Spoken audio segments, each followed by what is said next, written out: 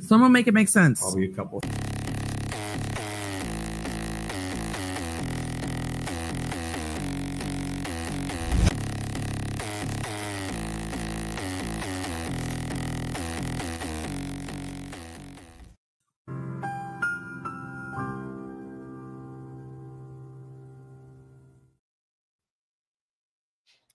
Oh, this isn't playing. Hi. Welcome, everybody. We got our little, we're doing this old school scroll style here. Let me get our music. Here we go. A little bit of night driving. Here we are. Set the vibes. So welcome, everybody. Sorry about earlier if you guys were here. I didn't even realize I had that scheduled. I thought I had moved it or anyway. So, but we're here now. In case you're like, what is that massively tall building? That is the Orange County Courthouse. Thing of beauty, right? Look at that. And there it is again from the front. So there you go.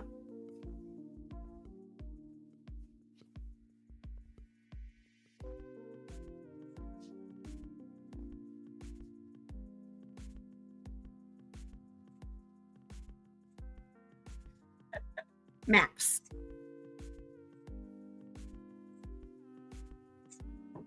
Oh, South Carolina there. Well, there we are, Florida. Y'all, every time. Oh my God, MCAT was here. Hello, MCAT. Let me turn this down. Hold on. Let me pause it. Okay. So, you guys, every time I see this, it will never be the same because for any of you guys who were there the day that we discovered Bermuda, which there weren't that many, that was during Ezra. I'm trying to remember who was there. I think there were only a couple people there. That was the day that the Scroll Crew World Tour began. And that was the day that we did, we've been doing the field trips for a long time. This was we did the World Tour field trip style. But that was the day where we discovered started out the Great Lakes and then it was Bermuda. Anyway, that was I'll never forget that day. And anyway, every time I see this, I'm always going to remember that day. Oh, cool. Denise is watching Boondock Saints. Fun. I was like, where'd my music go? Oh, I didn't play it. That's where. I'm glad Denise will be here. Excellent. Welcome to Twiz. George will stick.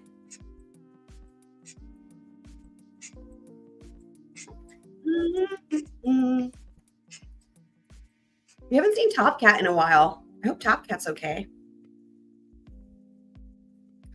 So for you guys who haven't seen the interior of this courthouse, though.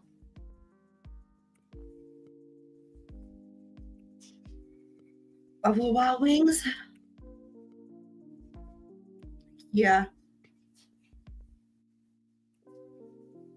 Okay. I always like to point this out because it's awesome. So this is the interior. This is the courtroom number 23. And during Sarah Boone, this is where they were having jury selection. It was in courtroom 23, this very courtroom.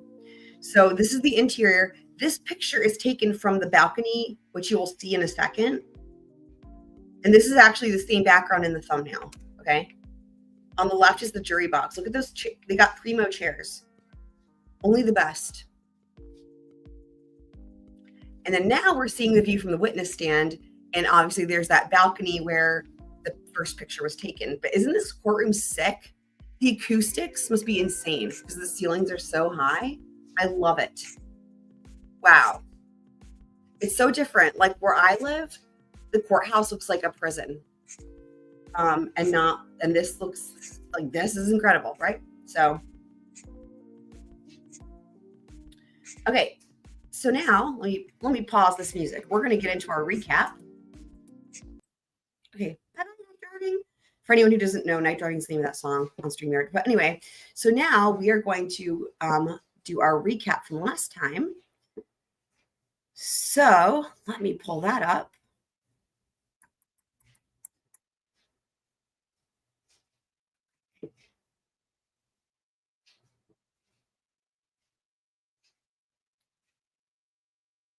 Okay. Now we'll just do a little swoop.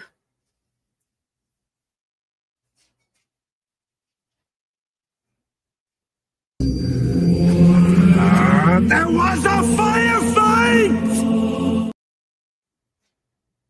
Okay, so here's our recap from last time. Sweet. It's a house.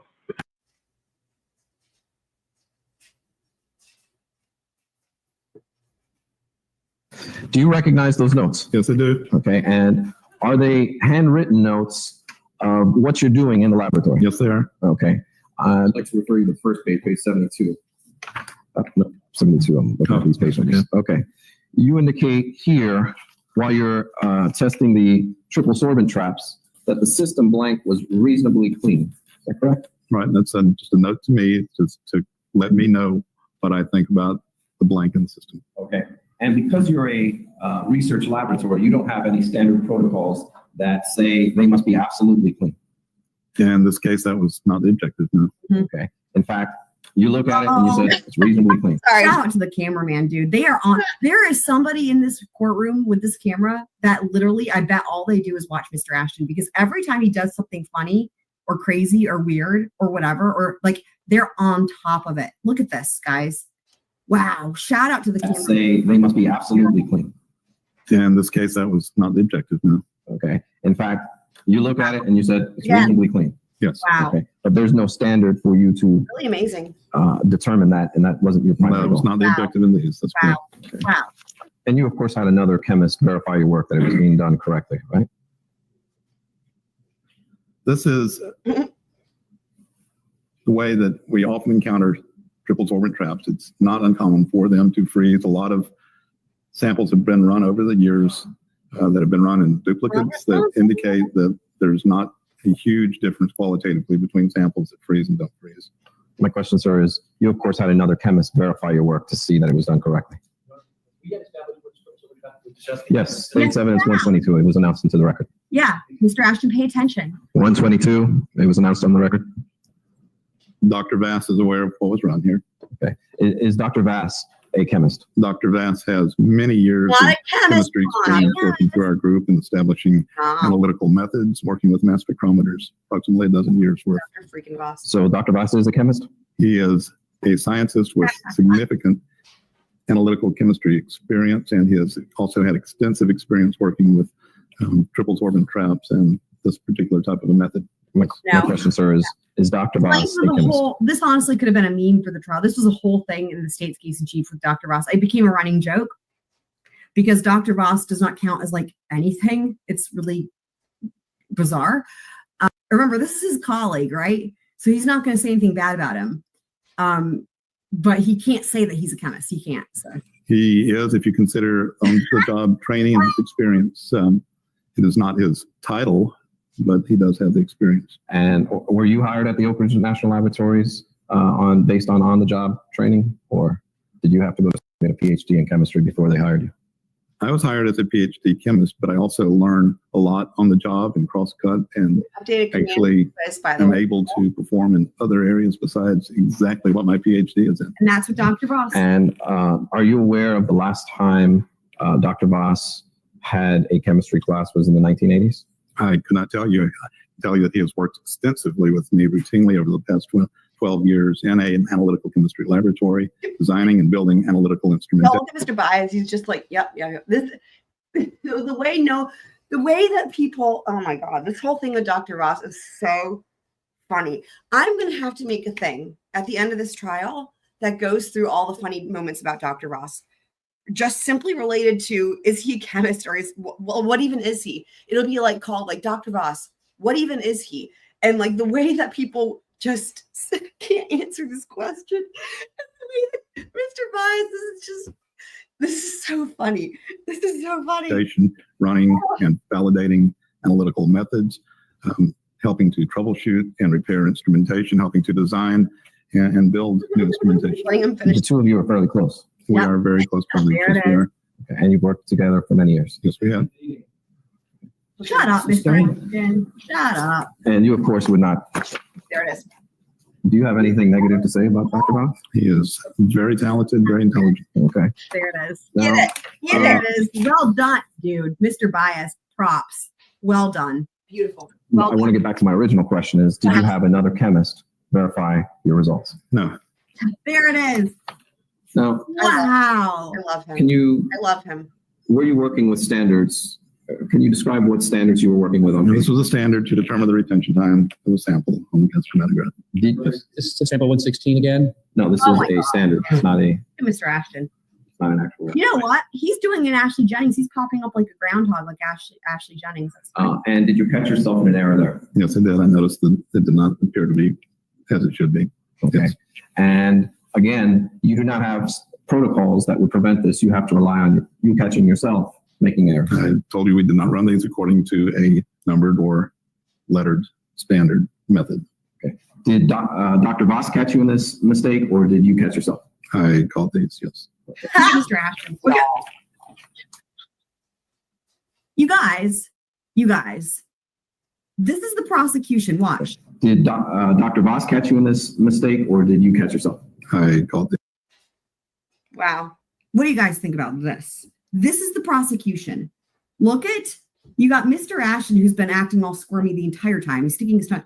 Miss Drain Burdick looks like she's pouting and saying that this isn't fair. These, yes. Look at that. I love this part. So see, I made this recap a while ago, and then we had the rose petal trial. And all. So sometimes I if you guys hear me, if you get laugh or get surprised, because I forget sometimes what's in these recaps, because I make them ahead of time. And I forgot how amazing this recap is, and this part especially. So I'm backing it up because I want to watch it again. To a numbered or lettered standard method. Did Dr. Voss catch you in this mistake, or did you catch yourself? I called these, yes. Look at Mr. Ashton. Look at you guys. This is the prosecution. Watch. Did Dr. Voss catch you in this mistake, or did you catch yourself? I called these. What do you guys think about this? This is the prosecution. Look at, you got Mr. Ashton, who's been acting all squirmy the entire time. He's sticking his tongue. Miss Drain Burdick looks like she's pouting and saying that this isn't fair. These, yes. Look at this. And the camera people watch them for this reason, because the camera people have been there this entire trial, and they are seeing what I'm seeing, guys. They're seeing what I'm seeing, and they are really in tune with the state and the state's doing certain things at certain times, and they were ready for this. And look at this. Look at them zooming in on her. Brilliant. Shout out to the camera person again. Wow. Wow. Objection, leading. Sustained, rephrase the question. Yes, sir. And did you catch yourself in an error there? Yes. Item this is involved with. This is involving a standard. It's the retention time standard. It's the same one. Even this witness is not having it for Mr. Ashton. You guys, he said it's the same one. Look. This witness is not having it for Mr. Ashton. Wow. Are you aware, sir, that your gas chromatograph mass spectrometer broke down while studying these samples? Look at this. Look at the state. Look at the state. There's a reason they didn't call this witness. This was a state witness. Objection asked and answered assumes a fact not an evidence. What? It wasn't answered. It doesn't assume. Okay. It's time.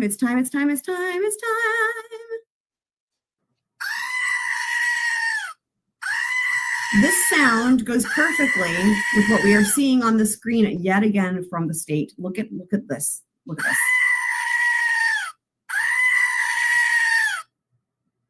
Your Honor, our case is falling. No, sorry. I was going to say it fell apart a long time ago. It wasn't together to start with. Like the wheels, I know you guys also talk about the wheels coming off the wagon. I don't know if that's like an inside joke, but like this started out as, imagine a wagon with wheels. The state's case here started out with like a piece of wood, like the first step in making a wagon. That's all they ever had, you guys. That's what they had. Yes. And the reason for this, sir, is because if I can finish the Let question, him finish the question, Mr. Ashton. This is the state not wanting the fucking truth to come out right here. That's what this is. Wow. Wow. The Wow. results, if I can go one more step, Desperation of it all. Judge, I can connect the relevance. And the reason for this, sir, is because. Wow. Finish the Let question, him Judge. finish the question, Mr. Ashton. Wow. Okay. Is the reason that you have these protocols to prevent contamination and to prevent false readings? Leading. Sustain. Why, sir, do you have that protocol? Peace with himself. When collecting soil samples, the objective is to collect them in an area that is pristine as possible. And the reason for that is because you want to be able to determine what is actually there? Sustain. What's the reason for that, sir? It is to avoid contamination whenever possible. And can contamination come from gasoline? The approach. You may. Wow. Sad, depressing. You know, that wagon I was speaking of that never became a wagon, but is just the one piece of wood, which is what the state, I mean, that's still giving them too much credit, but if anything, that's what they had was like the first piece of wood. It's like, sometimes I just want to take that one piece of wood and bop him with it. That's all. Not a violent person. Do your protocols, sir, recommend Here we that the go. collection locations should be free of trash, debris, and obvious sources of chemicals that could result in false? Look at him going to eject. Remember, what was in the trunk? A bag full of trash that had been sitting there for like a month in the heat. And a fucking stupid gas can. Okay? Positive readings. Objection relevance of Shut the fuck up, Mr. Ashton. Seriously. collection protocols to this case. Stop. Stop it. Do you recommend that collection for samples should be free of trash, debris, and obvious sources of chemicals that could result I in mean, false? the thing is, like, we have learned that Mr. Ashton. Oh, that's a terrible pause. Positive. Oh my God, why? Okay, that's kind of better.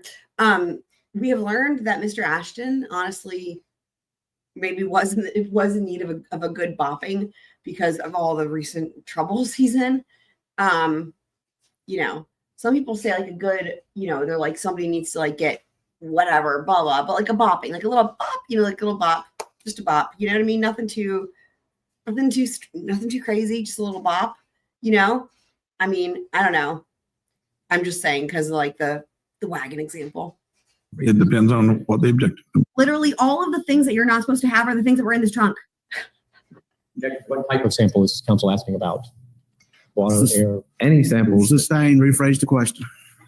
sir, when running samples, Mr. Ashton, the legal objection you were looking for was vague, sir. regardless of the sample that you are running, do you recommend that the locations be free of trash, debris, and obvious sources of chemicals that can result in false positive readings? It depends on the objective of the analysis. In some cases, the sample is part of a trash heap, and therefore it is necessary to collect it in the presence of whatever is there.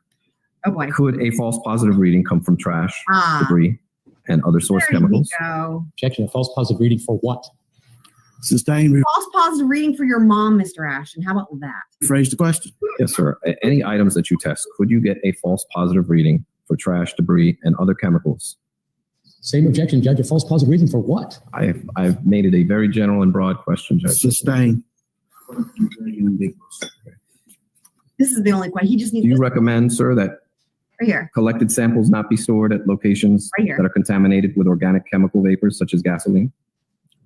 That is always a good thing to do, if at all possible. I mean, You're aware, sir, that there was trash found in the here we go. Oh my God. I just got goosebumps. I just got goosebumps. I've been saying this the whole time, but look at how he saved this for the end.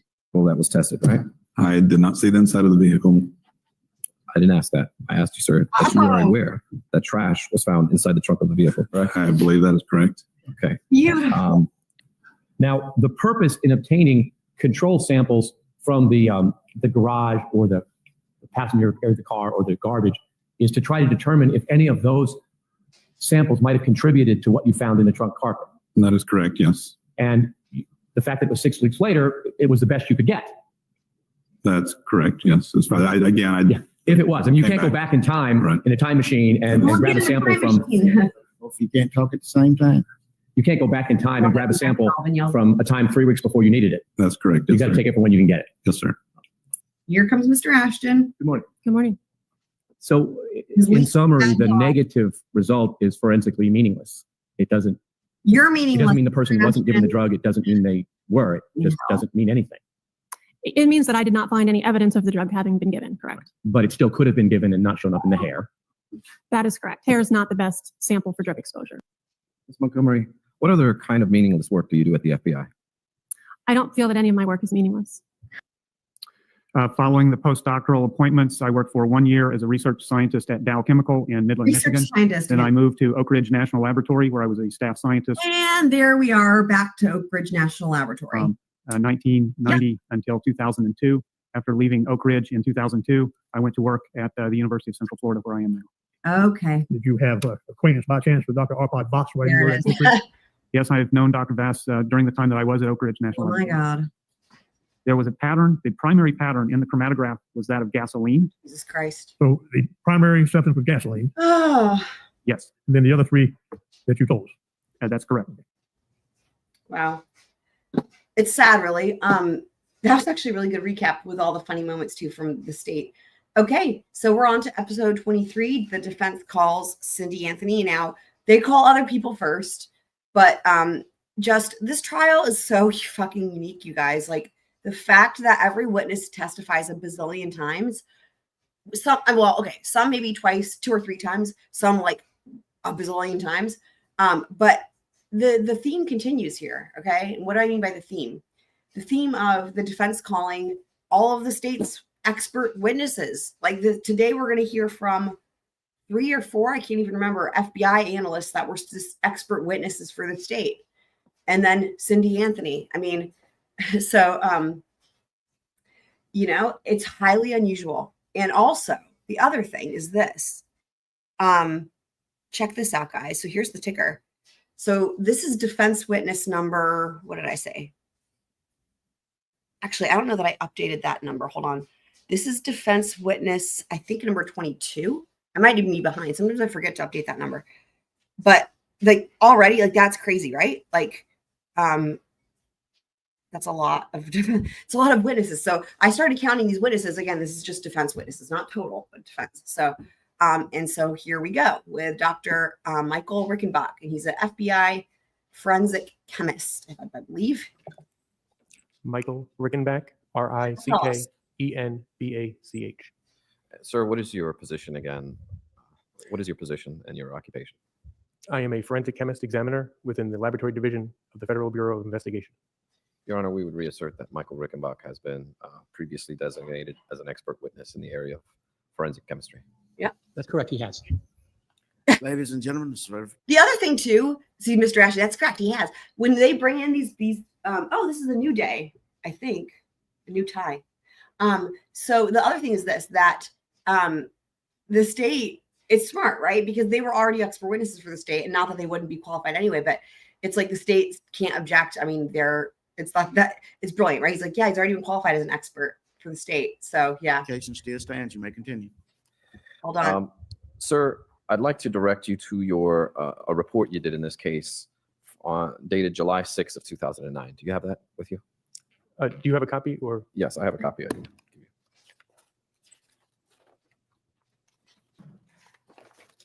May I approach the witness?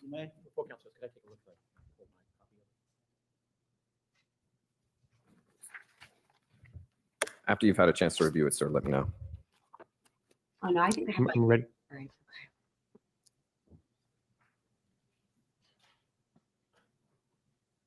Were you given certain items of evidence to inspect and do tests on, sir? Yes, I was. Okay, and what were those items? These items we designated with certain Q numbers. They were a bottle, liquid within that bottle, Oh, the trash. a syringe with a needle on it, and liquid within that syringe. Interesting. Remember, the way it works with the FBI shit is that if it starts with a Q, it's actually pretty interesting. I appreciate a lot about this trial. One of the things is I feel like I learned a lot more about how the FBI handles evidence. And from how, like we were talking about this last night, even with like how the order in which they test things and the way they make those decisions. But also, I find it really interesting that the very first thing that they do is they split everything into a Q or K, and that's still true. That's true. That was true then. It's true now. Everything is given a Q or a K, and Q is question and K is known. So like, so you're only going to ever hear them refer to their evidence with a Q number or a K number, which is interesting because right away, because usually these numbers and letters are quite arbitrary to us, right? But whenever they're listing, if it comes from the FBI and it's a Q or a K, even if you don't know what the item is, you know that if it's a Q, it means they don't know what the thing is, like what is in it, what is the thing, and if it's a K, it's known. And so right off the bat, you already have like an idea of what they're talking about. And it's a very, it makes sense. Like it makes sense. So right now he's talking about the liquid in a bottle, something in a syringe. These are things they don't know what's in them. Okay. And we know because he said Q. So. There was an unknown substance within a bottle. Keep reading, Chelsea, they say. And why the fuck is he objecting? Wait, hang on, dude. A syringe with a needle on it and liquid within that syringe. There was an unknown substance within a bottle. Huh? I can't hear you. I'm sorry. I object to testimony about things that are not in evidence. Those items are not in evidence. We could approach them. No. Are they in evidence, Mr. Baez? Well, they're in the possession of the sheriff's No, department. no. Are they And we in approach evidence? Judge. Oh dear. If they're not in evidence, objection sustained, but you can approach. Okay. Dr. Rickenbach, I'd like Judge Belvin's face. Just a second. I apologize. You may proceed.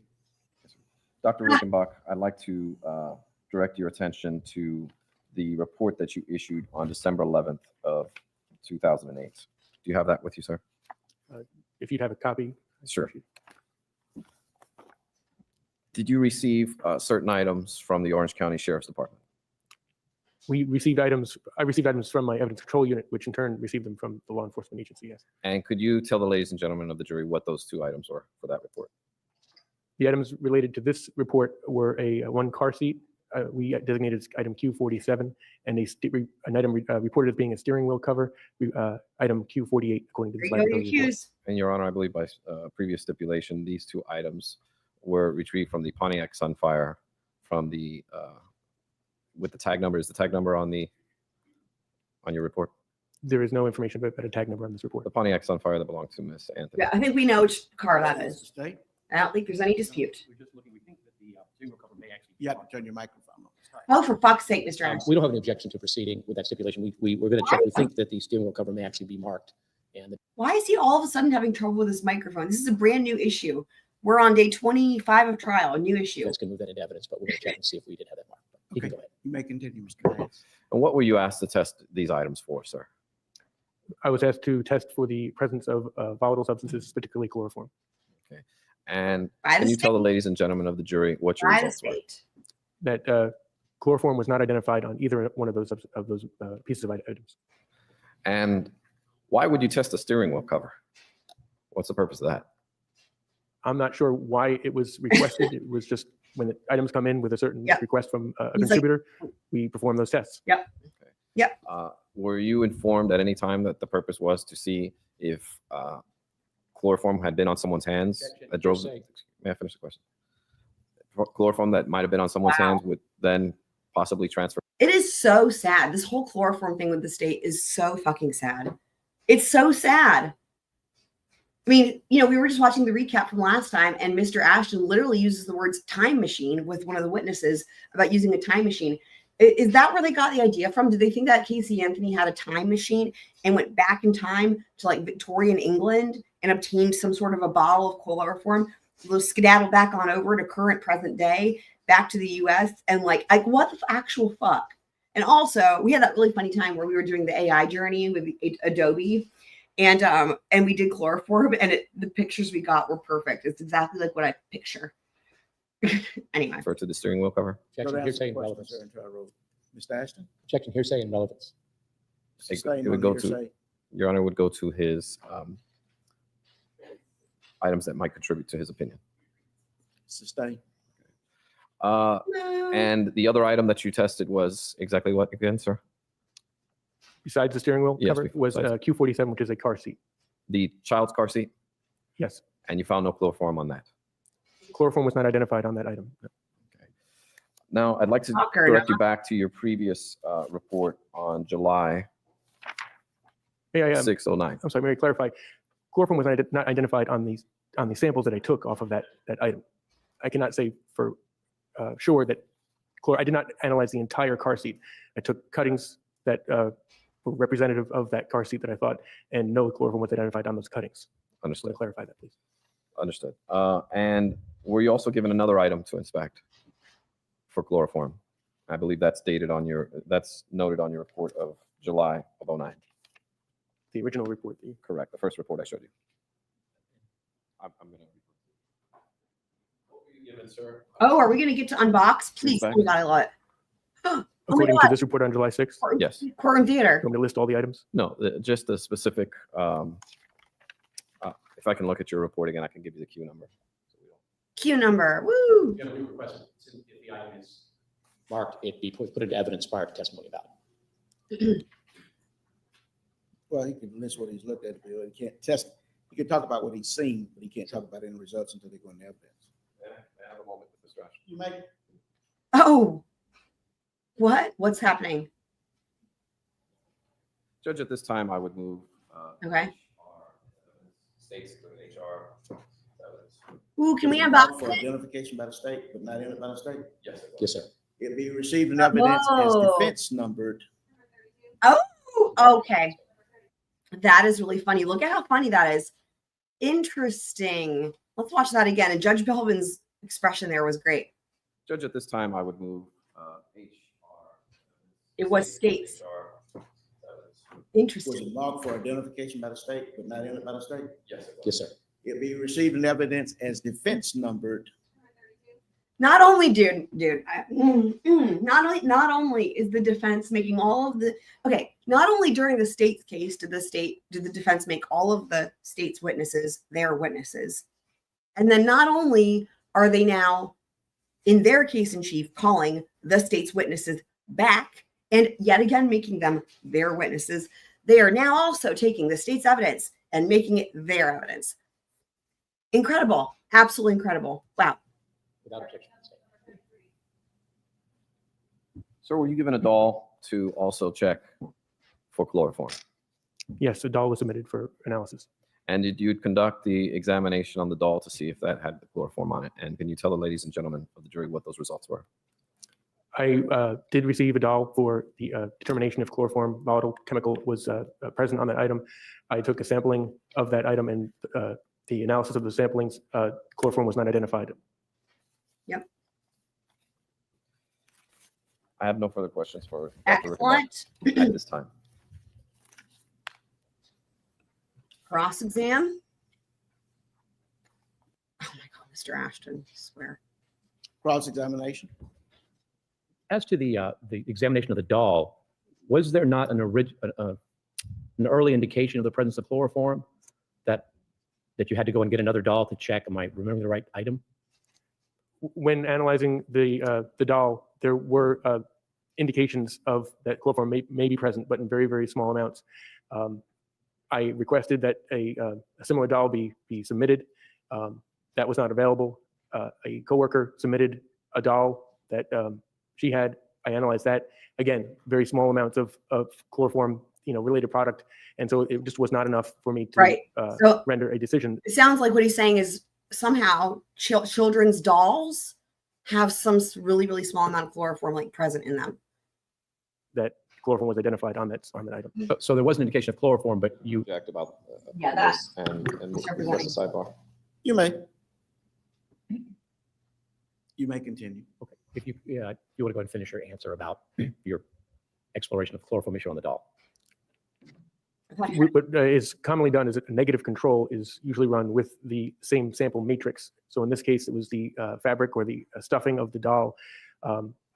Because I got indications of possible chloroform, whether it be from the chloroform or from the material during the process of examination producing chloroform, I wanted to get a negative control doll to say if the chloroform maybe just would come from the material itself. And I got the control doll, and it gave very, very low indications of possibly chloroform. So that with the very low amounts within the initial specimen, I was not comfortable in saying chloroform was identified in that item. So you were able to obtain a doll, but not one of the same make and model models for doll, but the same make and manufacturer. You weren't able to get one identical, but you got one that seemed similar. And Well, it since also had chloroform, you Mr. we're Ashton. not comfortable in saying that the chloroform in the doll wasn't just from its manufacturer. Oh, this is gross. He's correct in saying that I did not have a doll of the same type, but it's not that the doll had chloroform that I couldn't rule it out. It just, there was small amounts, and it was just too small for me to comfortably say that it could be identified as being a contaminant within the doll. Oh, thank you very much. That's the only question I had. Redirect. Come on, get it.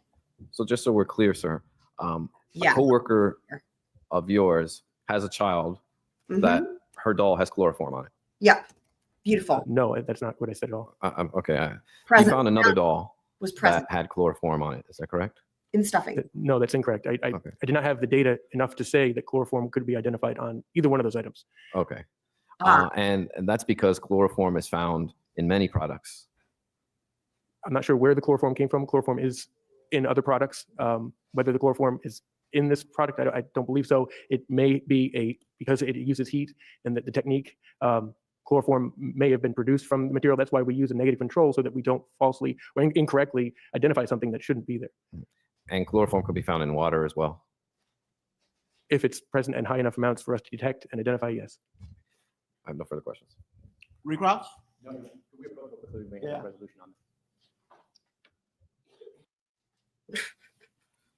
You may continue. Yes, sir. Dr. Rickenbach, you also, I'd like to refer you to your report back in July dealing with the Gatorade bottle and the substance that was inside of it.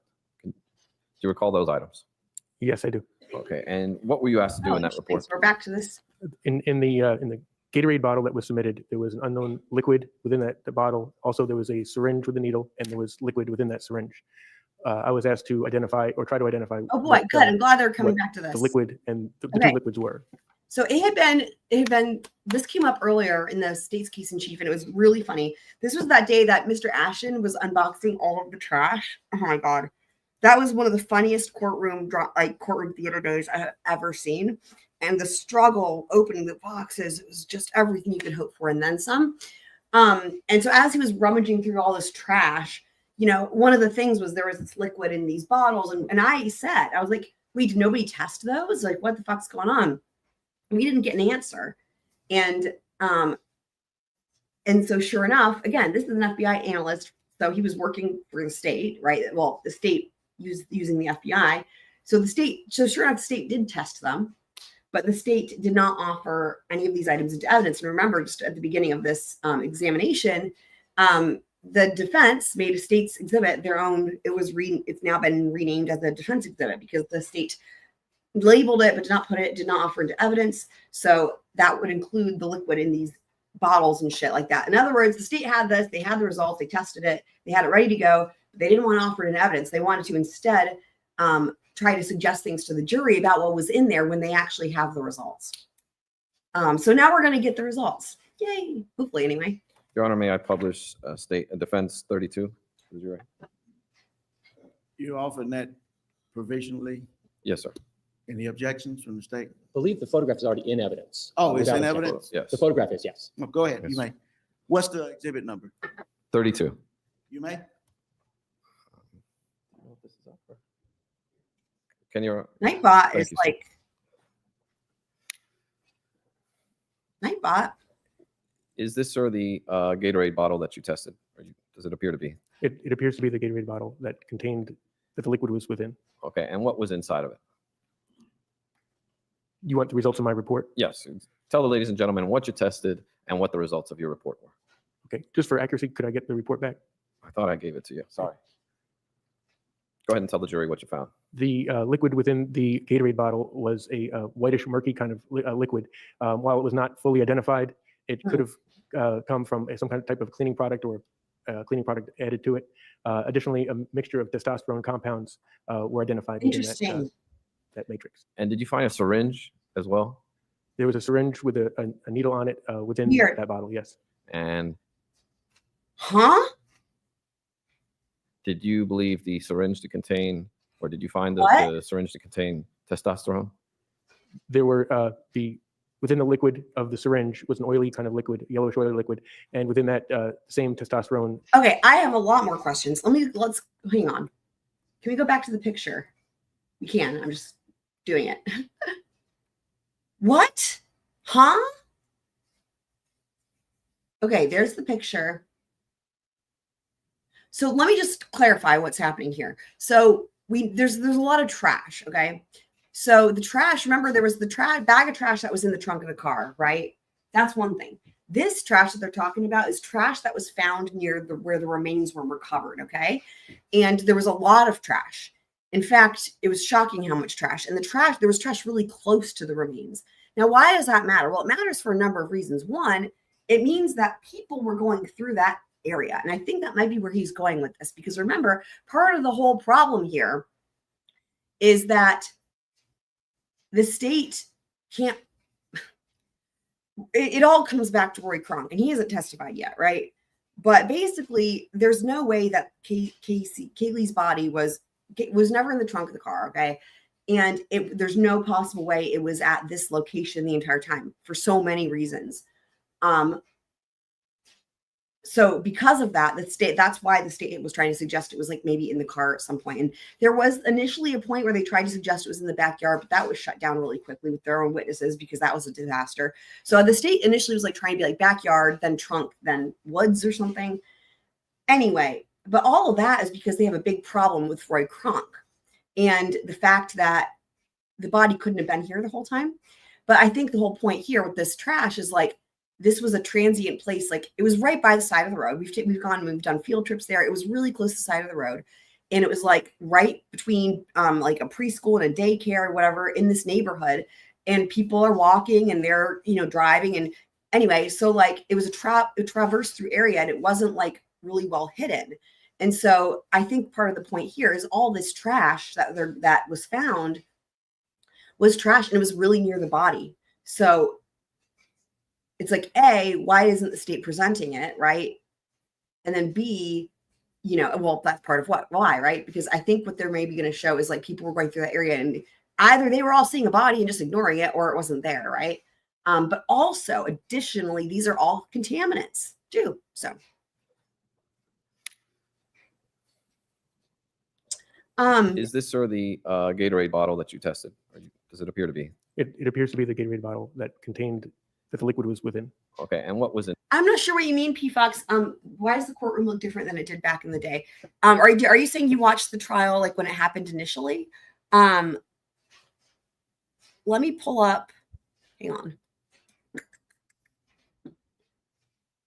Let me pull this up real quick.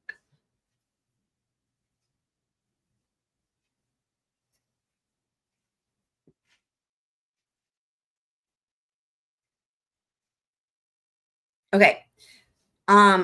So this is the courtroom. This is courtroom 23. And again, this is where for anyone who knows Sarah Boone, I'm sure you guys all do. This is courtroom 23 is where they had jury selection, voir dire and everything. Again, jury boxes on the left. So this is also the background for the thumbnail. But yeah, this is courtroom 23. So we're just gonna look at these again. I mean, these are beautiful. It's a beautiful courtroom, beautiful courthouse. And then again, this is the view from the witness stand, right? And so there's that balcony situation. Jury box will be on the right. All the chairs and seats are padded. And whenever it shows the gallery during the trial, you'll see like this is exactly what it looks like whenever they show the gallery, which they do quite a lot. And then it's going to show us the exterior. So I don't know what you mean by it looking different. Because these pictures I think are recent, but it looks identical to what the trial was. So then here's the outside. Again, Guilford County, where I live, the courthouse looks like a prison. So this is like, look at that. Look at all the natural light in the windows. It's gorgeous. And the acoustics. Maybe you're just tripping. I mean, it's all good. It's all good. Yeah, I mean, this is courtroom 23. And it's so funny because 23 is my lucky number. It's funny because again, funny thing being that courtroom is not typical, right? And the fact that like it basically is like a concert hall, right? And so It's like a concert hall, and again, the acoustics in there are going to be insane. And in fact, they've commented on that as well during the trial. I think that's part of why we can hear them so well. In other words, it's like really funny. It's courtroom number 23, and I bet it would sound really great to play a violin in there as well. So, so yeah. Okay, so now, okay. Inside of it.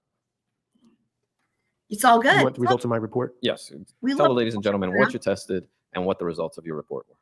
Okay, just for accuracy, could I get the report back? Right. So we were just going through the context of what he's about to explain with this trash. Okay. I thought I gave it to you. Sorry.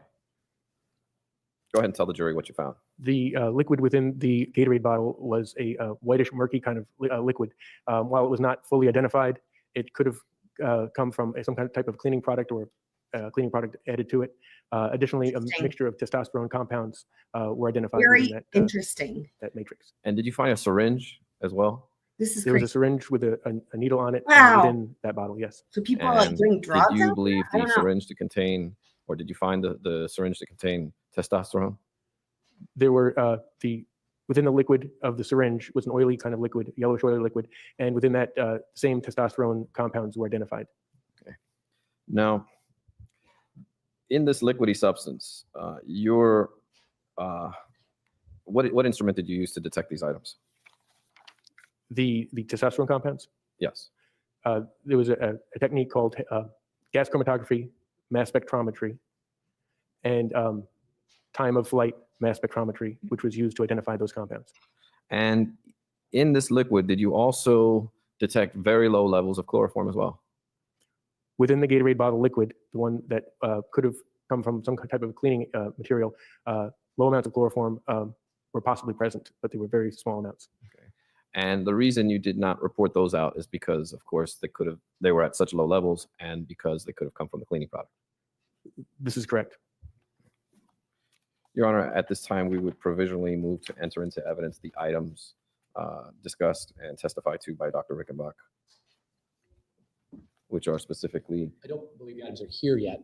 I believe the agreement was the testimony was provisional upon the items being placed into evidence at some future point. in time. Okay. I do agree with that. All right. I have no further questions for Dr. Rickenbach at this time. Okay. Cross-examination on those issues. Mr. Ashton, the way he walks. The amounts of, you did not report out the chloroform in your report, correct? That is correct. Just like with the doll, it was such a small, minor amount that was attributable to cleaning products, you didn't even report it out.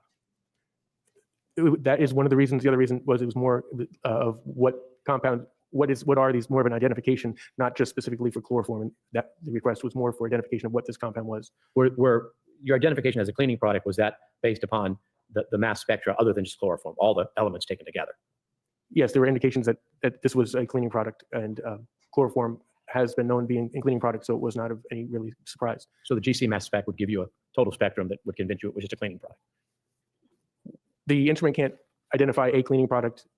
It just, based on my examination, the smell of it and the products that potentially came out, it was a possibility that it could have been a cleaning product added or from a cleaning product. No further questions. May the doctor be excused. Yes, sir. Thank you, doctor. You may be excused.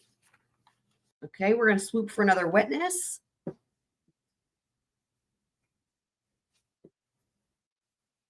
But you'll agree with me, justice in general is a good thing? Big fan of justice. There, me too. No further questions. All right. I believe it's going to be Korsberg Lowe. Yep. All right. Well, she's going to say who she is, but she testified again, just like the previous dude, right? Testified during the state's case in chief. She was one of their big witnesses, or so they thought she was going to be. I mean, not her fault, right? She can only talk about what they handed her to test. Some hair, the one hair or whatever it was. So, so FBI analyst and following the theme, right? Defense calling all the state's witnesses during their case. My name is Korsberg Lowe. Korsberg is Korsberg. Lowe is LOWE. Witness number, defense witness number Well, 23. good morning, Ms. Lowe. Good morning. Your Honor, I would ask to recertify Ms. Lowe as an expert in hair and fiber analysis. Ladies and gentlemen of the jury, Ms. Lowe has been previously recognized by this court to be an expert in hair and fiber analysis. You may continue. Thank you, Your Honor. Ms. Lowe, I wanted to go over some of the reports that you didn't have the opportunity to testify about last time. Okay. Let's start with August 13th of 2008. The FBI lab number, so both the witness and I can pull out the correct report. Okay. Sure. I'm sorry, could you repeat the date? Yes. August 13th, 2008, lab number 0808, 1105, and 6. And just to orient everybody, August 13th, 2008, that was before the remains were found. And let me look at my list. Do I still have that list? I have so many lists here. And Casey at this point in time was in custody, but had not been charged yet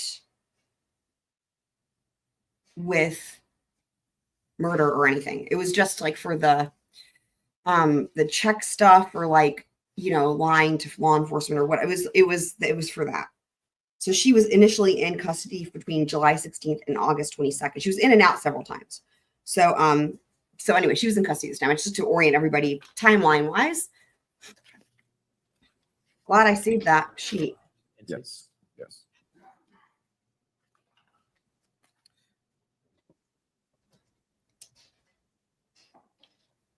Do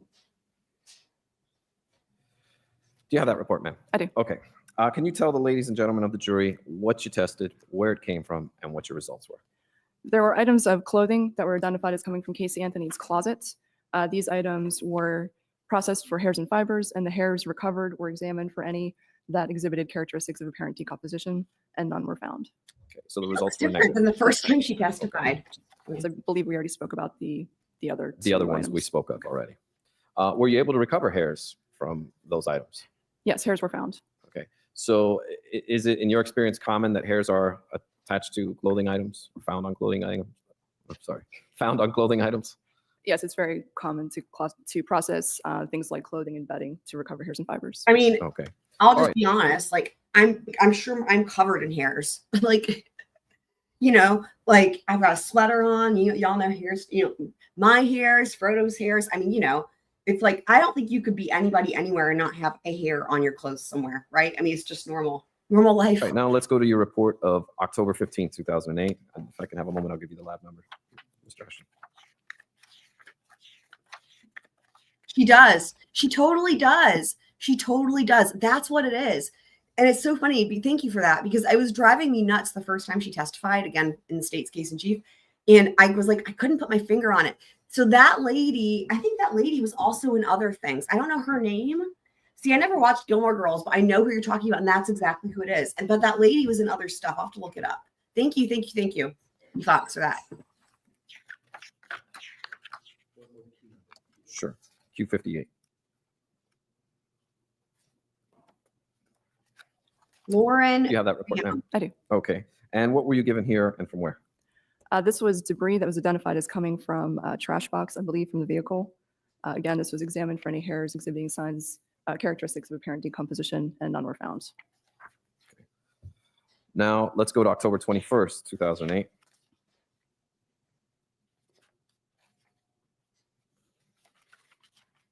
And can you identify those items? In this I'm sorry, Q25. In this report, I dealt with specimen Q25.1, was actually a hair recovered when an item in the laboratory was examined by another examiner. This hair was examined for characteristics of apparent decomposition, and none were found. Identification of where this item came from? Yes. Does it state in your report where the item came from? It's Q25 was one of the pieces of trunk liner. Oh. So this was an item that was found on the trunk liner, a hair that you examined that did not show any signs of apparent decomposition. That's correct. Now, on November 6th, for counsel, it's lab number 08-110-4009. Can you tell us where these items came from? They were identified as coming from the vehicle. Okay. And what were they, and what did you do, and what were the results? It was 4 items of debris. 2 were identified as coming from a trash bag, 2 from a paper towel. Again, they were examined for hairs with characteristics of apparent decomposition. On one of the items, no human hairs were found, and the remainder, the human hairs that were found, did not exhibit characteristics of apparent decomposition. Now I'd like to take you to November, I'm sorry, that was November 6th. Now, June 25th of 2009. Was his new command?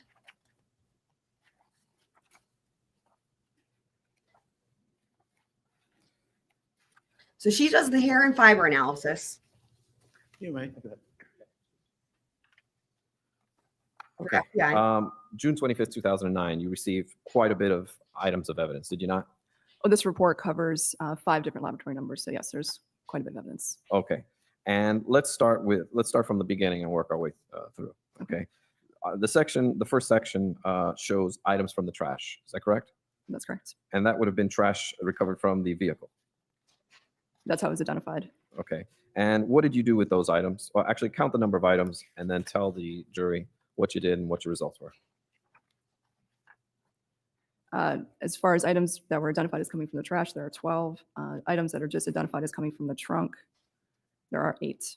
These are all just debris. So items that were collected, what looked like hairs and fibers were I'm collected. sorry, Ms. Lowe, can you speak closer to the microphone? Sorry. I'm having a hard time hearing. These items were collected either from trash or the trunk, as that's how they were identified, and these were examined for any hairs with characteristics of apparent decomposition, and none were found. Wow. So what is happening here is basically, again, bringing in all the different witnesses that all the FBI agents. So far, every single expert witness that was from the FBI that the state has called, the defense has called, and every single like detective, law enforcement officer that the state called, the defense has called. Okay. And so what they're doing is like, as it pertains to Dr. or Karen Korsberg Lowe, it's like,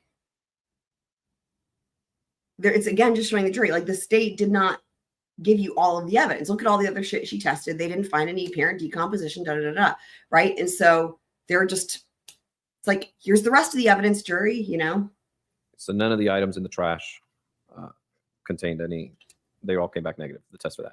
If hairs, some of the items actually didn't have human hairs present, but of the items that did have human hairs present, none of them exhibited characteristics of apparent decomposition. Okay. And then you received some items from the medical examiner's office. Right. The next laboratory number deals with items that were either from the medical examiner's office or identified as coming from the residence. Okay. Let's start off with the medical examiner's office. What did you do with those items? Mr. Shaw handled the hair exam portion of this. So these items, I examined any fibers that were present and compared them to known samples of the trunk liner and spare tire cover, as well as some vacuumings recovered from the vehicle to see if there were any associations, any fibers that were consistent between the two, and I did not find any. Okay, let's break that down a second. You took fibers that were recovered from items that were found from the scene or from the medical examiner's office? That's correct. Okay, and these were known to be associated with Kaylee Marianthi? That's how they're identified. And you checked the fibers from those items and compared them to the trunk of the car? 2 fibers either comprising the trunk liner and the spare tire cover, or fibers found in vacuumings. That freaking spare And tire cover. there was no match between those fibers? There are no fibers consistent between the two, correct? Or between the sets of items. Okay. And then you received some items from the residence, did you not? That's correct. Okay, and what did you do with those items? At this point, the vacuums were not examined. Those were covered in a later report when they were resubmitted. Also, with this submission, I was asked to do a fabric comparison between the fabric portion of duct tape identified as being recovered from remains, and the fabric portion of a piece of duct tape that was identified as coming from the residence. To do a fabric exam, first you would look to see, you're looking at the color, the construction, and the composition. Are the colors the same between the 2 pieces of fabric? As well as the fibers themselves? This matters. So fucking state, man. So the stupid fucking duct tape in this case, right? This duct tape was very distinctive. It has that brand on it, the Henkel brand duct tape. Okay. Now here's the thing. So that duct tape has only been found in certain places, right? It's like the remain at the site with the remains, right? And then on one of the flyers that George Anthony used to put up a missing flyer for Kaylee. And at that point in time, remember, also Casey was in custody. And then there was a question as to where did it go? Because then whenever they showed up to finally search the entire house, including all of George's, like he's got like 6 sheds with locks on all of them, by the way, people on that property. It's weird. And there's a lot of weird things in those sheds, but one of the things is that's where he used to keep this fucking duct tape. But by the time they got there to search for it, it was apparently gone. But it sounds like she tested some duct tape from the, and and there was one other place it was found. Sorry.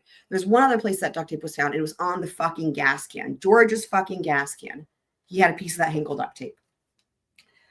So anyway, that's what we're talking about here. Themselves, are they constructed in the same way, and are they made of the same types of fibers? These particular fabrics were woven so that the fibers intersect. There are yarns that run horizontal and vertical. So I'm looking to see, do they intersect in the same way? Are they the same number of yarns per inch? And then finally, are they comprised of the same materials? In the duct tape that was identified as coming from the residence, the horizontal yarns contain both polyester and cotton, and the vertical yarns contain only polyester. When I examined the tape that was identified as coming from the scene, the horizontal yarns only contained polyester, so I didn't find that cotton component. Based on that examination, I concluded that they were actually dissimilar and not consistent with coming from the same source. Okay. And then you receive, what about the other items from the residence? Did you receive a vacuum cleaner? Did you receive some vacuum cleaners from the residence? I did. At this point, they were not examined, and that's covered in my next report. Okay. And why were they not examined? They were collected months later, and they were vacuums from the residence, so I questioned whether or not anything that I would find would really be probative, but they were resubmitted at a later date, and I did examine them later. Okay. And then you received some other items from the medical examiner's office. Is that correct? That's correct. The next submission contains items that were identified as coming from the medical examiner's office, as well as the scene. And what did you do there? For these items, I examined hairs and compared them to FBI laboratory identifier Q59, which was the hair mass. At this point, we're using this as a known sample. So it's a K, not a Q. K, not a Q. Sure, the hair mass. Yes. To what? But she's talking about comparing it to something, and I think counsel needs to make clear to the jury what it is she's comparing it to. Because I don't know, Twiz. I Can don't slow it know. down so they can follow. My apologies. Yes, sir. Maybe we need to do the scroll call. Do. Okay. Coo-coo-coo. Coo-coo-coo. Coo-coo-coo. Coo-coo-coo. Calling all squirrels. Coo-coo-coo. Coo-coo-coo. You click it again. Maybe that'll help. Maybe they'll hear the scroll call. 217. And what did you compare them to? Or you didn't do the actual comparison, did you? It happens. To the items in this laboratory number, I did. Okay. And what did you compare them to? There were a number of items of clothing, debris, plastic that were identified as coming from the medical examiner's office. How come people always and be then going numerous to pieces of plastic and a blanket, a bag, a tape, and collection paper that was identified as coming from the scene. ABC's done. What's up, my friend? Identified with items recovered from the scene. Okay. And the items that you received from the scene. I mean, literally proof that the scroll call works. Proof that the scroll call works. Excellent. Those.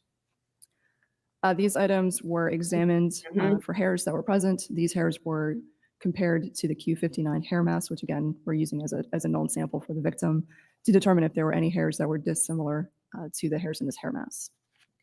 And did you find any hairs that were dissimilar? There was one Caucasian head hair that was found on a collection paper, which was microscopically dissimilar to the hairs in the Q59 hair mass. So this hair is not consistent with coming from Kaylee Anthony. Okay. And that hair that you found, did you then do tests from or pull hairs from crime scene investigators to eliminate them as potential contributors to that one hair that you found? We're going to need items and evidence and identification of individuals on this issue. I think This approach. Ladies and gentlemen of the jury, we're going to take about a 5 or 10 minute recess. Oh, dear. To take care of some matters right outside of your presence. And Oh, keep us here though, We'll please. take a 5 to 10 minute recess. I mean, of course she's loving boondock scenes. How can anyone not love it? You know what I mean? Okay, you may be seated. Yeah. Okay, have y'all been able to come to any? I love it. We get to see like everything, right? You know, just this is kind of normally how it is, but like, you know, Jesus, like with Zachary Hughes, you know, it was like we didn't. Anyway, it's just nice. We get to hear all this. So let me update my banner. On the issues that we've been discussing. Yes, sir. I believe we have. The agreement is that counsel will be able to ask the witness the names of the individuals, but the agreement is that not every individual has contact with it was tested. Okay. Ready to proceed? Well, that was quick. I'm not going to bother with the banner then, since that was a quick, All right, let's return to jury. a quick in and out for the jury there, huh? That's what she said. Okay, state recognized presence of jury. Yes, sir. Defense. Yes, sir. We do. You may continue, Mr. Baez. Thank you, Your Honor. Ms. Lowe, I think we left off that you found an unidentified Caucasian hair. One was found at the scene, correct? One was found on FBI Q number 107, which is identified as collection paper from items from the scene. Okay. And do you know what those items were? Specifically, what was identified with that paper now? Okay. Now, that prompted you to then do a further examination of other individuals who were there at the scene, correct? That's correct. And refer to your report on March 30th, 2008. Right? I know. She looks like the girl in the Gilmore Girls. I'm sorry, not 2000. That would be 2009. She's an FBI hair and fiber analyst. Again, another state's expert that is being called for the defense. Did I update my witness number? Jesus, I keep forgetting. I think I did. Right? Yeah. Number 23. But she looks like the Gilmore Girls lady.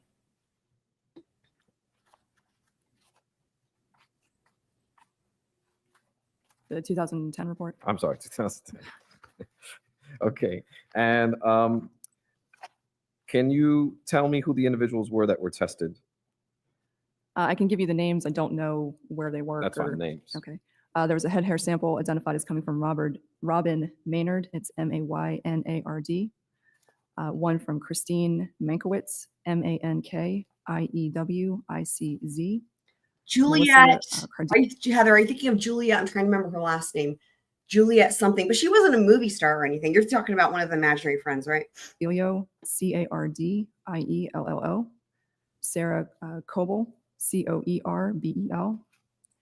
Carrie Juliet Wood, Lewis, that's what it was. WOD. Yep. Juliet Kelly Lewis. Wood? Oh, I'm sorry. Yes, Kelly.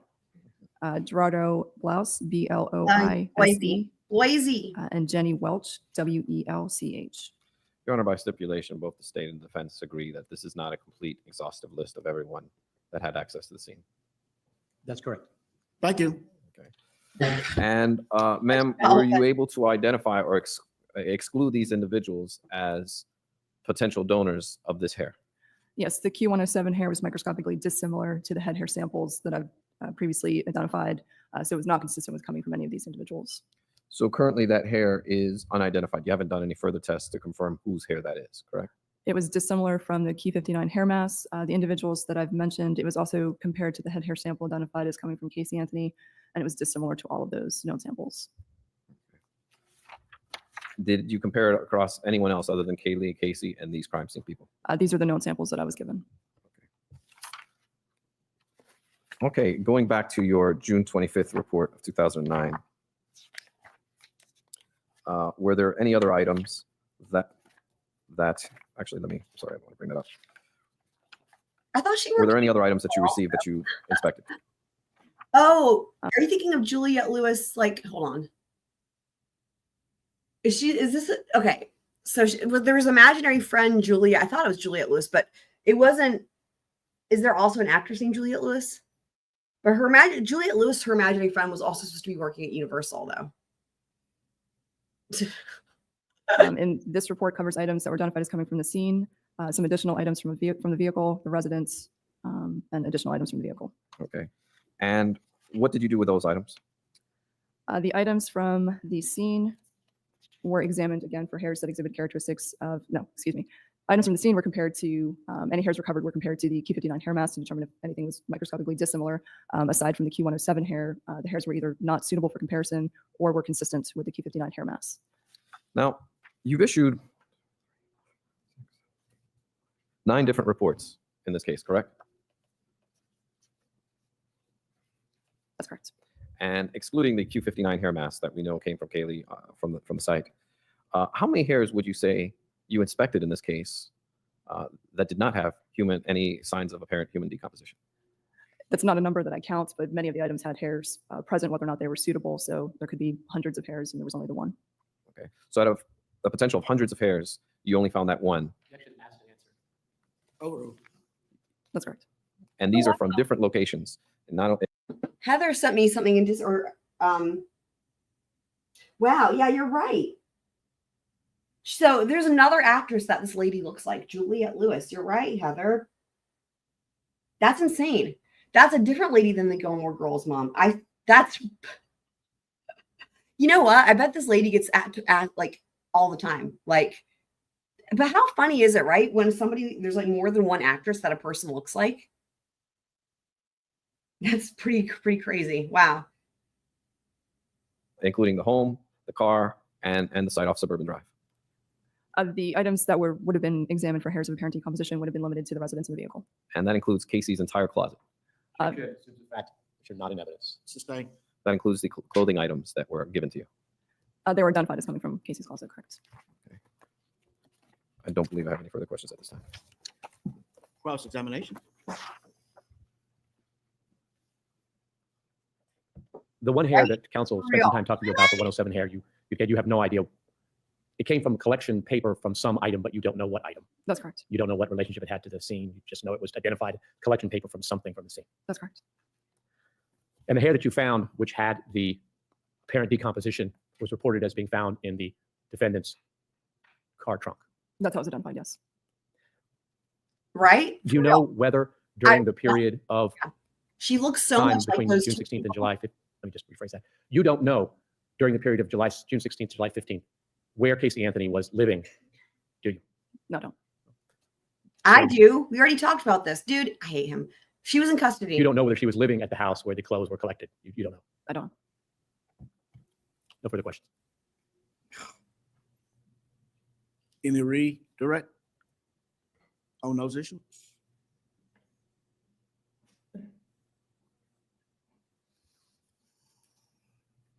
Ms. Lowe, if you had been given items from where Casey Anthony was living during those 30 days, would you have tested those? If they were available, I could have examined them for the same reasons that I examined the other items, yes. But you were never given anything, were you? Yes, sir. Excellent. May the witness be excused. As far as the state's concerned, Thank you, Mr. Lowe. Thank you. is she excused permanently or subject to recall? I know she probably would have. Excuse means excuse. Nobody's put any provisional requirements. Thank you.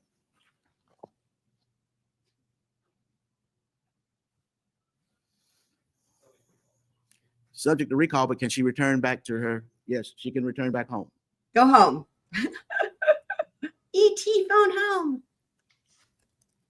Mr. Judge Belvin's face, though. Okay, ladies and gentlemen, this concludes our presentation for the day. As I indicated to you, I have an obligation. Oh, right. He has to end early because he has a thing to do. Okay. So that's we're going to have another day. Holy shit. Hold on. Let me update my banner. And we are on to the next day here. So let's just do a little swoop-a-doop. A swoopity-swoopity-swoop.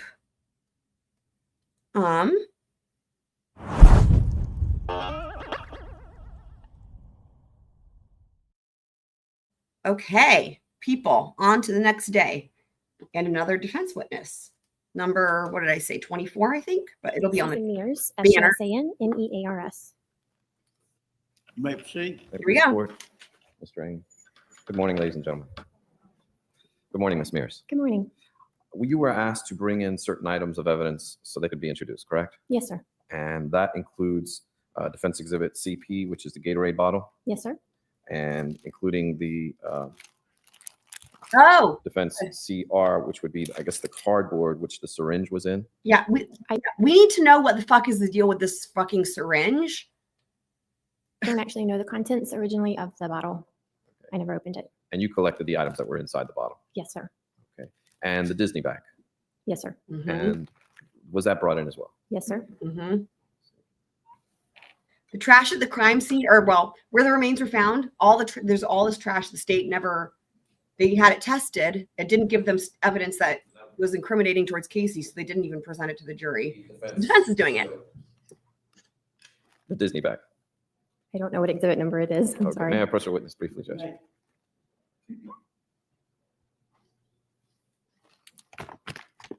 Yes, sir.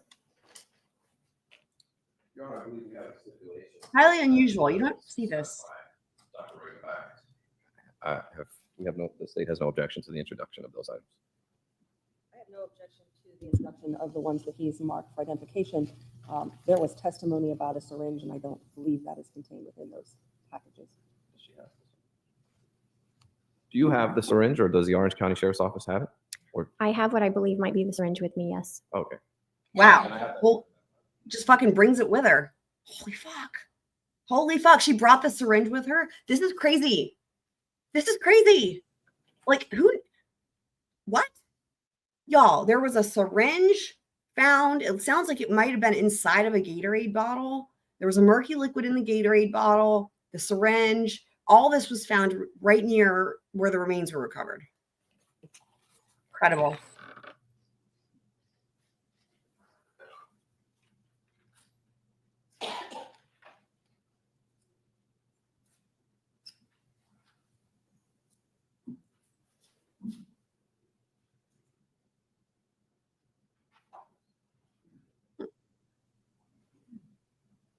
Your Honor, I believe there is no objection from That's the state funny. to introduce this That's item funny. of evidence as well. It hasn't been marked yet.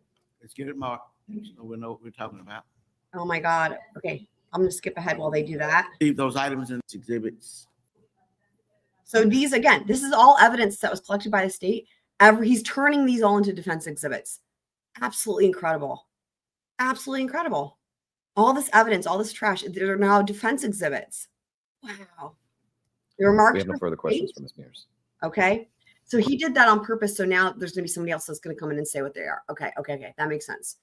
So, okay. Cross-examination. None.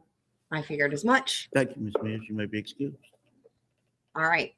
She's done. She brought the syringe. They've got the syringe. Excellent. The defense may call their next witness. We would call Stephen Shaw, Your Honor. Oh, shocker. Another FBI expert witness for the state being called by the defense. Back for more. Wonderful. Love it. Love it. Wow. My name is Stephen Shaw, STEPHEN SHAW. Incredible. You may proceed. Good morning, Mr. Shaw. Good morning.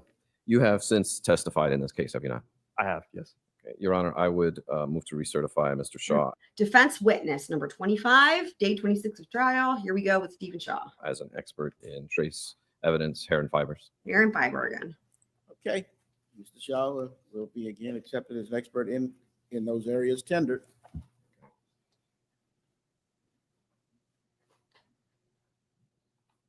Twiz, you can drum on a table.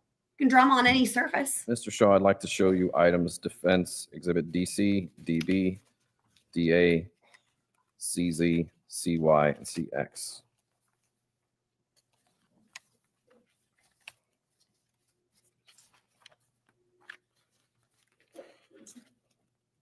Well, there you go.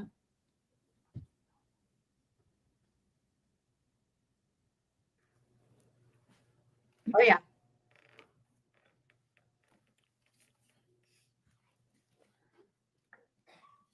Mr. Shaw, do you recognize those photos?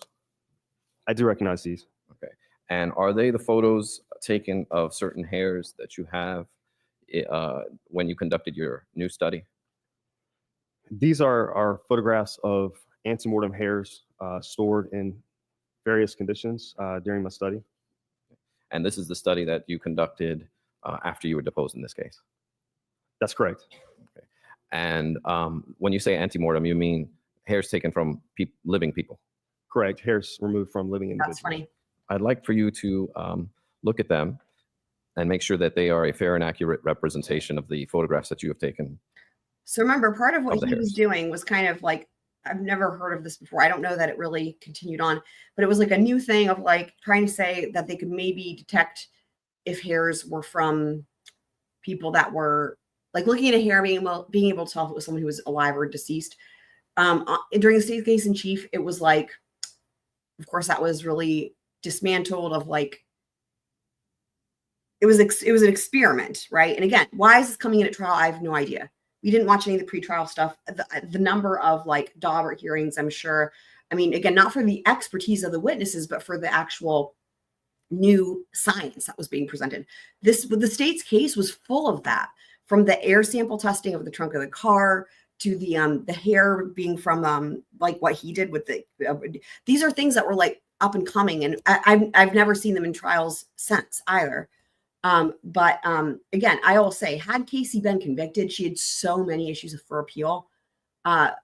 You know, but anyway, so that's what, but now he's being called here by the defense. So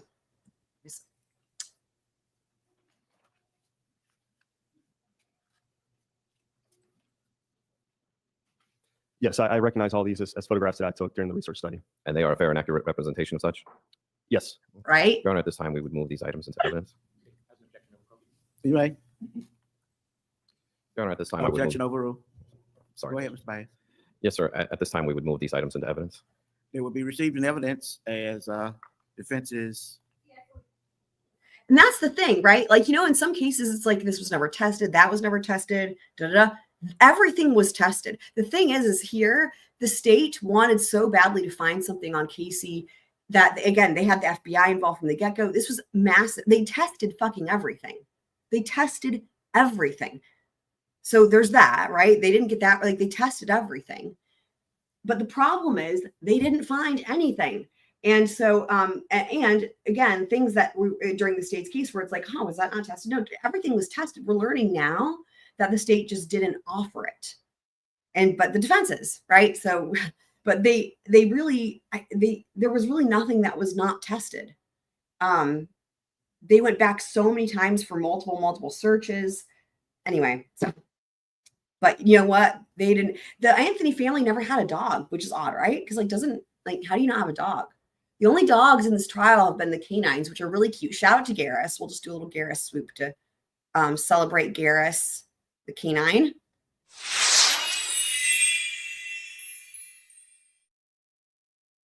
That's him being a good boy. Good boy.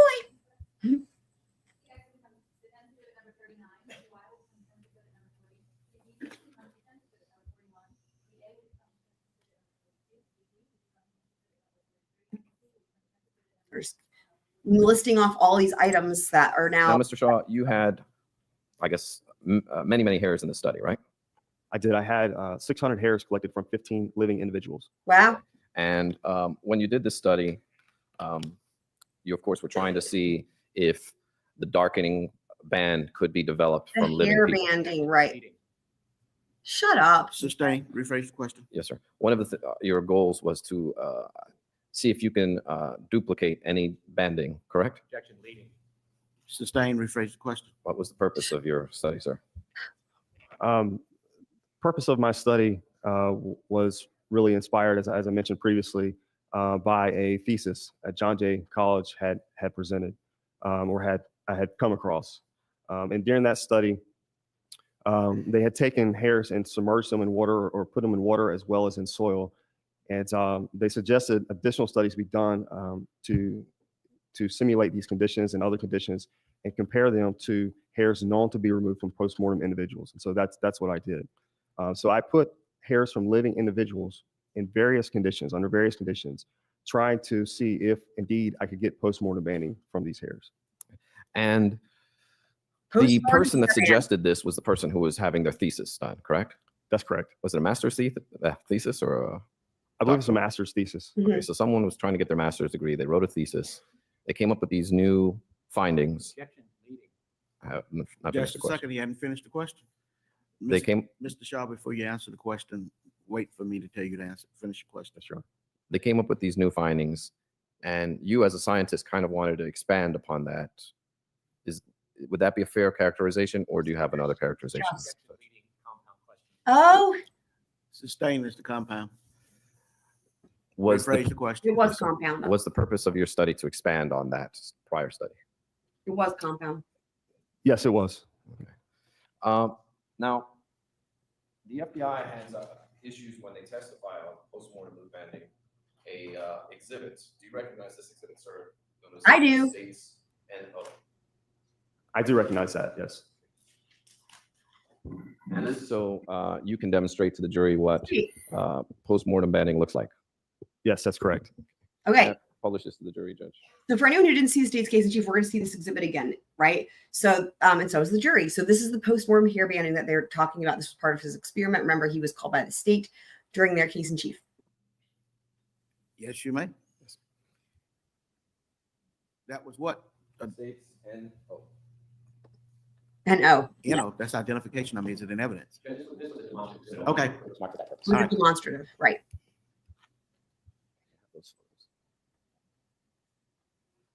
Your Honor, at this time, I would like to publish to the jury state's evidence 123. Sorry, not 39. I'll pull this banner down so we can see better. I think defense exhibit 39. You said state's exhibit 39. Apologize then if I said that. Okay. Defense 39. Right. Can you tell us what we're looking at here?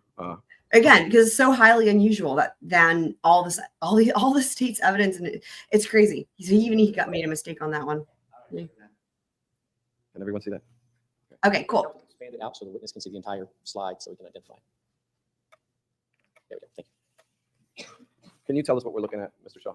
This is a hair that was stored in water for 17 days. So it's a hair collected from a living individual and then stored in water for 17 days. And this is one of the hairs, as was another approximately 193 hairs or 190 hairs approximately that were put into the test that I spoke about earlier, my previous testimony. And so this is one of the hairs that was initially identified as post-mortem banding by one of the examiners that took that test in their initial analysis. And what they did was,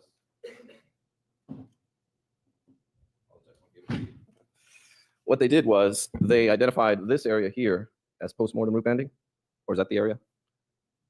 I would assume that's the area. Okay. And they mistook it for something like in this photograph? Objection. Counsel's use of the word they seems fact not evidence. Sustain. The examiner mistook the characteristics, which the characteristics appear similar in this photograph. The examiner identified it as initially as post-mortem banding in their initial analysis. Okay. And then, of course, another examiner had a different opinion. That's correct. The other examiner did not identify it in their initial analysis. And when the two conferred with the confirmed results, they excluded this hair. Okay. And the both examiners were aware that this was a study and what the hypothesis of the study was, correct? Sustain. Were both of these examiners aware of the study, that it was a study? Objection leading. Same question. Sustain. I think it's an open-ended question. What knowledge did the individuals have who examined this hair about this, about what they were doing? They knew that it was a test. They knew that I had been conducting a study on environmental exposure to hairs. But that's all they knew. They didn't know, obviously, the answers to the test. They didn't know if I had put any post-mortem actual hairs from deceased individuals into the test. So there's over 200 hairs that they examined. And in their initial analysis, each examiner correctly identified all the post-mortem banded hairs. Examiner 1 did identify one of the antemortem hairs as banded. Examiner 2 did identify a different antemortem hair as banded in their initial analysis. They then had a confirmed results answer sheet where they excluded those 2 antemortem hairs and included all the post-mortem banded hairs. Now, was it presented to them? Well, let me rephrase that. They didn't think that this was an actual case that they were working on. They weren't given hair like it came in from evidence with an evidence package and things like that. They were fully aware that they were being tested. That's correct. They knew it was a test. Okay. Experiment. It was. I'd like to show you defense evidence 41.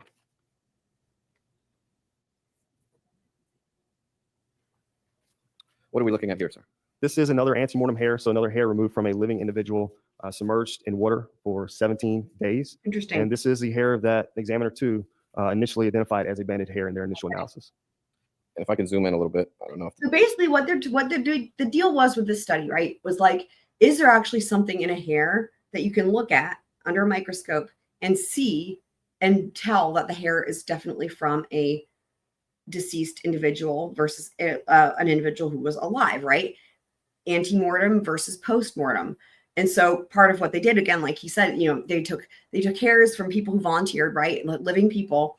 And then, and they put them all these different conditions, like you just saw there, right? Like, for example, if you take one of these hairs from a living person and you put it in water for 30 days, or if you put it outside for 30 days or in soil, they did all these different things. And then what does it look like? And then the people were then examining it, the experiment, right? They didn't know if it was a hair from a living person or a deceased person. So the goal was to try to determine, so their job is to look at all these hairs and be like, is there root banding or not, right? So if they see one of these hairs and they can identify, okay, yeah, there's root banding. The question is, well, did they get it wrong? Because it was actually a hair from a living person, right? To determine if this is actually a thing. This was an experiment, right? So again, let me back it up. So as you can see, this is hair from a living person stored in water for 17 days. And it looks like he's going to say that one of the people incorrectly identified it as banding. Well, I guess you could say that.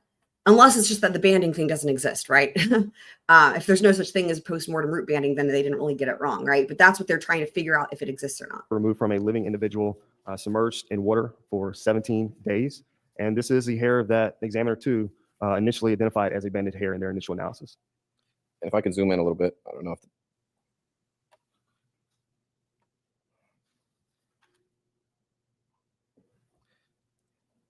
and you can observe through this photograph the darkening area here, correct? Correct. And one of the examiners made a mistake with this one initially. Yes, that's correct. Does everyone have an opportunity? And they would be, this photograph somewhat resembles some of the characteristics in these photographs, do they not? I believe they're clearly different. You do, but one of the examiners does not. In their initial analysis, that's true. But through their discussion and additional examination, they excluded this hair as post-mortem banding. And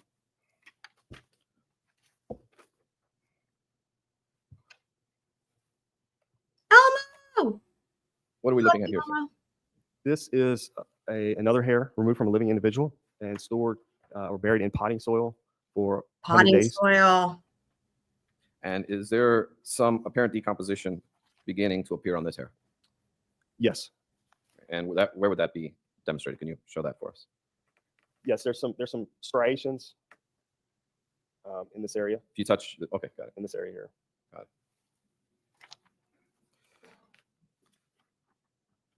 Have y'all ever heard And of I'll show you. have you guys ever heard of this in any other trial of post-mortem root banding? I don't think it was ever done. I think what ended up happening is with this experiment, they were like, this is not a real thing.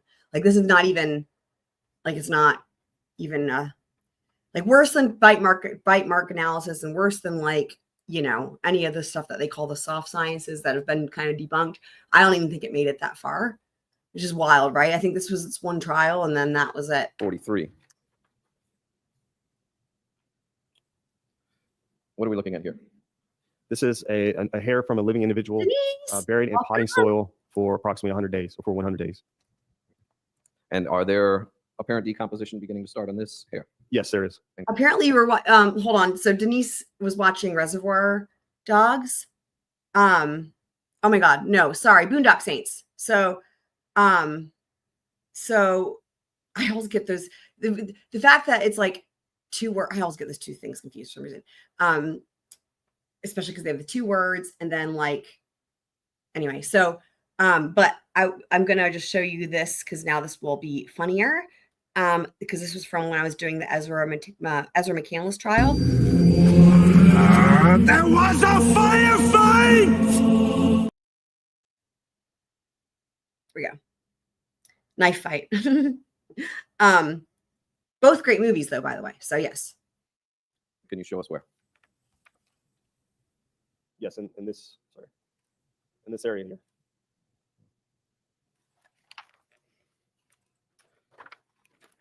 I'm going to now show you defense 40. What are we looking at here?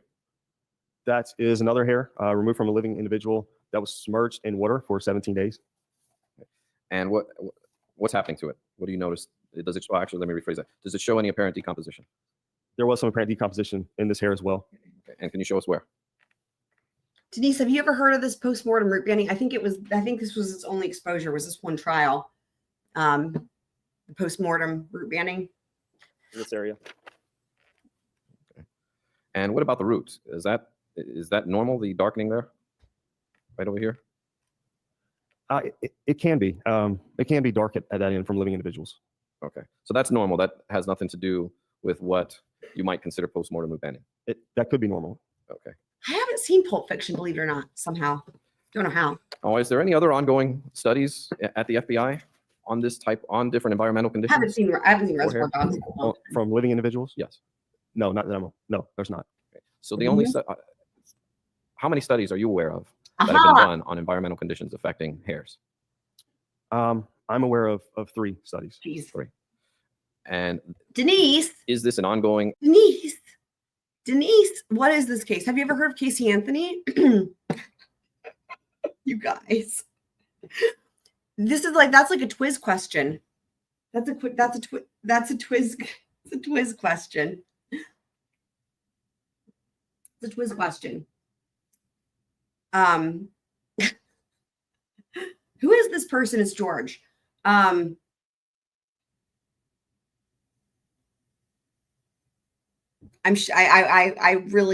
would imagine you're talking about the post-mortem root banding there that you haven't heard of.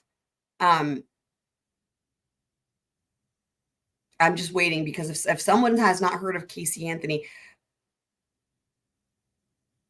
I don't even know if that I've been covering the entire trial gavel to gavel. No one's done that on YouTube. Because the whole point is people were asked, people, whenever you ask somebody, where did you think the jury, if you just ask anybody, when do you think the jury got it wrong? The 2 things that people will tend to say is OJ and Casey Anthony. I'm talking even before Richard Allen and stuff, right? But that's the first things that come to mind, OJ and Casey Anthony. And people would ask me why do you think the jury convicted or acquitted her? And I'm I don't fucking know. I was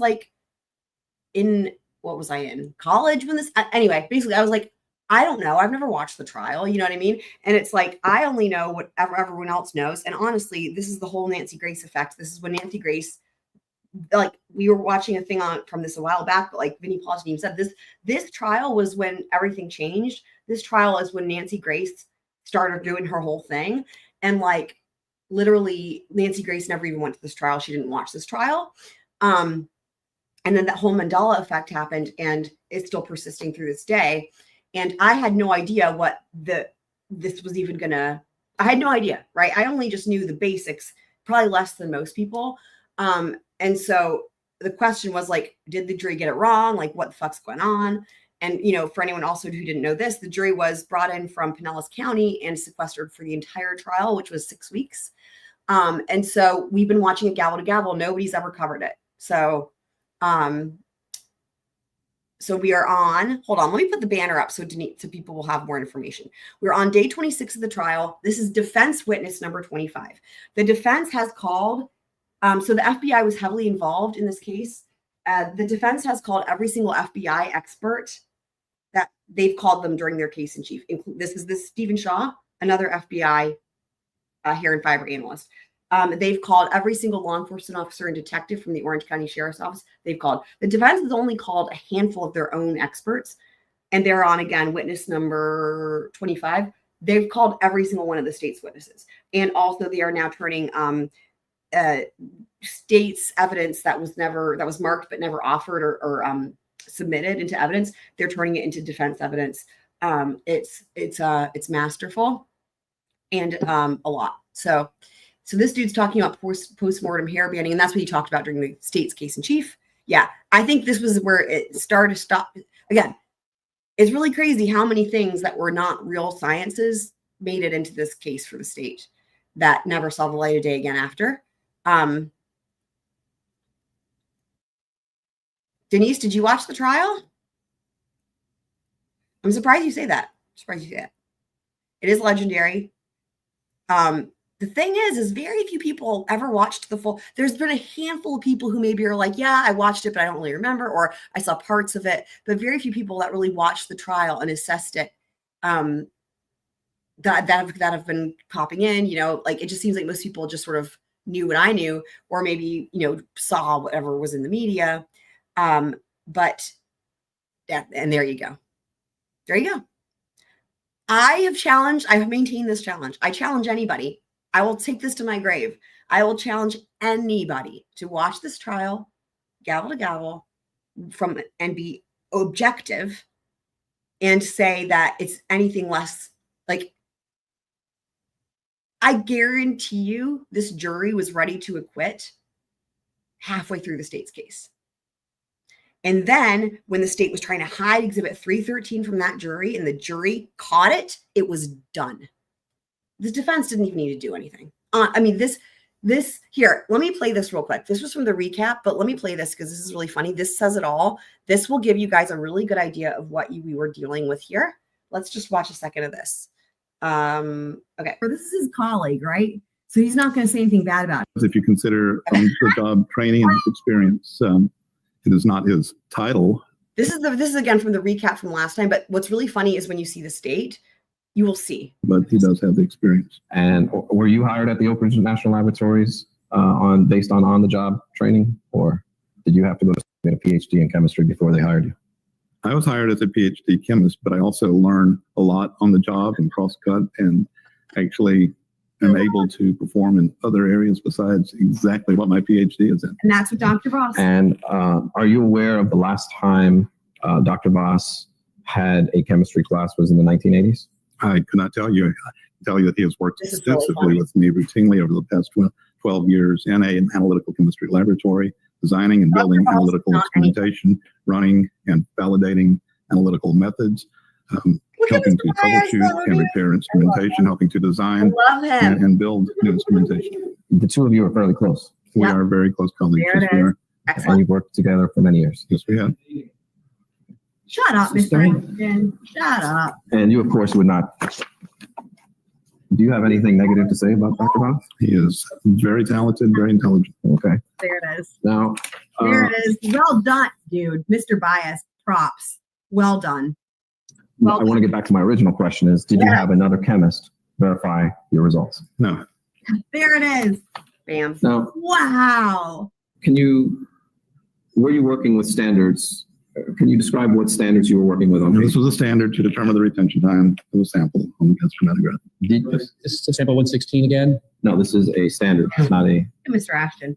not an actual. You know what? He's doing an Ashley Jennings. He's popping up like a groundhog, like Ashley Jennings. And did you catch yourself in an error there? Yes, I did. I noticed that it did not appear to be as it should be. Okay. Yes. And again, you do not have protocols that would prevent this. You have to rely on you catching yourself making errors. I told you we did not run these according to a numbered or lettered standard method. Okay. Did Dr. Voss catch you in this mistake, or did you catch yourself? I called these, yes. Look at Mr. Ashton. Look at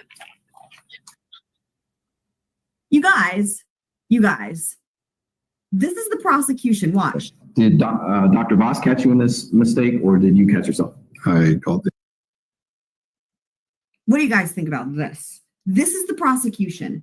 Look at, you got Mr. Ashton, who's been acting all squirmy the entire time. He's sticking his tongue.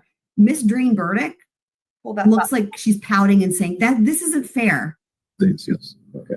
Look at this. And the camera people watch them. It's really, for this reason. It's really funny because the camera people have been there this entire trial, and they are seeing what I'm seeing, guys. There's going to be They're seeing what I'm seeing, and they are really in tune with the state and the state's doing certain things at certain times, and they were ready for this.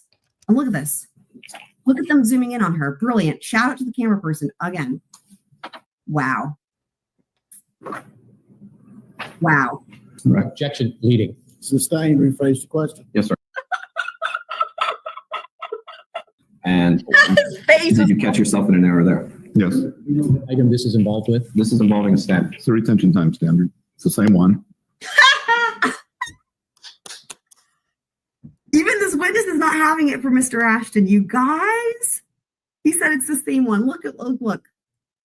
This witness is not having it for Mr. Ashton. Wow. Are you aware, sir, that your gas chromatograph mass spectrometer broke down while studying these samples? Look at this. Look at the state. Look at the state.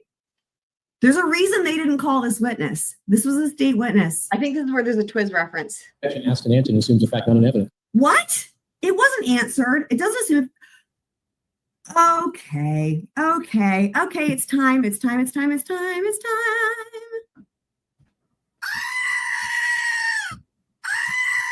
sound goes perfectly with what we are seeing on the screen yet again from the state. Look at this. Look at this.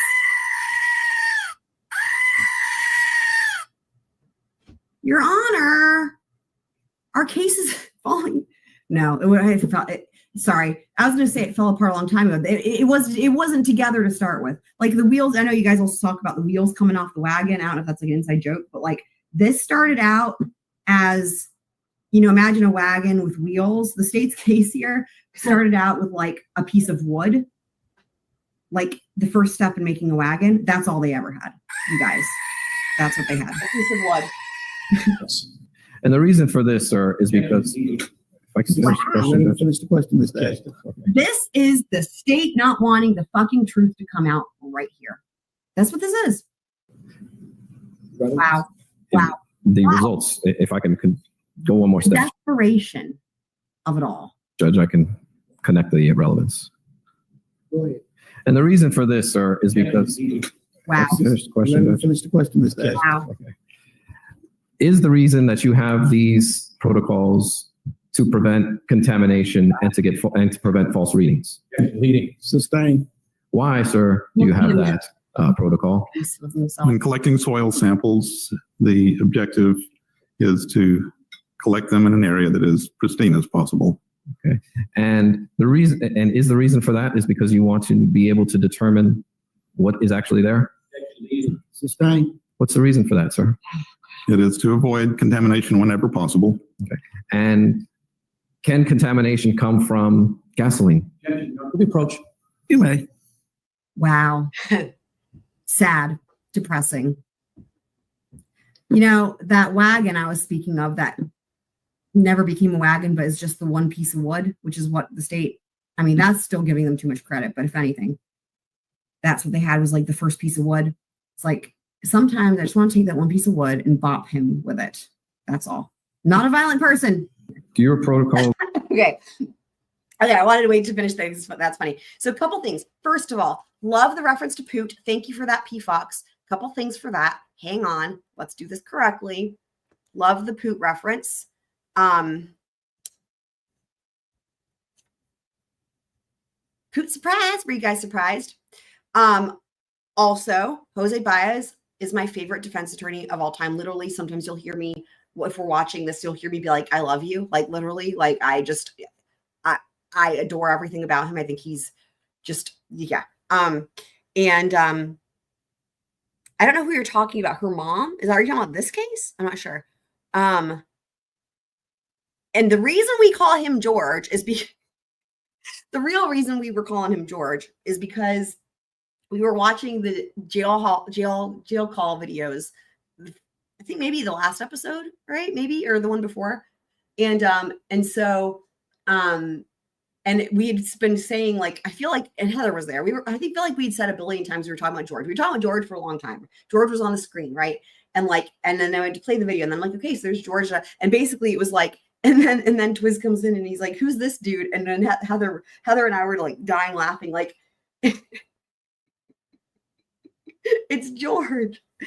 And then it happened again. We were doing Zachary Hughes with the Guardian ad litem, where he was like, who's this lady? And then I think Heather was like, it's George. And there was other times too. So now it's like a running joke. That's where the George thing came in. It was really funny. It was really, yes. Somebody. Oh, you're right, Twiz. Denise is right. You're right. Absolutely right. Denise is my favorite. Sure. Yes. Absolutely. Thank you for that. Denise is definitely my favorite defense attorney. Then Jose Baez. Okay, so now we're going to go back. So I just wanted to show you guys, because like that, the way the state is acting and all, like that just sums it up right there. So now we'll go back to with Stephen Shaw where we were here. So. Area of study for hair scientists. Yes, I am conducting research still in this area. It's a way to build on post-mortem banding in that discipline. Okay.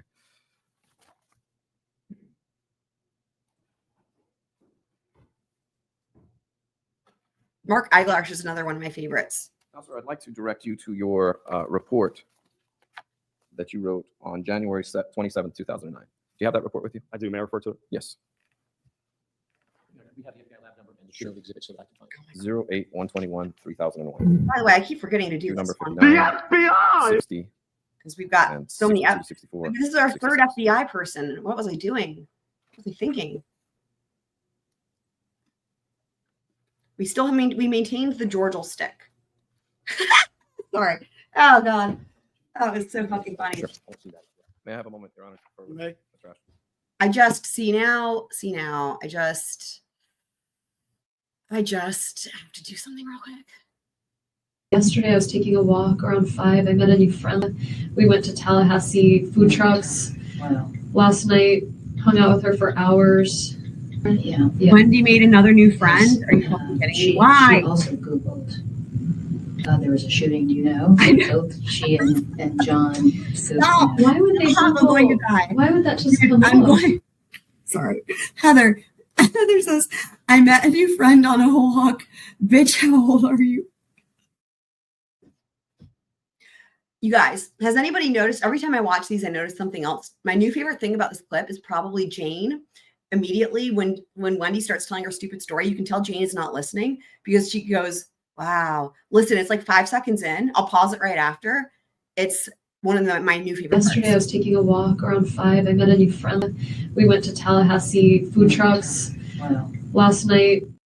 Right there. Wow. Yesterday, I was taking a walk around 5. I met a new friend. We went to Tallahassee food trucks. Wow. Last night.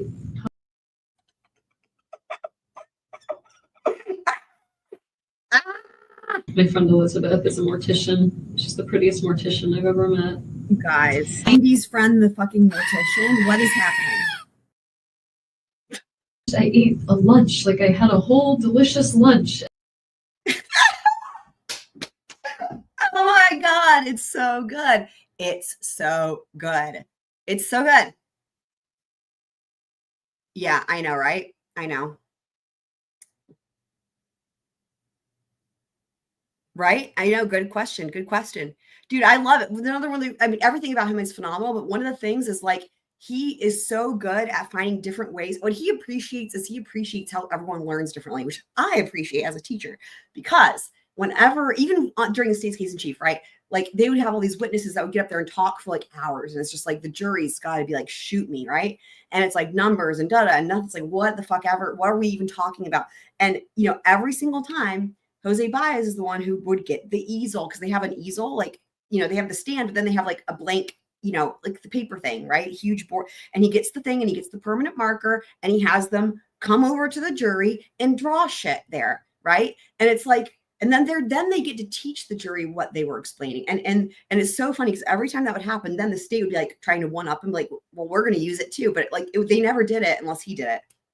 But he always finds different ways, whether it's a demonstrative exhibit or writing it out on the thing, you know, whatever you call those paper things. I mean, it's an easel, but anyway, you know, and so it's just, you know, switching it up, right? Like I was explaining it whenever at one point where it's like, imagine if you're sitting there and you're listening to someone just talk and talk and talk. As soon as that witness just gets down from the stand, all of a sudden there's a change in that courtroom where the jury's like, oh, something is happening, right? So even just that, and then it's like they try to find a lapel mic and it's like they're getting the mic, and then you know what I mean? So you just switch up the change of pace. It's all good. Right? Yeah, I don't have a clip of that one. The ABC's weighing in. The lunch is her fave. Yeah, we have more. And I can also make more too.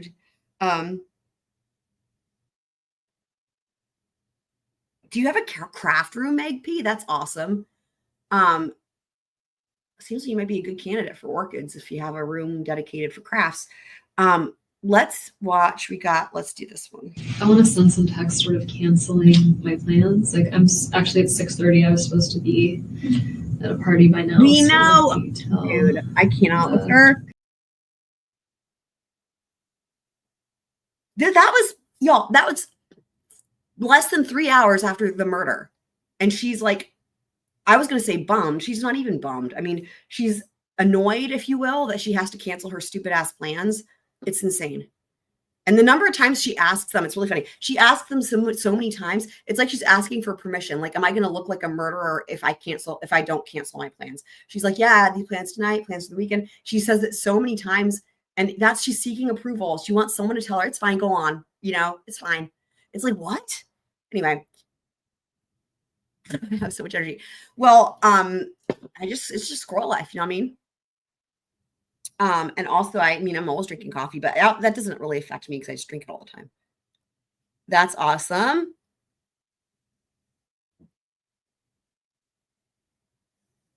What's the glitter for? We like glitter.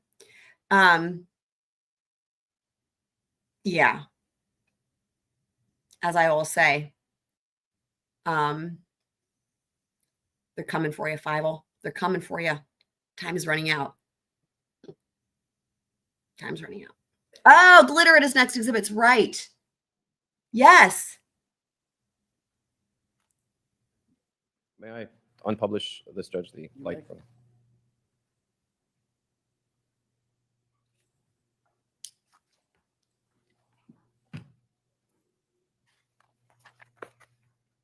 You know what's really funny? That reminds me of the exhibits from the Ezra McCandless trial. I do have a quick little thing. So there, it was really cute. So the exhibits in that trial that they made were really funny because it literally looked like a project that you made in school. Like the jokes at the time were all about the glitter. Like speaking of which, like the glitter and like the glue stick and like all that. And I have a quick little thing here where you can kind of see what I'm referencing. Team approach, I guess.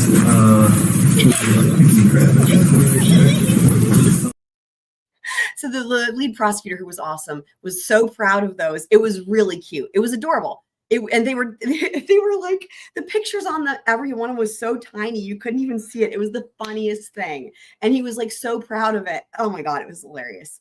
And anyway, yeah. Okay. Yeah, that's what I was.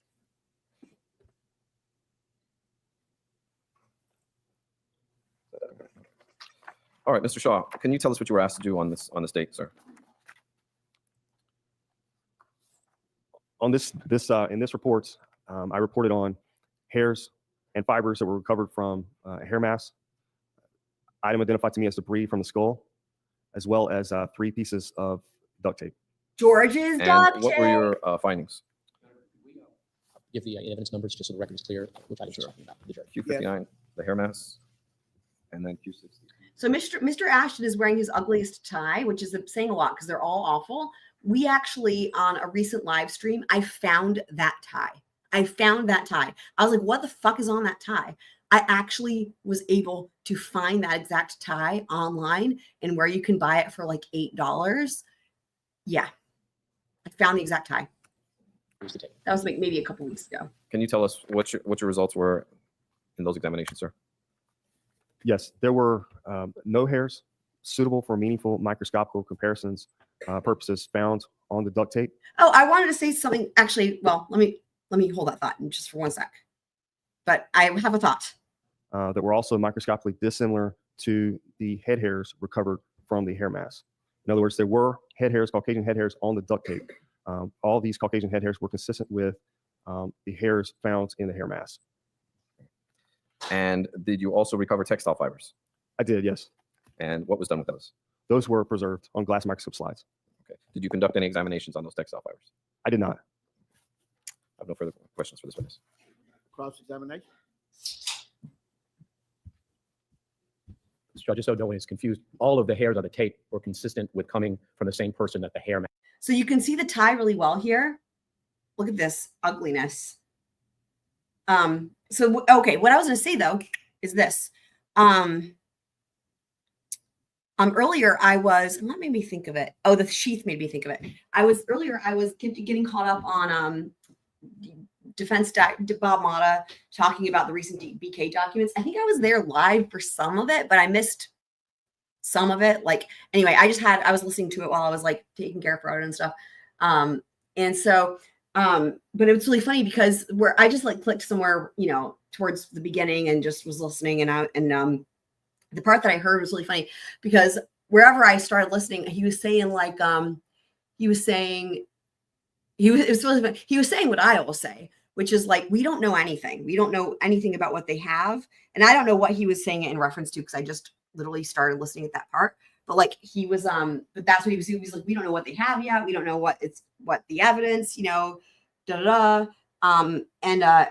And then he said something that I thought was really interesting.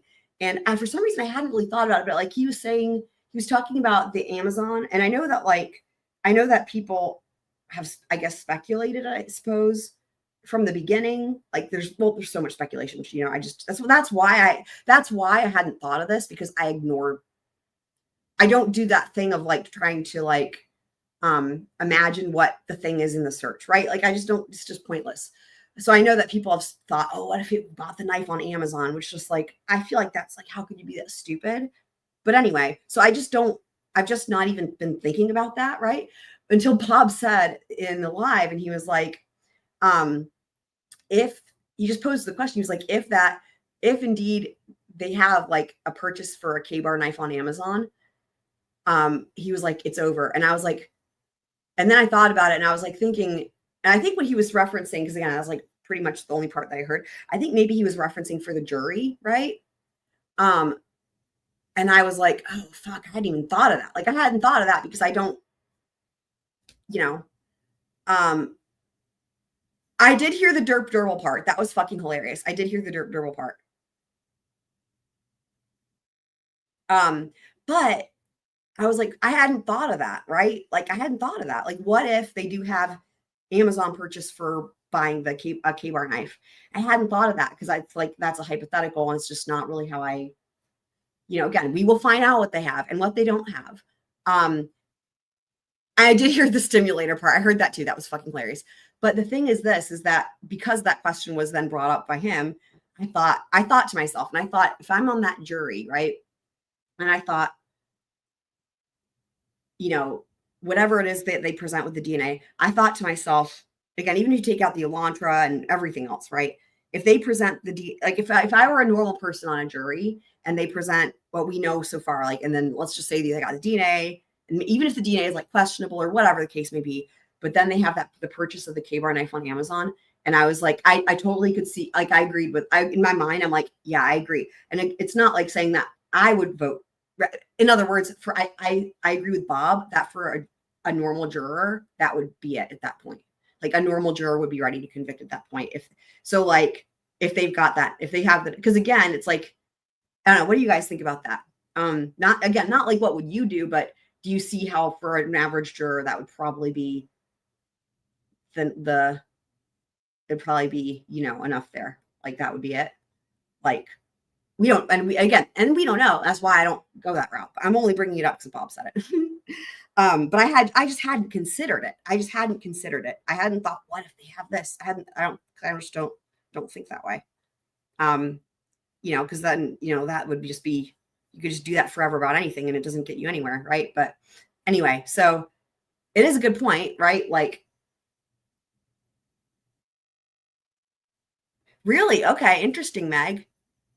Meg's saying, I think just hearing, I'm curious what you guys think, because I think that that's kind of where we're at, right? Like the Elantra and the camera, it's a mess. It's an absolute mess. Dylan Moore, a lot of the stuff that we know of is a mess. And that's why even we kept hearing it in the hearings and stuff. It's like, is the DNA enough, right? And so that's what Judge Hippler was saying. And so Meg's saying it would be enough for the average juror. I know Bob, I did hear Bob say that as well. That would be enough for the average juror. But and that can be true, Heather. But the question is, if they present to the jury DNA, and if the Amazon search was, or purchases, whatever was, shows that he bought a K-bar knife, I think at that point, it's definitely for the average juror, it would be over, right?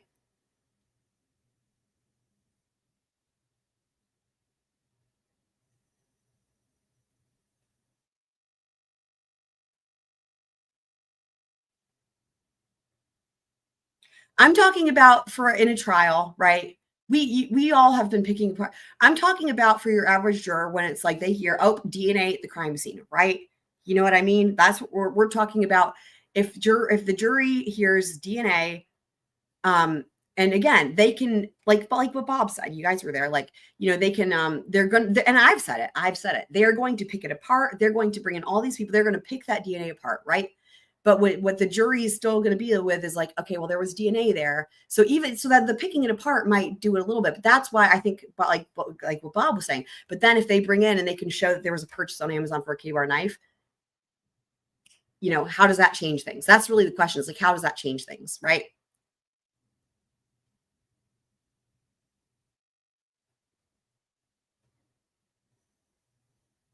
That's a good question. So if he bought, so like, are you saying, so like if they show that there was one purchase for a K-bar knife and he still has it, that would be a crazy ass coincidence, wouldn't it? But yeah, I mean, that would be better. Heather,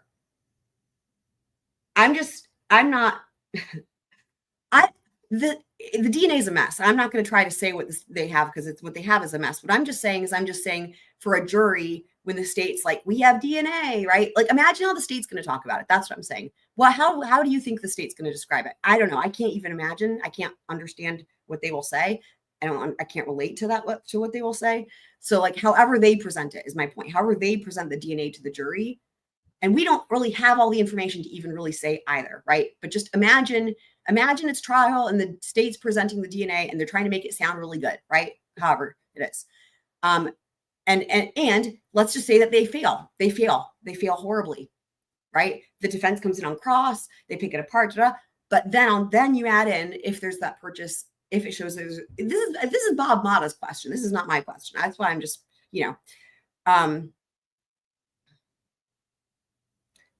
I think the question, I don't remember. I thought the way Bob Mata asked the question was a knife, but I don't know. Maybe he said sheath. I just listened to it earlier for 2 seconds while I was doing other things.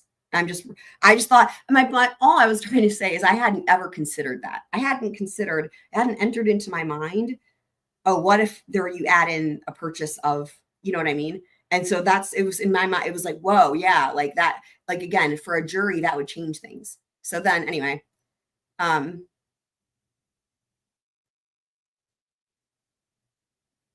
what are you talking about too fast? Welcome. If you said something else, in the chat, I don't see it.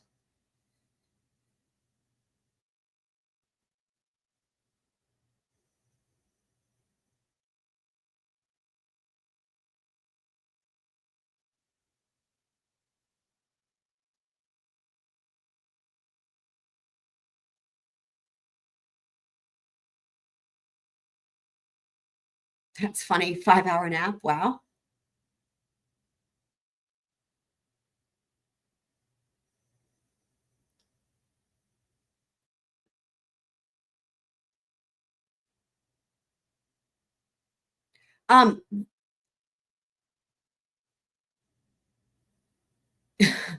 So the knife sheath didn't we hear that yesterday from Rylene? Wasn't the sheath processed at the Idaho State Police, the forensics lab in Meridian? I'm pretty sure that's what it said in the transcript. Reading the transcript yesterday.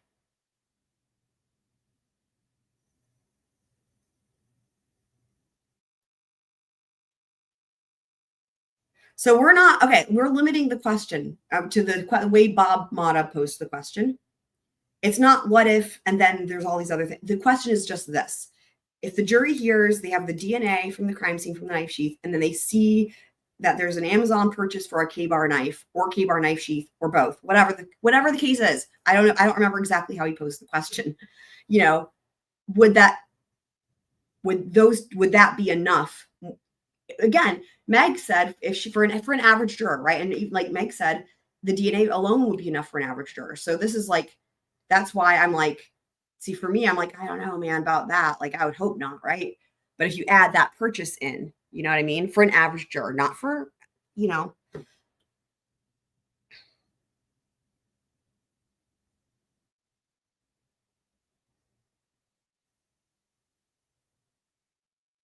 And I didn't mean to just completely change. I just thought it was, I was just like listening and I was like, oh my God, I never thought about that. What if there was actually an Amazon? I just never thought about that and like how that so therefore I didn't think about how that would change things for a jury. Right. And that's the only reason I mentioned it, because I was like, whoa, I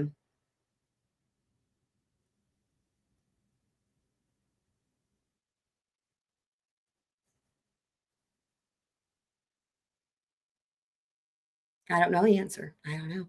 I don't know. I don't know. I don't know. There's all that, but that the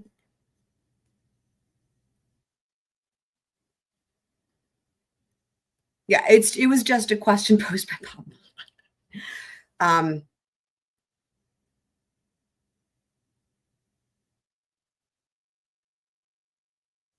Right. Well, the DNA was the DNA was it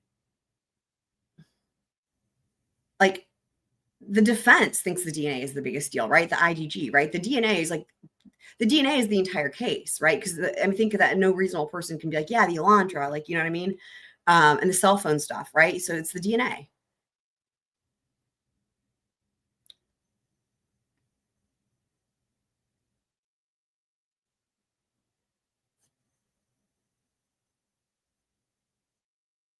What does that mean? Is that Ethan's mom? Oh, okay.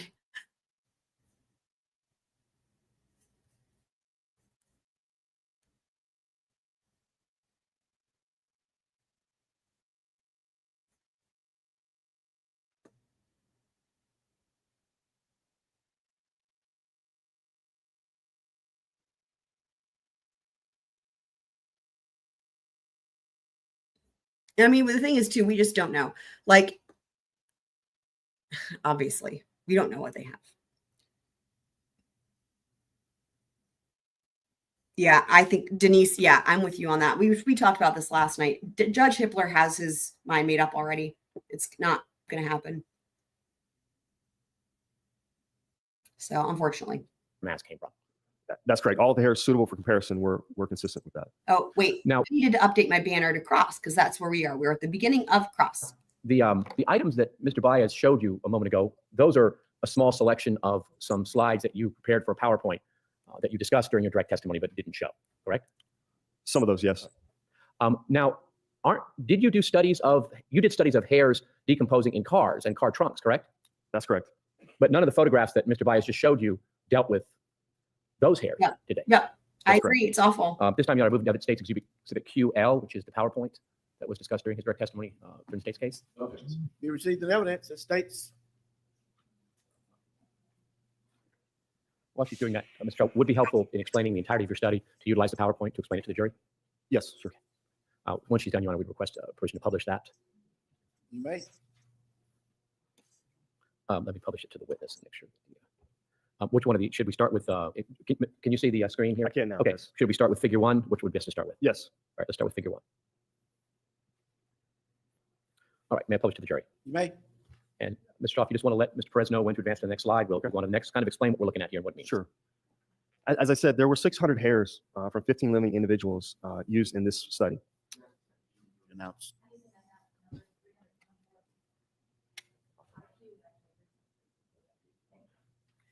You may continue. So this is a representation of some of those hairs, photographs taken before and after their exposure. So you can see these are hairs stored indoors on a windowsill for 233 days. You can see on the left-hand side is the hair before it was exposed, and on the right-hand side is the hair after it was exposed. So there is some apparent discoloration by sitting in the windowsill, it appears, but there's no apparent decomposition in these hairs. And the basic difference in the appearance of these two hairs in the before, it's a different color hair. Is that correct? Of the before pictures. The before is the same hair as the after. So above is from one individual. The first two slides at the upper left-hand quadrant and upper right-hand quadrant, that is one individual, and it's the same hair. So it's the hair before exposure and the hair after exposure. In the lower half of this page, you have hair from a different individual, a single hair, and it's the same hair, the hair before it was exposed on the left-hand side and the hair after it was exposed on the right-hand side. My point was that these two people obviously have different color hair, which is why the one of the hairs appears very light, the other darker. That's correct. So in interpreting something like post-mortem banding or any kind of decomp, you have to take into account what color the hair was originally and then how it changed. Correct? No, I don't think you need to know the color of the hair in order to identify it as post-mortem banding. You don't need to know what color it was beforehand. Next slide. Next slide. Next slide, please. This is additional hairs stored on the dash of a vehicle. So this vehicle was parked in direct sunlight throughout the time period. So in this area, about 202 days in direct sunlight and not used during that time period. So you see the before is on the left-hand side, and the after is on the right-hand side. Now, this vehicle sat unused, correct? Correct. And during what months was this? This started in August and continued on for approximately 7 months, 6.7 months approximately. And the hairs exposed in that regard, do they show any changes due to decomposition? No, there was no apparent decompositional changes in these hairs at all. You ready for the next slide? Yes, please. Next slide, please. Okay. How about these? These were hairs stored in the same vehicle, in the trunk of that vehicle during the same time period and for the same number of days as I mentioned earlier. On the left-hand side, you have hairs before, and on the right-hand side, you have the hairs after their exposure. So there was no apparent decompositional changes here either. And this was in a vehicle trunk for almost 7 months. That's correct. And you said this was was it outside in the sun or was it in the shade? This vehicle was parked in a non-shaded area. So direct sunlight. Direct sunlight when there were sunny days. For 7 months. For approximately 7 months. And no change. Correct.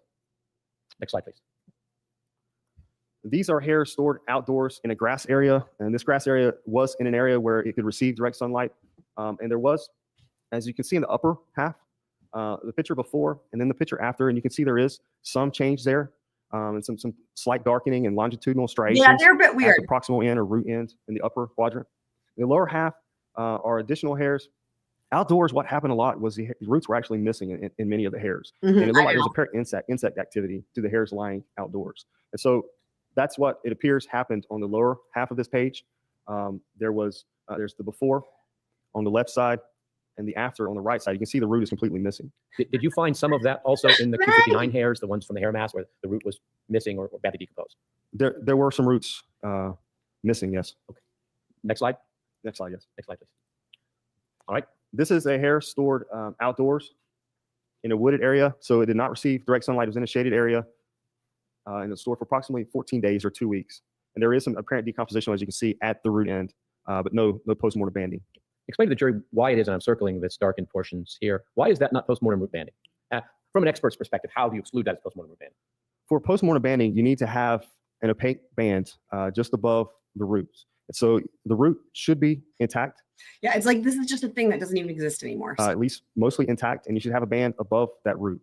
In this case, the root itself appears to be decomposing. So the soft tissue of the root itself appears to be decomposing. It takes a great deal of training to understand the subtle differences between various types of decomposition artifacts, doesn't it? It does take some training, and also the microscope itself is a very useful tool, obviously, not just the photographs that you're seeing in two-dimensional, but using a microscope and focusing up and down on the hair, you can see where the hair begins to get its shape. So you can see that soft tissue of the root, and the hair doesn't have its shape at that point. But as you move up and just above the root, you can see that the hair is beginning to get its shape by focusing up and down on the microscope itself. You get more of a three-dimensional picture. Again, just like with a lot of the other, like the soft forensic sciences, it relies on somebody's opinion, like their eyeball, you know what I mean? Like their impression from looking at it, just like with tool mark analysis. But like this I don't think ever saw the light of day anyway, because they ended up learning that there really isn't such a thing as post-mortem root banding. So that's what you're looking for. You're looking for that opaque band above the soft tissue of the root. And is that one of the essential aspects of post-mortem root banding, is the placement of the band in that very distinct area? Yes, it is. And without a three-dimensional stereo microscope, is it really possible to appreciate that distinction? Not fully, no. Okay, if we go on to the next slide. This is another hair stored outdoors in a wooded area for 14 days. And there was, as you can see, the before shot and then the 3 after shots after that. So there was some apparent decomposition with this hair as well, but no post-mortem banding. Next slide, please. These are additional hairs, or this is an additional hair stored outdoors in a grass area that did receive some direct sunlight for approximately 107 days. And you can see some apparent decomposition in that soft tissue area of the root. That would be, if I'm circling this area here, is that what we're talking about? Yes. But that's not post-mortem root banding. No. Next slide, please. This is an additional hair stored outdoors. they went through all of this, you guys. All of this. They went through all of this on the state's case in chief. So I'm going to go ahead a little bit. I don't know why they're just going through all this again. It was exhausting the first time. And when it's like, this is dumb anyway. I mean, we already know, like, it's just completely pointless. So I'm going to go back to when we see something else happen. Maybe with Mr. Baez. Changes at the root end. Oh my God, they're still doing it.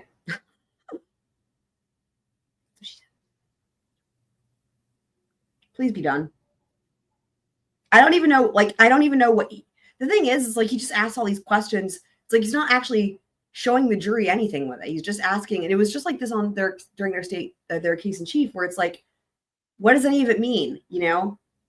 There's the Office episode. What does the bean mean? Anyway.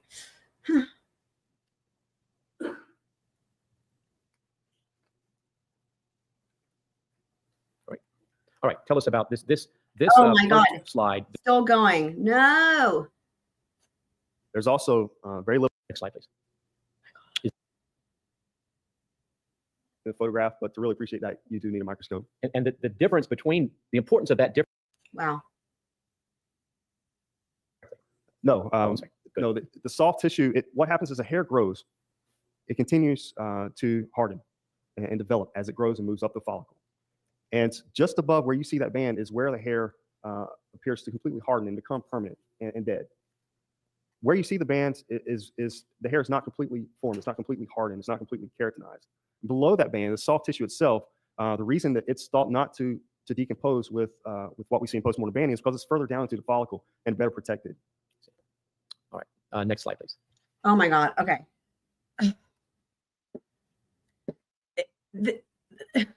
Even if the hair was post-mortem, it's like this is just so.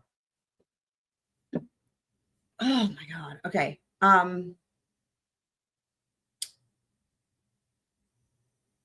Give me just a second. Where did?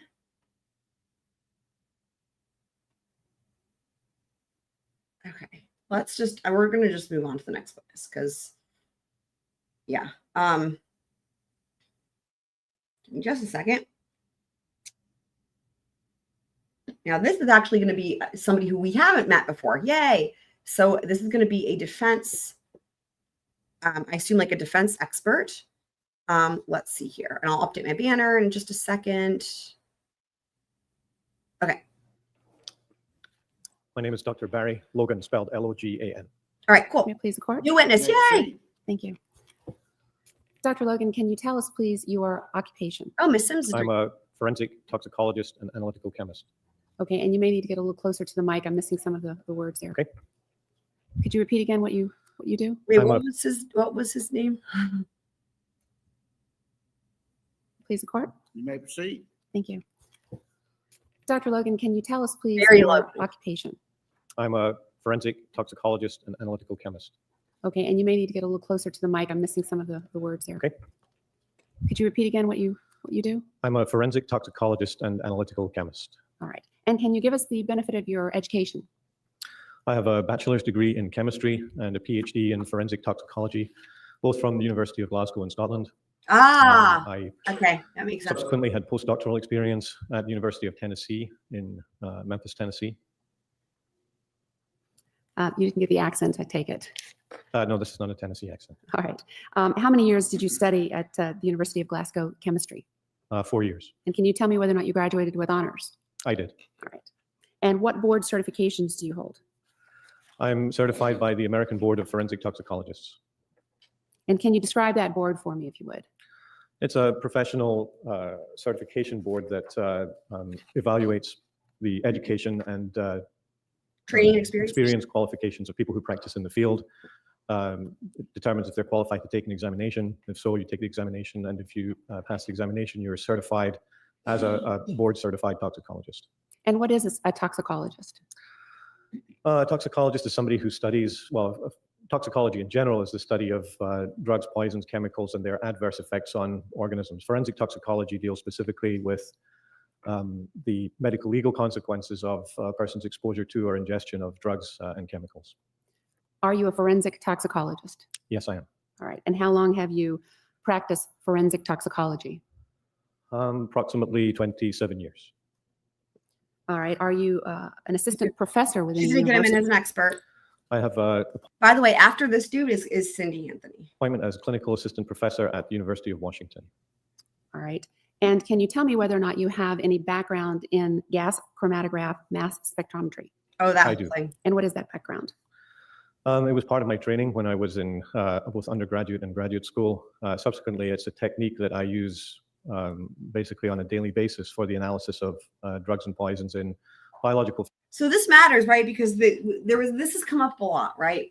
Remember when this has come up with the remains and the toxicology reports, and there was a kerfuffle about this, maybe last episode or the episode before, about how neither side apparently had wanted to apparently offer, or there was a question as to whether either side was going to like offer more evidence about what the further testing showed or something like that. Like there was a question about, was it ever sent off, or like the state didn't send it off for further testing. I don't know. So it's come up before, but see, now we're going to see the follow up of all that. This is a forensic toxicologist.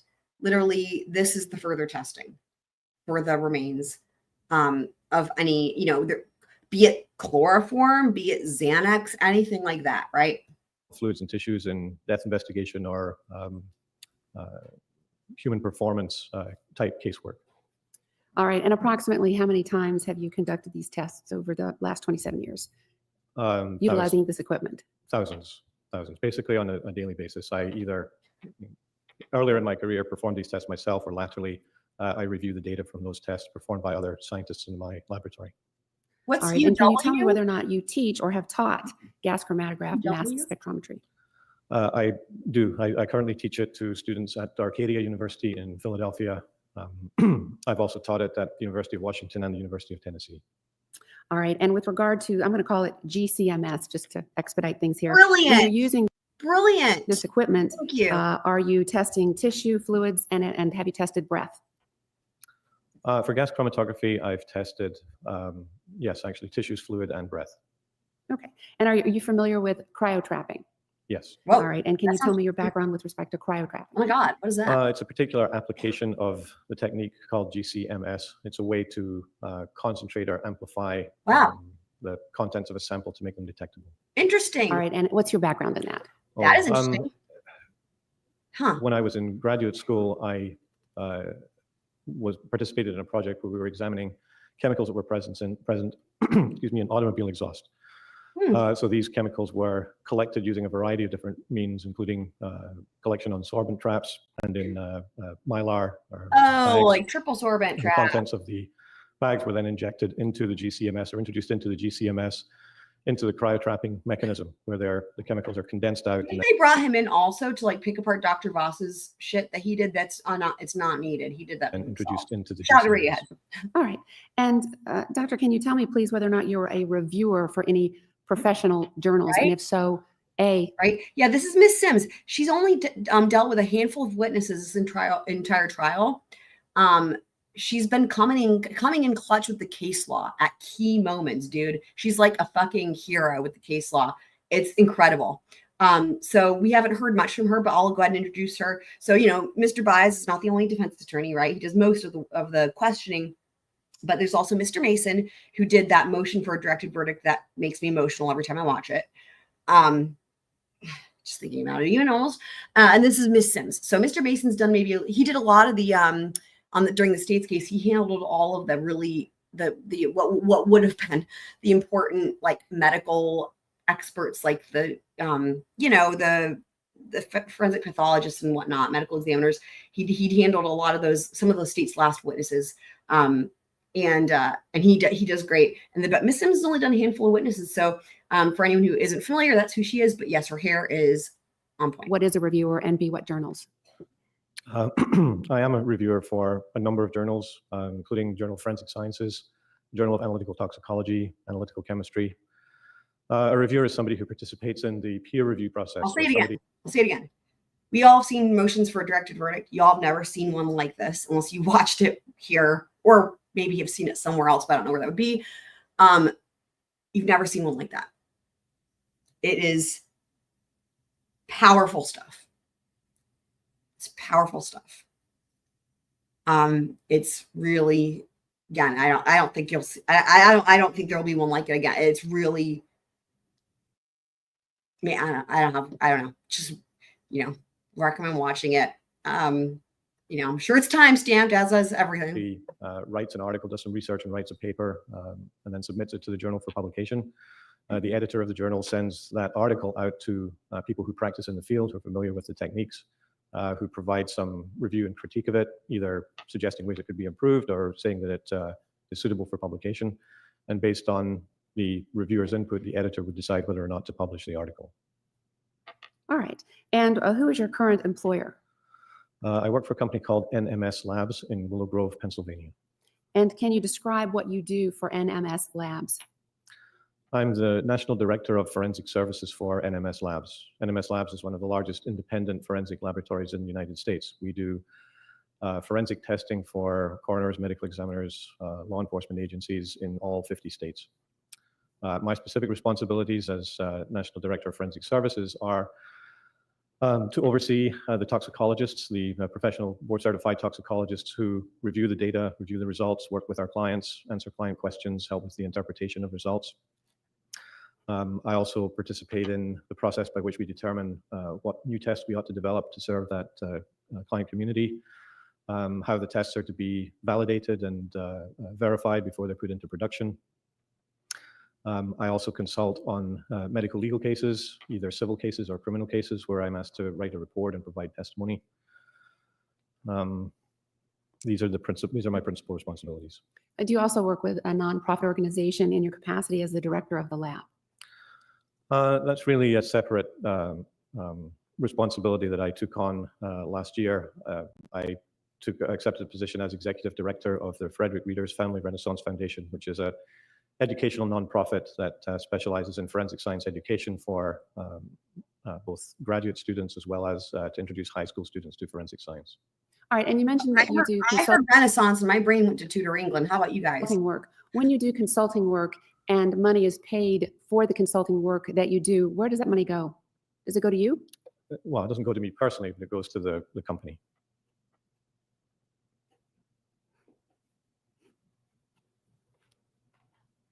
What departments are there at the NMS lab?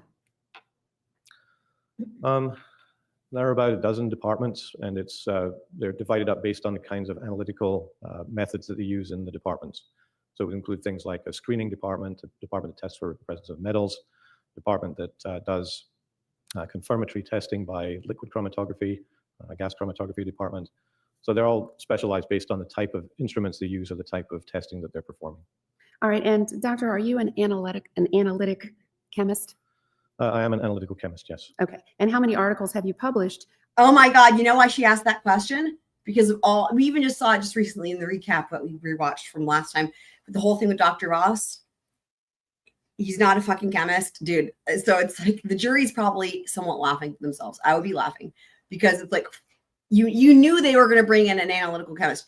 And why, and the other thing is this state could not find, they did not present to the jury an analytical chemist. The state did not present one. They presented people who have dealt with chemistry and the only analytical chemists that were there was like the dude from the FBI who just examined the the tire thing, but like they didn't have someone dealing with like the chloroform and shit, like basically in terms of the remains or the toxicology. So it's like, anyway, but the defense has one, so there you go. On analytical chemistry and toxicology. Circus Well, worthy. in total, I've published 80 peer-reviewed articles that have been published in the medical and scientific literature. The majority of them have been on the topics of analytical toxicology or chemistry, but I wouldn't say they're all on that topic. Can you break down for me what an analytical chemist does?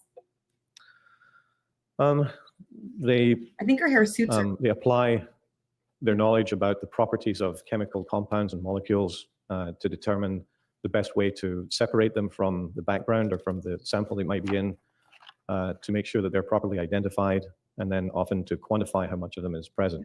So it's a question of looking at what the compound is, understanding its chemistry, understanding how it can be You separated. guys, wait till you see Cindy Anthony. If you guys have been a little bit picky about the hair. Wait till you see Cindy Anthony. From other similar compounds that it might be present with, and what kind of instrument would be most appropriate to measure it.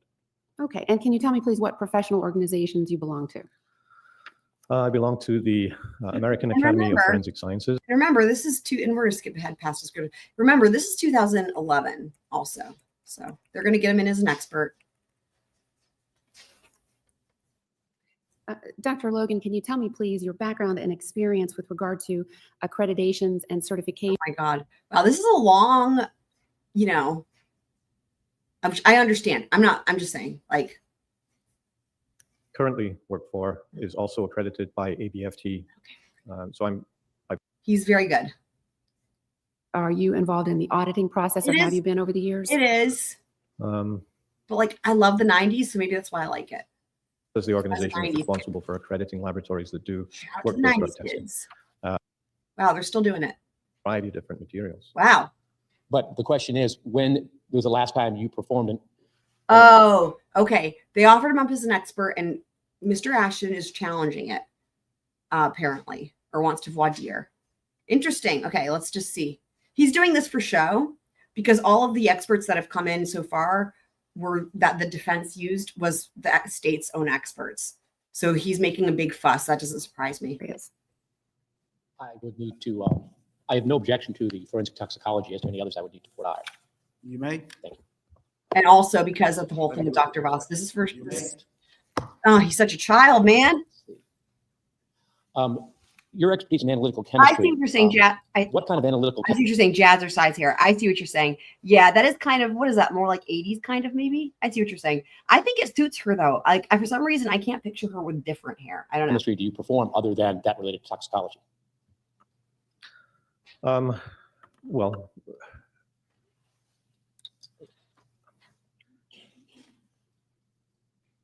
it's hard to separate the two. Analytical chemistry is the application of gas chromatography, mass spectrometry, other spectrometric techniques, the analysis of a wide range of chemicals and compounds in a variety of Right, different materials. jazzercise. I knew what you meant. But the question is, when was the last time you performed an examination of analytical chemistry for something other than toxicology?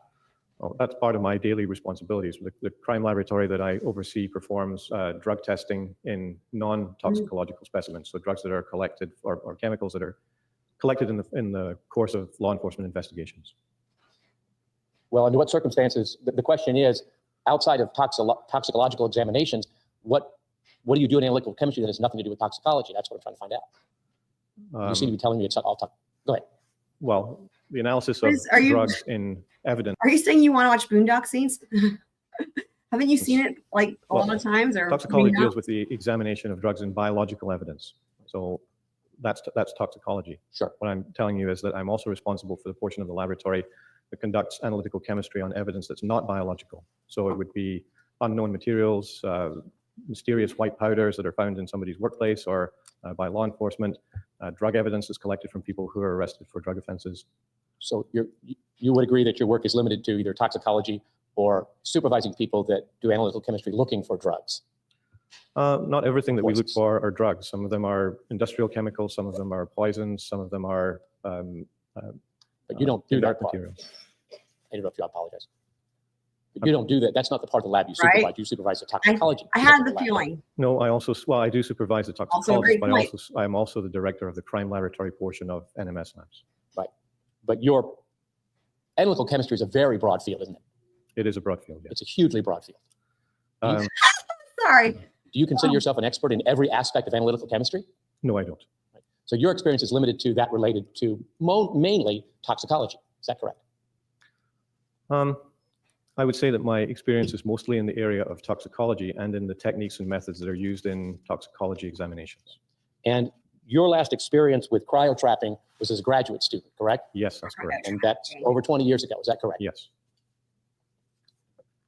I need to go up and look see what the other areas were, Judge. I apologize. There were quite a few.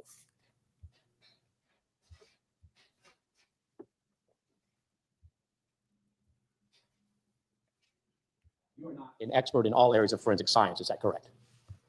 That's Are you saying Boondock Saints, Denise? We need to watch The Room. If I may, If I'll it's going to be a long one, you need to come to the sidebar. That's what she regard said. to all the other fields. I served on the board of directors of the organization. It's the American Academy of Forensic Sciences promotes scholarship, research, education in good practice and professional development. Witness only in the area of forensic toxicology and permitted to render opinions. Gas chromatogram, mass spectrometry, prior to coming here today and testify. What information were you given? I was provided with some analytical records from the FBI laboratory with respect to the analysis of evidence collected from the trunk of Miss Anthony's vehicle.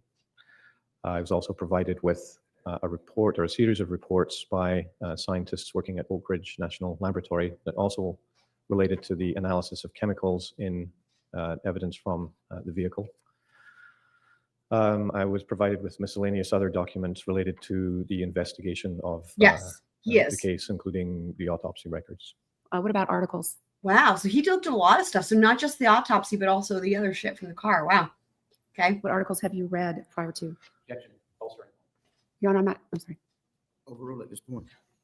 Yeah, I wasn't provided with any articles in the course of this case, but I did review a number of articles I had in my possession, as well as obtain some additional articles with respect to the particular chemicals that were analyzed in the course of the investigation.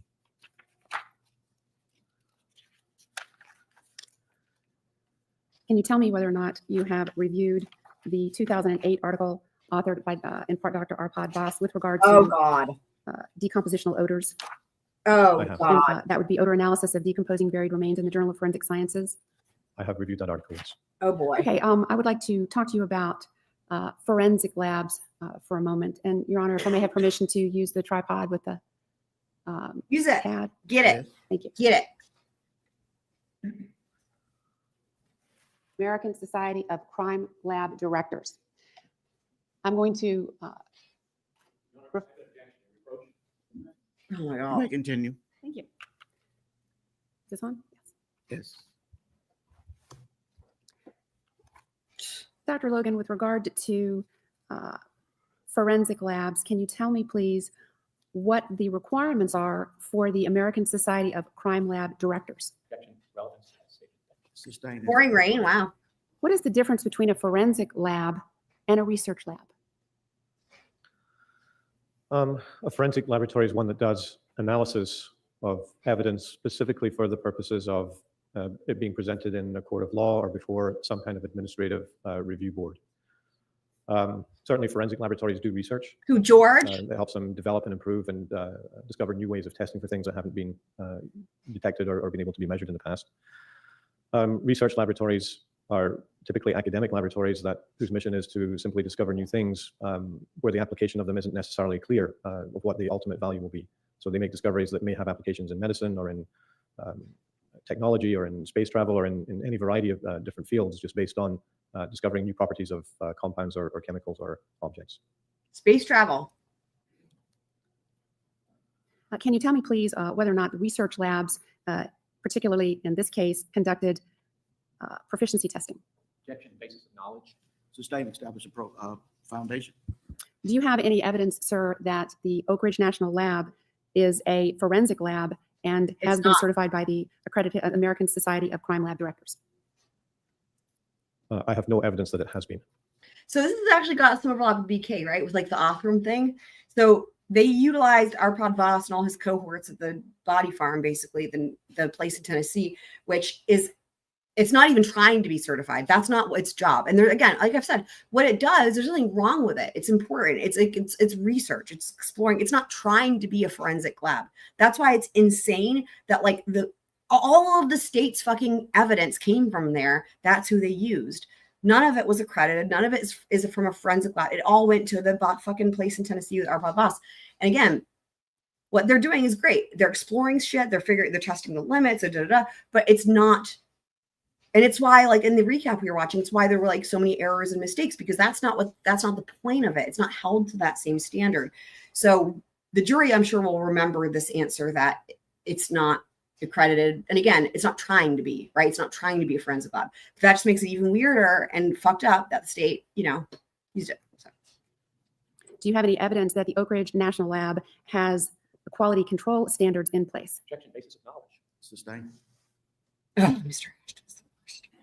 What is a validation test in a laboratory Mhm. setting? Isn't this so when- funny? Speaking of Riley Nolan, The and laboratory all- develops a new test before they start applying it to, well, particularly in a forensic context, before they start applying it to evidence. The test has to be fully characterized to find out what its level of sensitivity is, whether there are things that could interfere with it or cause a false positive result, whether there are limitations to the test that would prevent it from identifying what it was designed to test for, which we would call a false negative. Determining Let me object to the answer as applying a forensic lab standard relevance. He indicated specifically, particularly the forensic context, which is not relevant in this case. Overall, he can finish answering the question. and then you have to establish what kinds of material are suitable to apply the test to and show that different types of material are not going to cause interference or erroneous results when the test is performed. Can you tell me, sir, after the review of the material that you have, whether or not validation testing was done in this case with the testing that was conducted at the Oak Ridge National Lab? Objection, basis of knowledge. Sustain, establish a foundation. All right, I had asked you the documents that you've reviewed. Can you specifically identify them for me? The reports, the dates of the reports, the authors, etc. I can if I refer to my records. Thank you.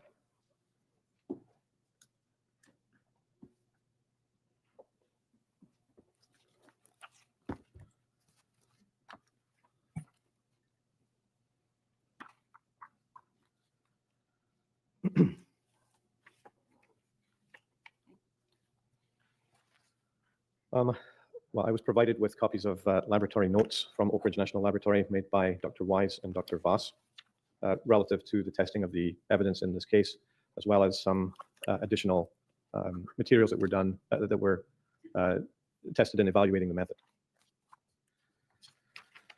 I reviewed a document entitled Forensic Report, Orange County, Orlando, Florida, Final Report, dated April 28, 2009, that summarizes the results of the analysis performed by the Oak Ridge National Laboratory. The report was It's funny because we have authored by Dr. Vass, Dr. Wise, and Dr. Martin. coupons. I also reviewed deposition testimony by Even Dr. Oak Vass Ridge and in Dr. North Carolina as well, nearby. Actually, When Riley. you say notes, are you talking about handwritten bench notes? Yes, I am. Okay.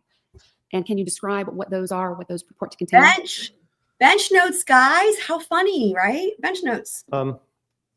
They're, if you like, a commentary on some of the things that happened while the analysis was being performed, when there were, when the test didn't work, or when the something was wrong with the analysis, or when an unexpected result appeared. Sometimes they'll give a very broad summary of what the result of the test was, freaking love and they Target. identify the samples that were tested during the course of the analysis. Freaking love Target. And as a result of your review of the forensic report and the bench notes and the remainder of the material and the articles that you have indicated you have reviewed, have you reached conclusions with regards to the procedures and methodologies utilized by Dr. Vass and Dr. Wise with regard to the experiment that resulted in their report of April 28, 2009? Objections is beyond his area of expertise in forensic toxicology. Sustain. When you reviewed the bench notes, can you tell me, please, or the report, anywhere in the material that you saw, whether or not there was evidence that there was validation studies that were performed? Objection. May we approach the bench? You may. Oh my God, Mr. Ashton. You know what? If they didn't want to have this issue, they could have just used a place that was legit, that did legit testing. Like, how, like what the actual fuck? Dr. Logan, can you tell me, please, after not- reviewing the it's not forensics, it's just materials that we just referenced, whether or not there were established, published protocols on how to conduct the testing that took place at Oak Ridge National Lab? There were no formal protocols for the testing that was performed. Yeah. And what significance, if any, does that have with regard to results of such a test? This is important, right? So, because we can expect to hear this at BK's trial, right? In terms of like the shit that was in the transcript, right? That's gonna come out at trial and they're gonna have to actually address this, right? About the protocols and all that, right? So it's going to be a similar thing. I would imagine you're going to hear testimony, right? Well, we already know, we saw from that dude, well, not, we read it. You know, essentially somebody else coming in and saying, yeah, there were no protocols, right? And why that matters. So Protocols on how to conduct the testing that took place at Oak Ridge National Lab. There were no formal protocols for the testing that was performed. And what significance, if any, does that have with regard to results of such a test? Well, the test itself, or the approach to the testing, has been described and published. Objection to the question outside of the area of expertise about its effect on the results of this test. Not a toxicological question. Sustain. If a test is conducted without established published protocols, what kinds of problems can occur? Well, if you don't have a written procedure for doing the test, there's no way to ensure that the test is going to be done the same way every time, whether the instrument is going to be set up correctly to do the test, whether the results that would be produced if the test was run on different days would be reproducible, whether there are things that could cause false positives or false negatives with the test if it's not done according to a standard procedure. If somebody is unfamiliar with the process or two different people are doing the test, there's no way to ensure that they're both doing the test the same way. It's critical that for a reliable scientific test that you have a written procedure. Let's use your field of toxic. Objection to move to strike the witness's opinion about whether something is a reliable scientific test. It's beyond his area of expertise in toxicology. Sustain. Across the bench. You may continue. Thank you. Dr. Logan, can you tell me, please, after reviewing the material, whether or not there was any documentation of protection against contamination with regard to the samples that were tested? There's no evidence of what protection might have been taken with respect to preventing contamination. And can you tell me, sir, in general terms, the purpose of having protection against contamination of samples that are tested, just in general terms? Objection to the relevance of generalities not related to the facts of this case. Sustain. Can you tell me, please, whether or not there were quality assurance programs that were referenced or discussed or mentioned in any material that you reviewed? Objection, again, same as at the bench, the absence of information is not proof of the negative, it's not existence, which I'm not ready to. Answer that question. This is a lot of objecting. More than I any saw- witness so far, I would say. No evidence of any quality assurance that was relevant to the analysis. What is quality assurance?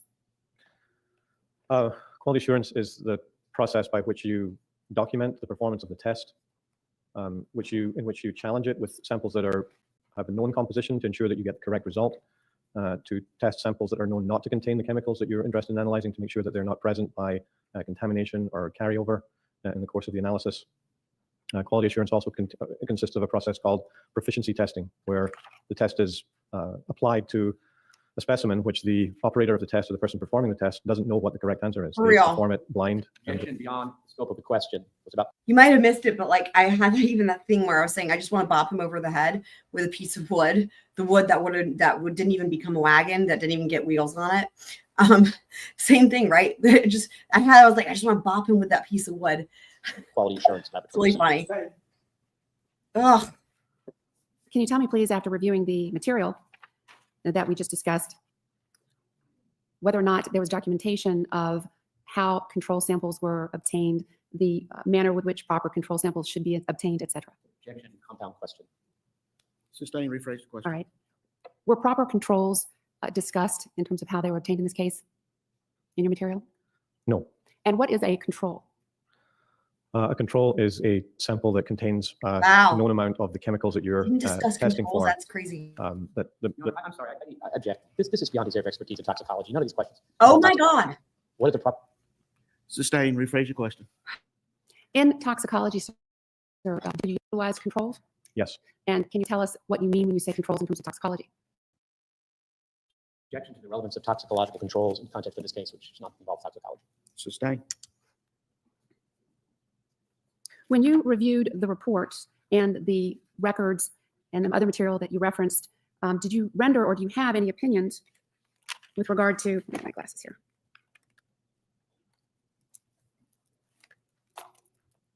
Specifically, the bench notes as they discuss the manner with which the testing was performed on the samples, the control sample, the negative control, and the positive control?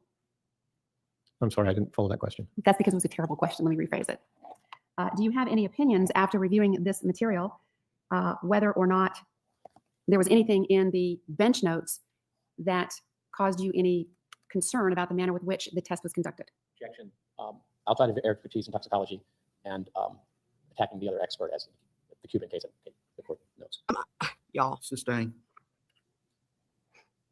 I don't think attacking the other expert is a valid legal objection.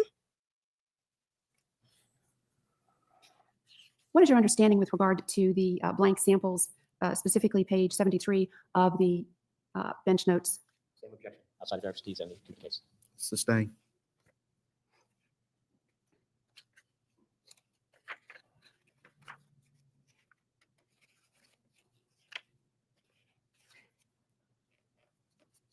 thing is Judge Belvin is Can extremely. you define what a blank sample is in your field in terms of using a blank sample for gas chromatograph mass spectrometry?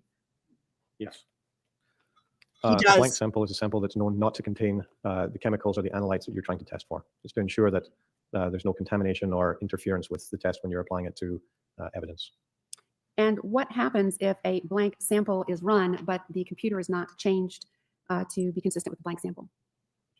He does use that. He does use that Outside of style. expertise. Yeah, maybe- Deals with toxicology. This is insane. I'll permit him to answer the question. I'm not sure I understand the question. It's about the computer. Right, you're running a blank sample and you forget, or you don't make changes on the computer, and then you have to do that and go back. Object also is a hypothetical, not Wow. the facts of this case. Your Honor, may I respond? Or may we approach? Yes, ma'am. Oh my God. Wow. Can you tell me what the effect of running a blank sample, but not Yeah, the thing is like with defense attorneys, you know, Runkle was talking about this recently. I mean, and I already knew this because I've heard him talk about it many times. You know, that defense attorneys don't make money. Like that's, you know, and he was saying like you don't become a defense attorney to make money, like because you can't like high profile defense attorneys would be maybe like an exception, but like the vast majority of defense, I mean, how many defense attorneys are in the country? I have no idea. Denise, do you know? But you know, if you were to do a percentage, right? Most of them are because the clients can't afford, just like Denise said, and also like they do pro bono work because they believe in the cause, which is important, right? Dude, I'm with you on that. I was talking about this recently, I think with Twiz, like how before COVID, so many places were 24 hours. And then like after COVID, they just like didn't go back to that, which is really frustrating. Like the Walmart used to be 24 hours. The grocery store used to be 24 hours, stuff like that. And yeah, I am with you on that for sure. Walgreens is still 24 hours though, at least where I live. So, or something else I was going to say, maybe I'll think of it. Anyway. not changing the machine can have on the results? Well, if you don't have the instrument set up or the machine set up appropriately to do the test, you won't get a reliable result. And can you tell me the effect of not seeing a positive control when there should be a positive control? What is the significance of that? Well, if you're performing a test on a sample that's known to contain a particular chemical or compound, and you perform the test and the compound isn't present, it tells you there's a problem either with the way the test was performed or the way the instrument was set up. And it's an example of why you ought to have a written protocol for doing the test. Objection, not response to the question, and move to strike. Sustained. Motion to strike, granted. All right, let me re-ask the question again, but ask you just to respond to the question, what is the significance of running a blank sample and the blank sample actually showing up as positive for a chemical when the chemical shouldn't be there? If you're running a blank sample which is known not to contain the chemical that you're interested in testing for, and you get a result from your instrument that says it's present, then it's an indication of either contamination or a problem with the way the test was performed. And we heard that from Marcus Wise. And what's the purpose of a blank sample in the first place? Yep. It's to ensure that your test or technique doesn't give false positive results. Yep. And what do you mean when you say false positive? A false positive result is a result that's positive when the sample does not in fact contain what it is you're trying to test for. All right, what is the significance of a closed valve essentially destroying or messing up a run? What does that mean?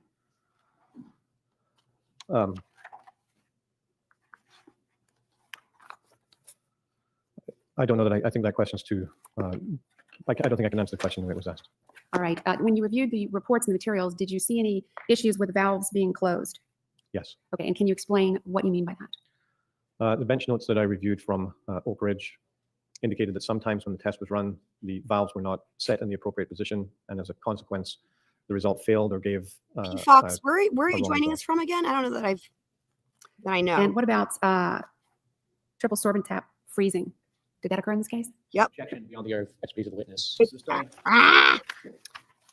Well, he needs a ball. He needs a ball. What significance, if any, would it have to you if a lab were to be changing the technique that they were using? By the way, Mr. Ashton is in a world of hurt. He became a judge, and just recently, as in like October, he's had all kinds of issues where he's been, I think, removed or suspended like from the bench, and they're trying to like all this shit's been going on. I think there's like, I can't even remember. You guys can Google it, but like he's in big trouble. Judge Ashton, he became judge. in the middle of the experiment? His area of expertise. There's like a bunch of allegations being and made. relevance unless it applies to this laboratory. I can explain. Sustain, rephrase the question. If I recall, I think maybe When you there's like reviewed an the assault notes, allegation, maybe. that were taken in this case, can you tell me specifically whether or not any of the techniques were changed in the middle of the experiment? Yes. Okay, and describe that for me if you would. The conditions of the analysis were changed over the several weeks in which the various specimens were analyzed in order to try to correct problems with the operation of the instrument. What significance, if any, does that have in terms of the use of the machines and the manner with which they are interpreted? Objection beyond his area of expertise. Sustain. What does that mean to you, the statement that you gave, in terms of Objection, same question. Sustain. when you run a standard to determine if the machine is reading the standard, can you tell me whether or not that it is done typically on the same day that you run the experiment? Or you run, I'm sorry, that you run the sample? Yes. Why is that? To ensure that you're testing the question sample or the evidence under the same conditions as you're testing the sample whose content is known. Can you tell me, in this case, whether or not that occurred or did not occur? It did not occur. Do you know how many times? You just indicated it did not occur. Okay. When you say did not occur, I need you to explain that. In other words, the standard's being run the same day as the sample? I didn't count how many occasions that did not occur. There were specific instances in the notes where, or in the materials that I reviewed, where the evidence was tested on one date and the standards to ensure the proper functioning of the instrument were run days or weeks later. Doctor, what is oleic acid? Oleic acid. Proper legal objections could potentially be their objection speculation, objection beyond the scope of expertise, objection lack of foundation. Any other additional ones, Denise, you think would apply there? Acid is a fatty acid. And can you tell me what compounds or what this can be found in? Objection outside his area of expertise, toxicology. Overrule at this point. I'm sorry, your question was? Well, let's back up. Doctor, have you had an occasion to run tests in which there were fatty acids? Yes. How many times? Fatty acids are prevalent in all kinds of biological materials, so they show up in the course of analyses that are done every day in toxicology laboratories. I think additionally, So if you had to estimate how many times you on have evidence could engaged also be in another one. testing wherein there was some form of fatty acid or fatty acids in the testing that you conducted, can you approximate for me? It would be thousands of times. Okay. Are you familiar with and have you engaged in testing in which the appearance of oleic acid occurred? Yes. What about palmitic acid? Yes. What about stearic acid? Yes. What about mysteric acid? Myristic acid. Myristic acid, I apologize. Eggs are on a thing right now. Can you though. tell me, please, Something happened with the eggs. whether or not you are aware of where what items can contain myristic acid? Objection beyond his area of expertise, and it's beyond his area of expertise. He's a toxicologist. Overrule at this point. These fatty acids and many others occur in all kinds of biological materials, animal material, plant material, household products, foodstuffs. When you said these, were you also referring to the oleic, the palmitic, and the stearic, Yes. as well as the myristic? Yes. You described some plant material. What other kinds of materials would you find this in? What It's, other kind of present, food products specifically? it's present in dairy products, in meat products, cheese, butter, milk. If you were to test an item that contained oleic acid, palmitic acid, myristic acid, and stearic acid, let's say a towel, a paper towel, as a toxicologist, what conclusion would you reach with regard to those four items? Objection beyond his area of expertise. Those aren't toxicological substances. Overrule on that basis. You would conclude that those fatty acids were present in the paper towel. Which can be caused, I believe you said, from a number of items, including cheese. Yes. And the percentage of, for example, which fatty acid may occur higher. Let's say you have all four in a particular substance. Can you tell me, please, whether or not you are familiar with the ratio of fatty acids in meat pizza? Objection beyond his area of expertise. Sustain until you establish a foundation. Doctor, have you conducted any research to determine the I have that relative stream. ratio of these fatty acids with regard to pizza? I reviewed published articles that describe the relative ratios of these fatty acids in foodstuffs, including pizza, yes. And do you have an opinion or do you have an understanding as to what that ratio is? Objection. I have multiple objections. Yes. Okay, ladies and gentlemen of the jury, at this time, we're going to recess for lunch. I'm going to No ask you not to kidding. discuss All this right. case among yourselves, nor with anyone else. Please remember all of my other previous admonitions will be in recess to 1:30. Yes, Your Honor. Okay, members of the jury, did you heed all of my previous admonitions during your recess? Okay, you may continue, Ms. Sims. Thank you. I just have one final question. Dr. Logan, these 4 fatty acids that we've been talking about that can be found in food and biologic origin, et cetera. In this case, can you please tell me where those 4 fatty acids were found? Objection. So where they're found, no objection. Sorry. They were found on a paper towel. Thank you. That's all I have, Your Honor, this time. Okay. Cross-examination. Oh boy, here we go. So is your testimony that all 3 of these fatty acids found in combination are found in vegetable material? States the testimony. Overruled. You're not saying that all 3 of these in combination are found in vegetable material, correct? I'm not sure I understand your question. A combination of one. Oleic, palmitic, stearic, and mysteric. Are all of them found? Those aren't found in combination in vegetable materials, are they? Yes, they are. What vegetables? In oily vegetables like palm oil. Palm oil. Yes. All right. Not in cabbage. That type of vegetable. I'm not aware that they're present. You're a cabbage, But they Mr. are Ashton. also present in decomposing animal fat, correct? Yes. Excuse me, Your Honor. I object. Mr. Ashton has objected with He's regard. answered the question. Untimely. Is there a difference in the length of the carbon molecules in milk, cheese, and butterfat versus adipocera? The same fatty acids are present in adipocera as are present in dairy products. Are there a difference in the length of the carbon molecules in those 2 different circumstances?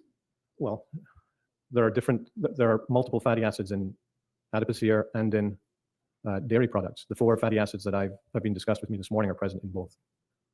There are additional fatty acids that are also present in both. Are the carbon chains in milk, cheese, and butter 4 to 10 carbons long, and the carbon chains in adipocera 14 to 18? Sorry, 4 to 10 carbons long, and the carbon chains in adipocera are 14 to 18 carbons long. Is that true? The carbon chains in oleic acid is 18 carbons long. The carbon chain in stearic acid is 16 carbons long. The carbon chain in palmitic acid is 18 carbons long. And the carbon chain in oleic acid is 14 carbons long. These 4 compounds are found in both adipocera and in dairy products. There are other fatty acids that have anywhere from For real, right? 6 to in the 20s carbon chains. There's a mixture of them. They're complex mixtures. Are there other compounds that are found in milk, cheese, and butter, particularly processed for human consumption, that are not found in adipocera? Yes. So upon chemical analysis, the difference can be determined. If these other compounds are tested for, yes. Now, it is not unusual in any kind of examination of evidence, in any context, for there to be special challenges in looking at, in analyzing evidence on a GCMS. Isn't that true? Is it unusual? It's not unusual for there to be special challenges. It can happen with any kind of evidence. It depends how complex or unusual it is. Particularly with forensic samples. Yes, I agree with that. Forensic samples are rarely pure, so there's always challenges involved in those, correct? Where you have standardized methodologies that are designed to accommodate the wide range of forensic samples that you're likely to encounter, you're going to have fewer challenges. What are there situations where scientists are faced with challenges that are not in protocols? Yes. And what should a scientist do when faced with a challenge that's not in a protocol? They should either develop a new protocol or adjust their protocol to accommodate the special challenges of that particular piece of evidence. And that is an acceptable scientific procedure. Yes. Now, the protocols for the examination of decomposition odor are published in the Forensic Science Journal. Is that not correct? The general principle is published in forensic science journals, yes, but not the detailed information as to exactly how the test is performed. So the steps in the procedure are not published? Correct. So the Journal of Forensic Science does not give a step-by-step method of exactly how the samples are collected, how the triple absorbent traps are desorbed, and how and at what settings it is run through the GCMS. Well, with respect to those specific issues, some of that detail is contained in the published articles, yes. Now, a blank is a sample of room air in its sense of a air examination, is room air, which is run through a machine to determine whether there is any contaminants in the ambient air that should be of concern, correct? That would be an example of a blank, yes. Okay. And what should a scientist do when a blank shows some unexpected results? Dude. They should investigate the cause of that, whether it's contamination or the instrument being improperly set up or operated, and ensure that it's, and retest the sample to ensure that after these adjustments, it gives the appropriate result. So you stop what you're doing, figure out what the problem is, correct it, and then run it again. Yes. When a scientist is faced with even something as simple as a human error of forgetting to close a valve, the proper procedure is to stop, correct the error, and start over, correct? Stop, collaborate, and listen. Sorry. Yes. And in both of those circumstances that you referenced in the bench notes of the work in this case, that is precisely what was done when these challenges were faced. Is that not correct? The problem was diagnosed. The notes contain some detail about Dr. Wise's or Dr. Vass's opinion about why the test failed, and then what they did differently to ensure that it worked properly the next time. And then they ran it again? Yes. And then reported the results of those tests? Yes.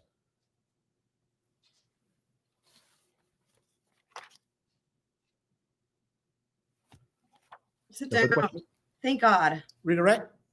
Mr. Herbie. Wow.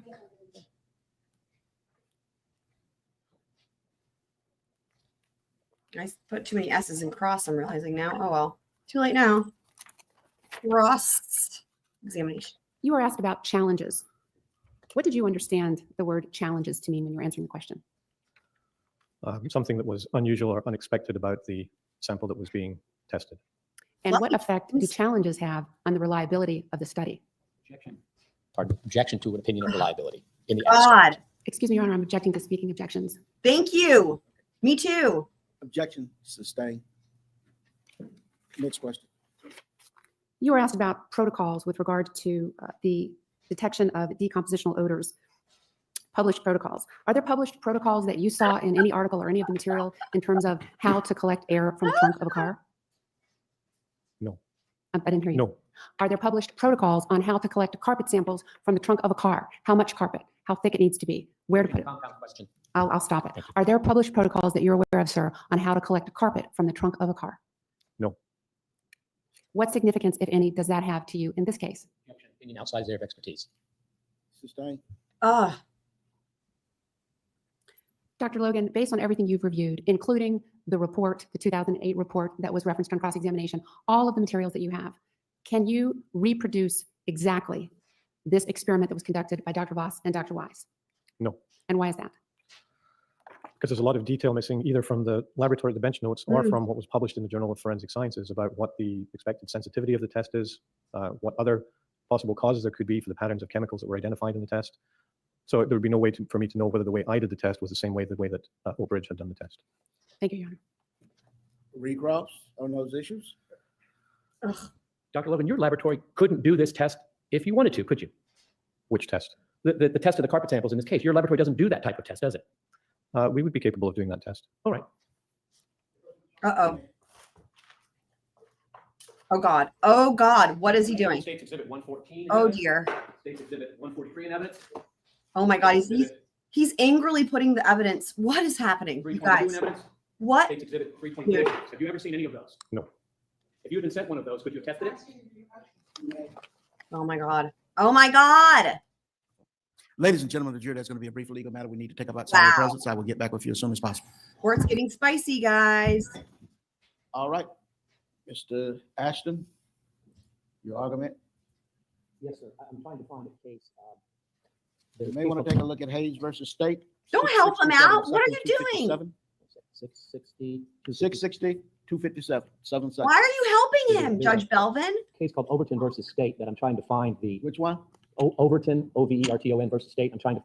It's on my Do you desk. not have a paralegal? That is also relevant to the issue. I'm just trying to see if this is the right Overton. Oh, my God. Oh, my God. Oh, my God.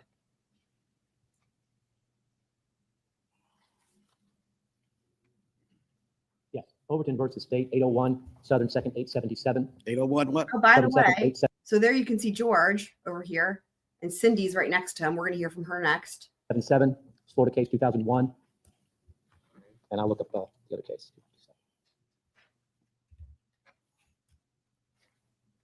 Once the court's done, I'll proceed with the argument. Okay.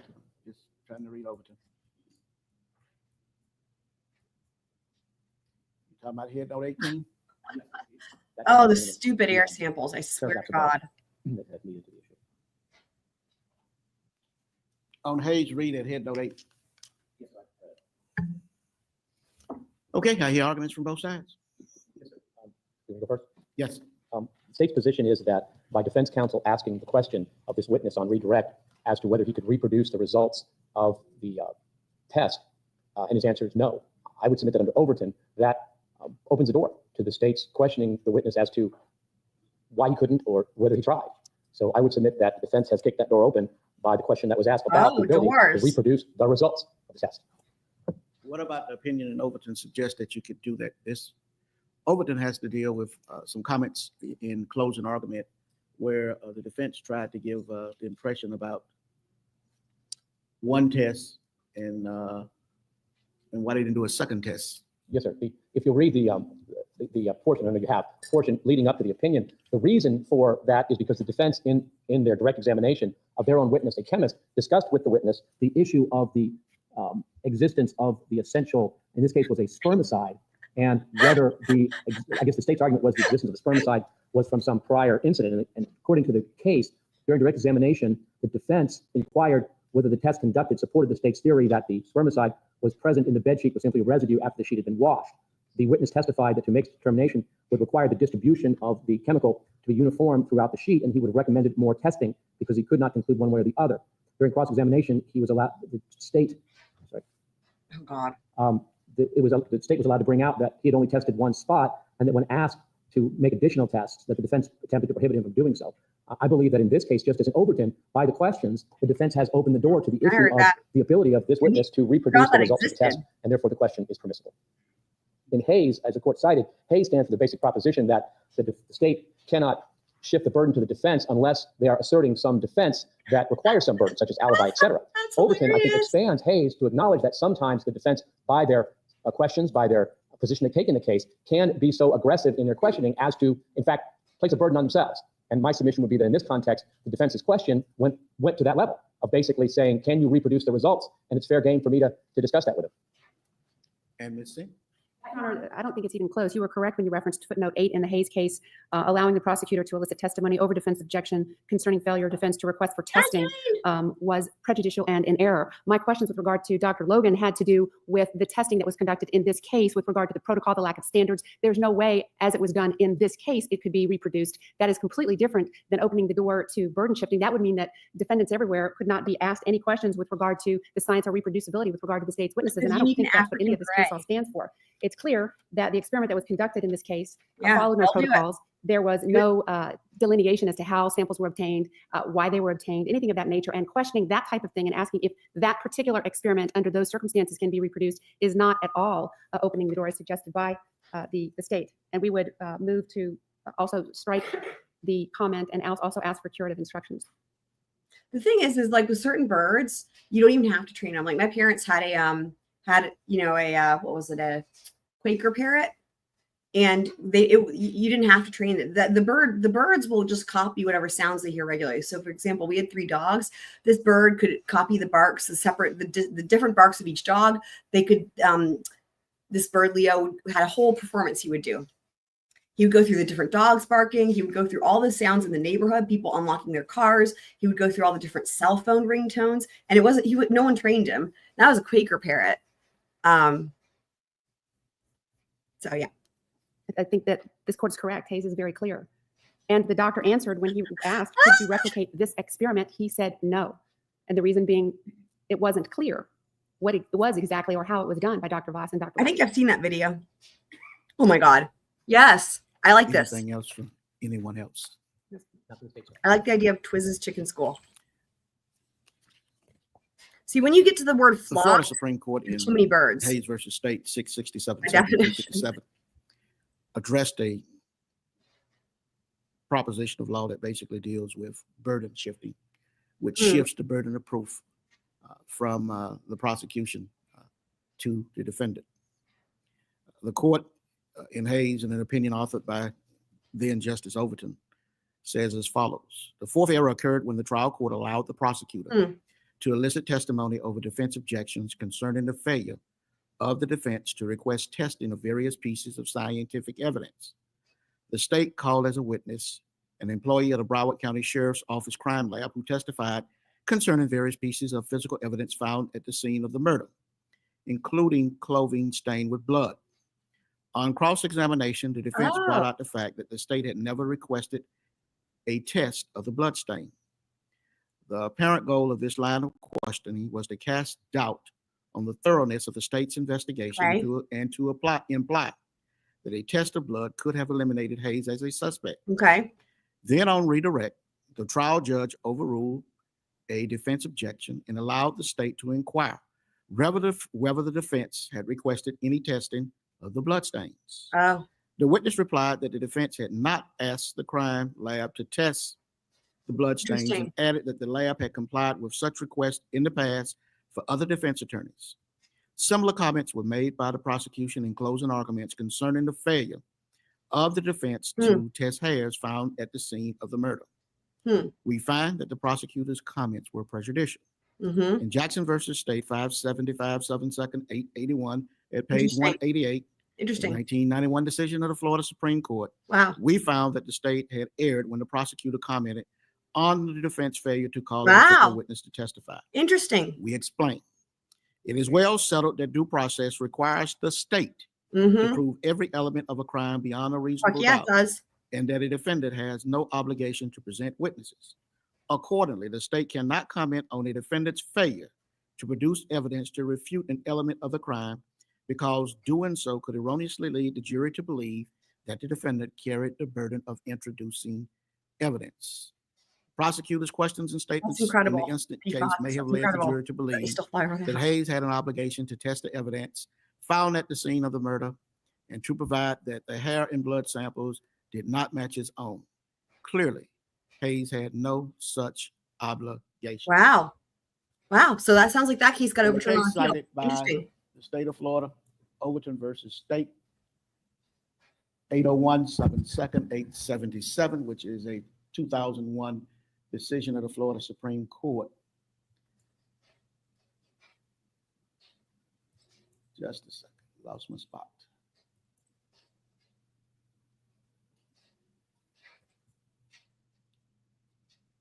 Hello.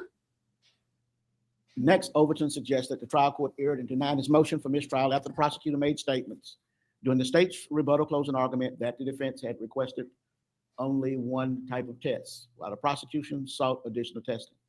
According to Overton, the misleading argument suggested that the defense was hiding unfavorable evidence, and thus a mistrial was warranted.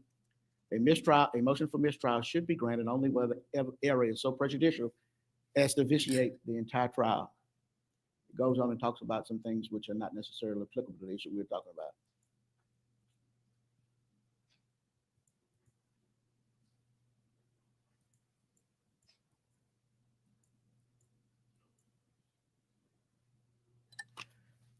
Based upon the evidence introduced at trial that the defense submitted one sample for testing and attempted to prevent Tragler from producing the additional confirmation test for whatever reason, we conclude that the prosecutor's statement during rebuttal that the defense only requested one test and that the state sought a confirmatory testing was a proper comment on the evidence introduced at trial.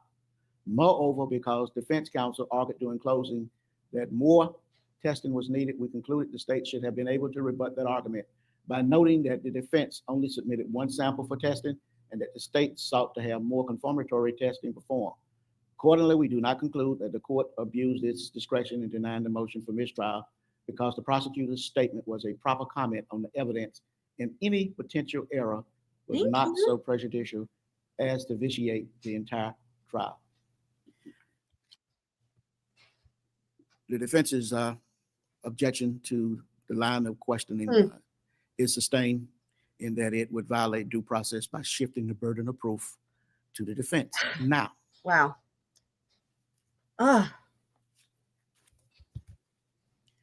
earlier before we recessed for lunch, Wow. I asked the defense to read the case of Cuban versus State, 9-7, 3rd edition, 50, dealing with attacking the validity of another expert's opinion.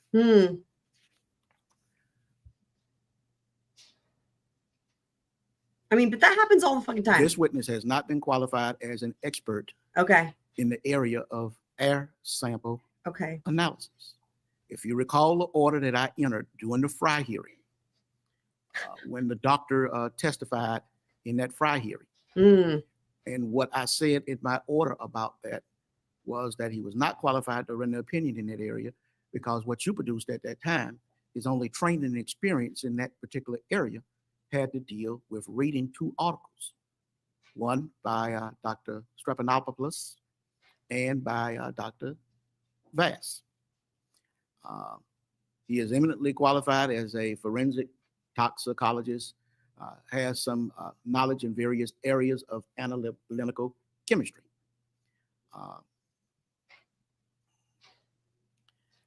Tell him to fuck off. I would just tread very lightly in this particular area because while you did not, quote, open the door, it looks as though you're trying to get it cracked open.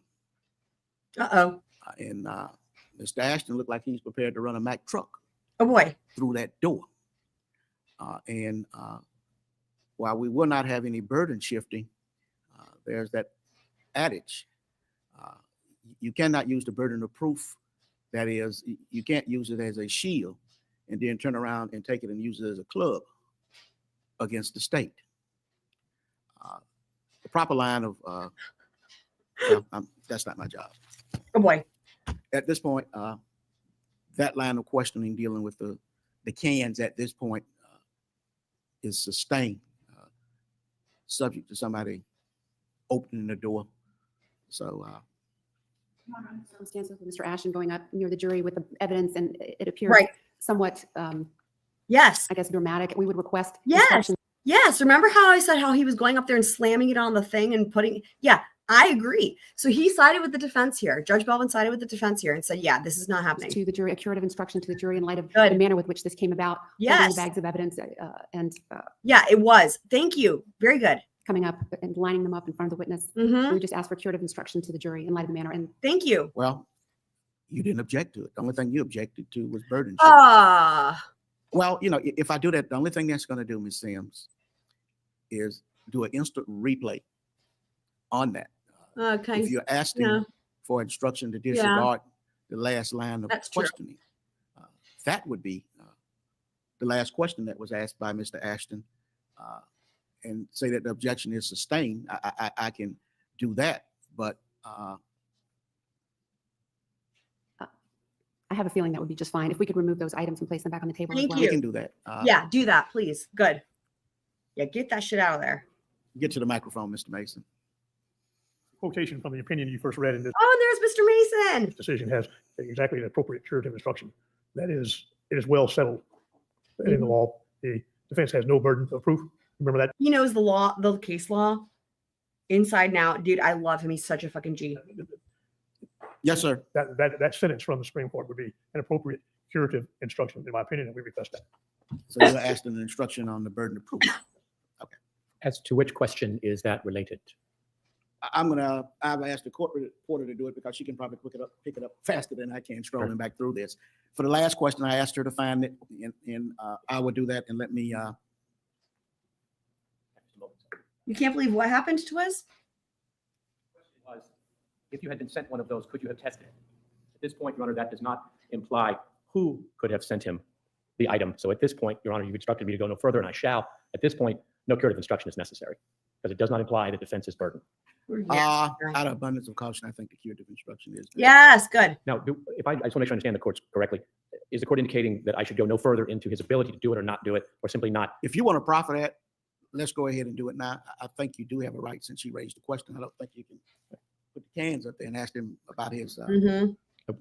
whether or not he could examine that. But I think the question that she asked was, Whether he could reproduce the results. Yeah. Dr. Logan, in your laboratory, could you take a sample of this carpet, one of these cans, and put it in a Kevlar bag? Could we be capable of doing that? Yes. Could you heat it at 35 degrees centigrade for 48 hours, I believe is what the notes say was done? Yes. So outside the Could you extract principal an amount of air as indicated in the laboratory notes? Nothing new there. Yes. Guys, we are only minutes away from Cindy Anthony. Oh my Could God. you inject that into a my God. GCMS with cryotrapping? We do not have an instrument that's set up to do cryotrapping, but if we had such an instrument, we could do that. Could you set the instrument in accordance with the laboratory notes on the item of the carpet sample item that was tested? No. Why not? There is not sufficient information in Dr. Vass's published paper or in his laboratory notes to accomplish that. What is absent from the laboratory notes as to the examination of the carpet sample from the can that you would need to set your machine in order to run it? I'm not talking about interpreting the results right now. I'm just talking about running it. I would need to review his article, and I would need to review his article. So at this point, you're not sure. That's correct. All right. Well, if you need to take a moment to do that, aren't the settings for the machine in the bench notes? No. There's nothing about the temperature to be set, or that's not in the bench notes. No, Judge, I'll just withdraw it. It's not worth all this. Whoa. The question by the defense, in some ways, opens the door, but not to the point that this whole area is just like walking on quicksand. That's fine, Judge. I'll withdraw it. Well, It would appear that it was- to the defense, when you're trying to impeach, That's like An literally their entire thing at this whole. That's You how can't- we even got started with the whole thing about the body in the car and not Mess. impeach the validity A of the mess. expert's opinion. You have to do that smell credibility is what we were by calling showing another expert's conclusions were different. And what you don't have an expert that has examined this to show that his conclusions are different. And that's the Yeah, that's see, the we problem can- with this see, whole we can- line of questioning. Both sides read the following case. Network Publications found at 756 7 2nd 1228, a 2000 decision of the 5th District Court of Appeals. We'll take a 10-minute recess. We bring the jury back in probably after this. Looks like. Okay, this is the instruction that I propose to give. Okay. It is a well-settled principle of law that the burden of proof is upon the state of Florida to prove every element of a crime beyond and to the exclusion of every reasonable doubt. Okay. The defendant has no obligation to prove or disprove anything. Any objections? Okay. Nothing to stake. Excellent. I like that. I like that. I think that's good. Get the shit off the stand. Get the cans off the stand. Okay, Get that's the okay, Jury. instruction. Good. All right. Here we go. Wrapping it on up here. State recognized presence of jury. Defense. Here comes Mr. Okay, ladies and gentlemen of the jury, I need to give you the following instruction. It is a well-settled Liz, principle you of law silly. that the burden of proof is upon the state of Florida to prove every element of the crime beyond and to the exclusion of every reasonable doubt. The defense has no obligation to prove or disprove anything. You may continue. Sir, your laboratory does not perform air sample analysis, does it? Correct. And you have not been involved in an air sample analysis since you were a graduate student over 20 years ago. Isn't that true? That's correct, yes. No further questions. Questions from the defense? May the doctor be excused. Yes, Your Honor. Thank you, Dr. Logan. Thank you. Oh, My name is Jennifer Welch, this witness comes in for literally 30 seconds or less. It looks like that's crazy. WLCH. That's crazy. I'm not even going to update the banner. Remember, this is the lady who I said basically lives here in this courthouse. She testifies every single day in this trial. It's crazy. Please the court. Crazy. Good afternoon, Ms. Welch. You've been back. Afternoon. Wow. You are the crime scene investigator in charge of the recovery site off of Suburban Drive. Twiz. Yes, that's correct. Oh my God. Heather, everybody. Twiz asks who's Cindy. And in the recovery, numerous items were collected in evidence, over 300, correct? Yes, that's correct. Were there Her down. any socks or shoes recovered that belonged to Kaylee Marie Anthony? There were no socks or shoes collected from the scene that I can recall. Would your crime scene investigation Interesting. then be consistent with the fact that Kaylee Marie Anthony did not have any shoes on or Wow. socks when she passed away? Objection. Interesting. Opinion outside the scope of the activity she could possibly have. Sustained. This matters. The reason he's asking this is because of the whole thing drowning in the pool, I think. Withdraw the question. No That's further why he's questions. asking. Cross-examination. Oh my. May the witness be excused. Okay, on to Cindy. Real quick though, because of this, and we need to swoop anyway, so that works out perfectly. George is in the gallery. I've just pointed him out, Liz, because of this, just real quick. There was a firefight! That's going to be our swoop that served dual purposes. Swoop splash, also celebrating Denise's comment. And we are on to Cindy. So let's go. Cynthia Anthony, CYNTHIA, Anthony, ANTHONY. You may proceed. Thank you, Your Honor. Called by the defense. Good afternoon, Mrs. Anthony. Good afternoon. Ma'am, you also lived on, let me rephrase that. You used the computer at your home, correct? Okay. Computer searches. Which one? The desktop computer. Yes. And that is, where's the desktop computer located? It's now our spare room. It used to be Lee's bedroom. And the computer, everyone in the house has access to this computer? Yes. And who used the computer at the house? Everybody. Anybody that was at the house that needed to use it, or even friends of Casey's used the computer. Excellent. Do you recall in March of 2008, you doing any types of searches for any items that might include chloroform? Yes. And could you explain to the ladies and gentlemen of the jury Where's Waldo? why you did that? That's amazing. Well, I started looking at chlorophyll, and I was concerned about my smallest Yorkie. We have 2 Yorkie puppies, and the smallest one was having some issues. Hang on. Wait. Hold the fuck on. Back up. What? No. Could you explain to the ladies and gentlemen Oh of my the God. jury? Did you guys hear this? All that from the state. You've got to be kidding me. Why? This entire thing, all the testing for chloroform, are you fucking kidding me? How the fuck did this not come out sooner? What? The state, you're gotta be, what? My mind is blown.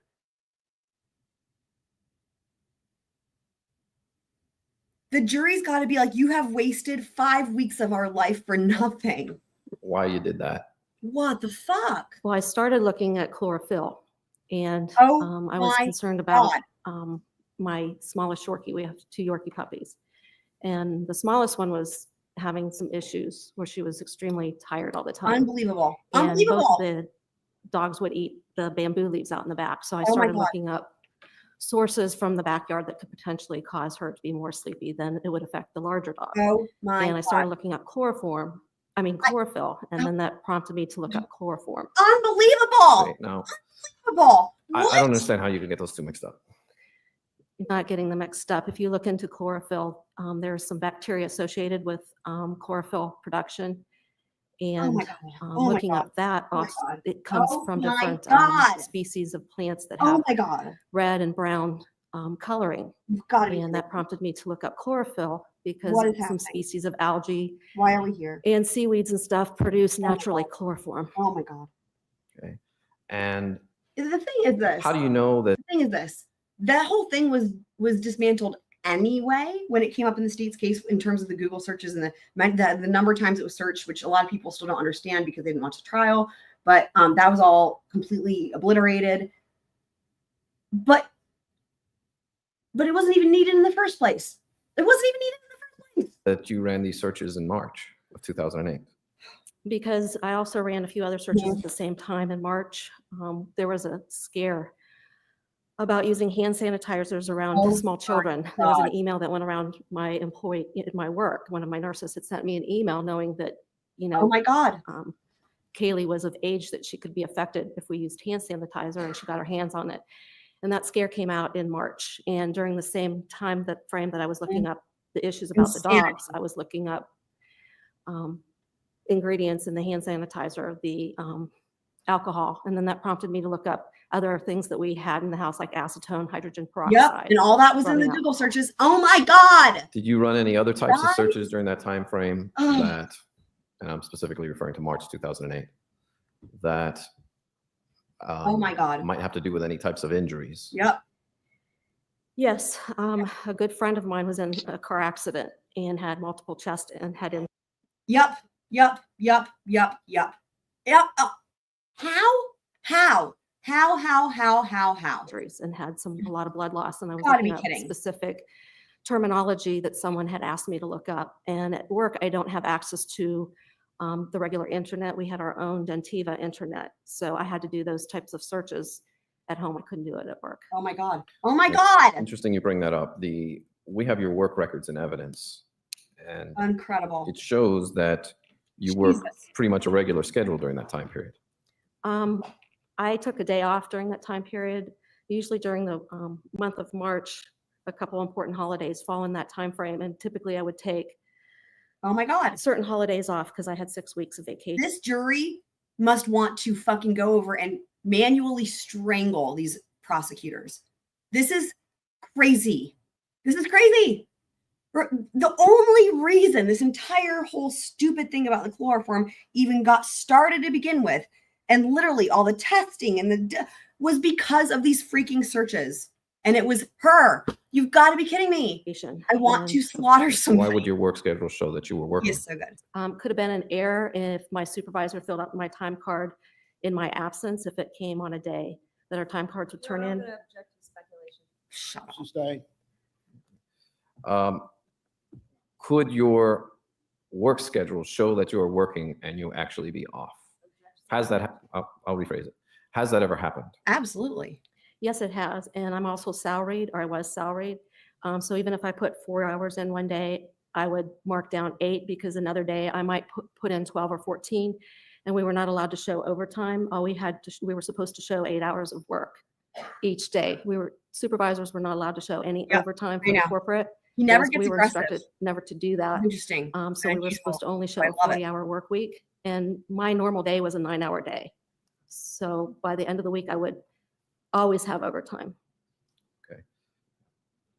Yeah, I mean the thing is like, yeah, absolutely. She was a nurse, so like the thing that matters here is it was her and not Casey. That's what matters. And the state tried to represent, make it seem like, again, it's because everything that they did in this case was like chasing after those searches.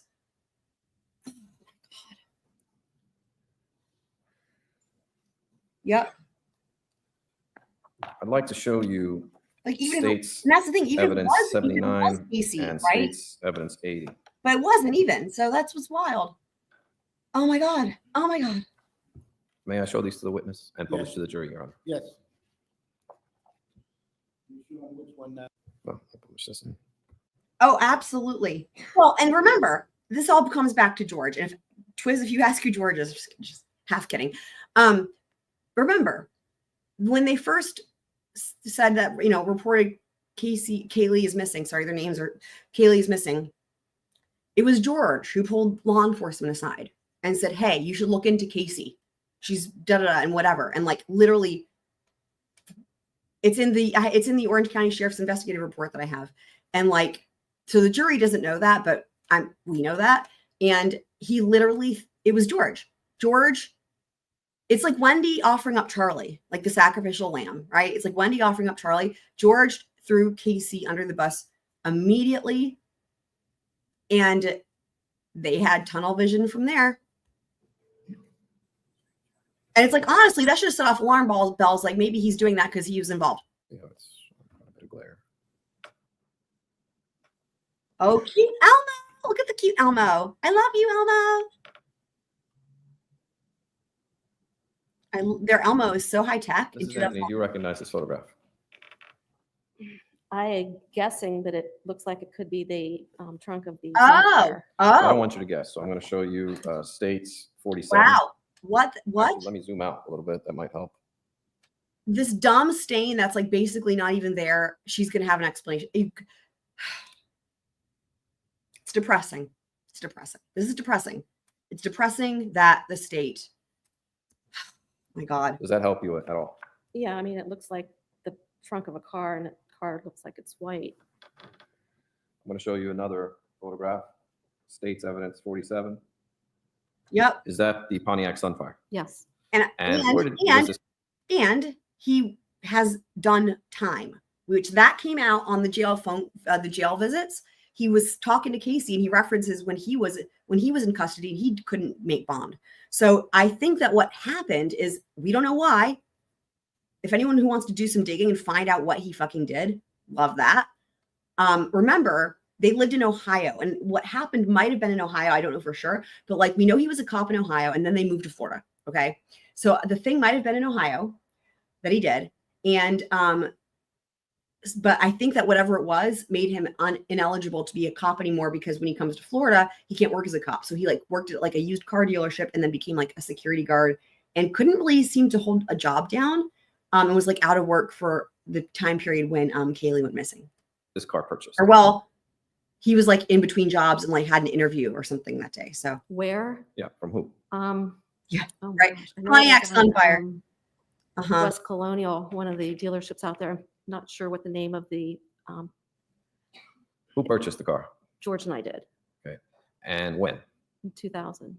Okay. And then who drove the car? Mainly George and Lee, but we purchased specifically for Lee. And how long did Lee own the car? We got it for him when he was a junior in high school in Oh. 2000, and then he drove it until I think 2005 when he got his Mustang. I think it was 2005 when he purchased his Mustang. And after that, it was then passed along to Casey? Pretty much George or Casey would drive it. They had a George or a Casey. car that they had a Corolla, and once they sold the Corolla, then they drove that car. I'm going to show you state's evidence. They drove? Did they 80, share a which car is always? the That's weird. Trunk of the Pontiac Doesn't Sunfire. surprise A me. little This close up. family's fucking weird. George and Casey sharing cars and shit. Like, Can you what? see if there is a stain in the trunk of that car? That's funny.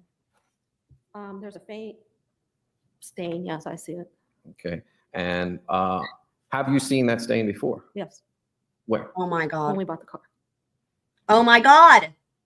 So it's When your they testimony. bought the car. Oh, oh my God. I'm going to. That lose it. this stain was there when you bought the car. There was a few little stains in the car when we bought the car. Yes. And when you saw the car again on July 15th, 2008, and you sprayed the Febreze in there, did you see any other stains in addition to the ones that weren't there Wow. previously? I think there was an indentation of a gas can temporarily. Of course there was. Was George's it a fucking cylinder type? George's fucking gas can with the same fucking ass with the same duct tape on it, the Hinkle duct tape. George's gas can. Stain. Yes. Good God. Good night, Denise. Wow. Would you say that it would be consistent with There this it is. You guys. Wait, there's the gas can. cylinder type? Yes.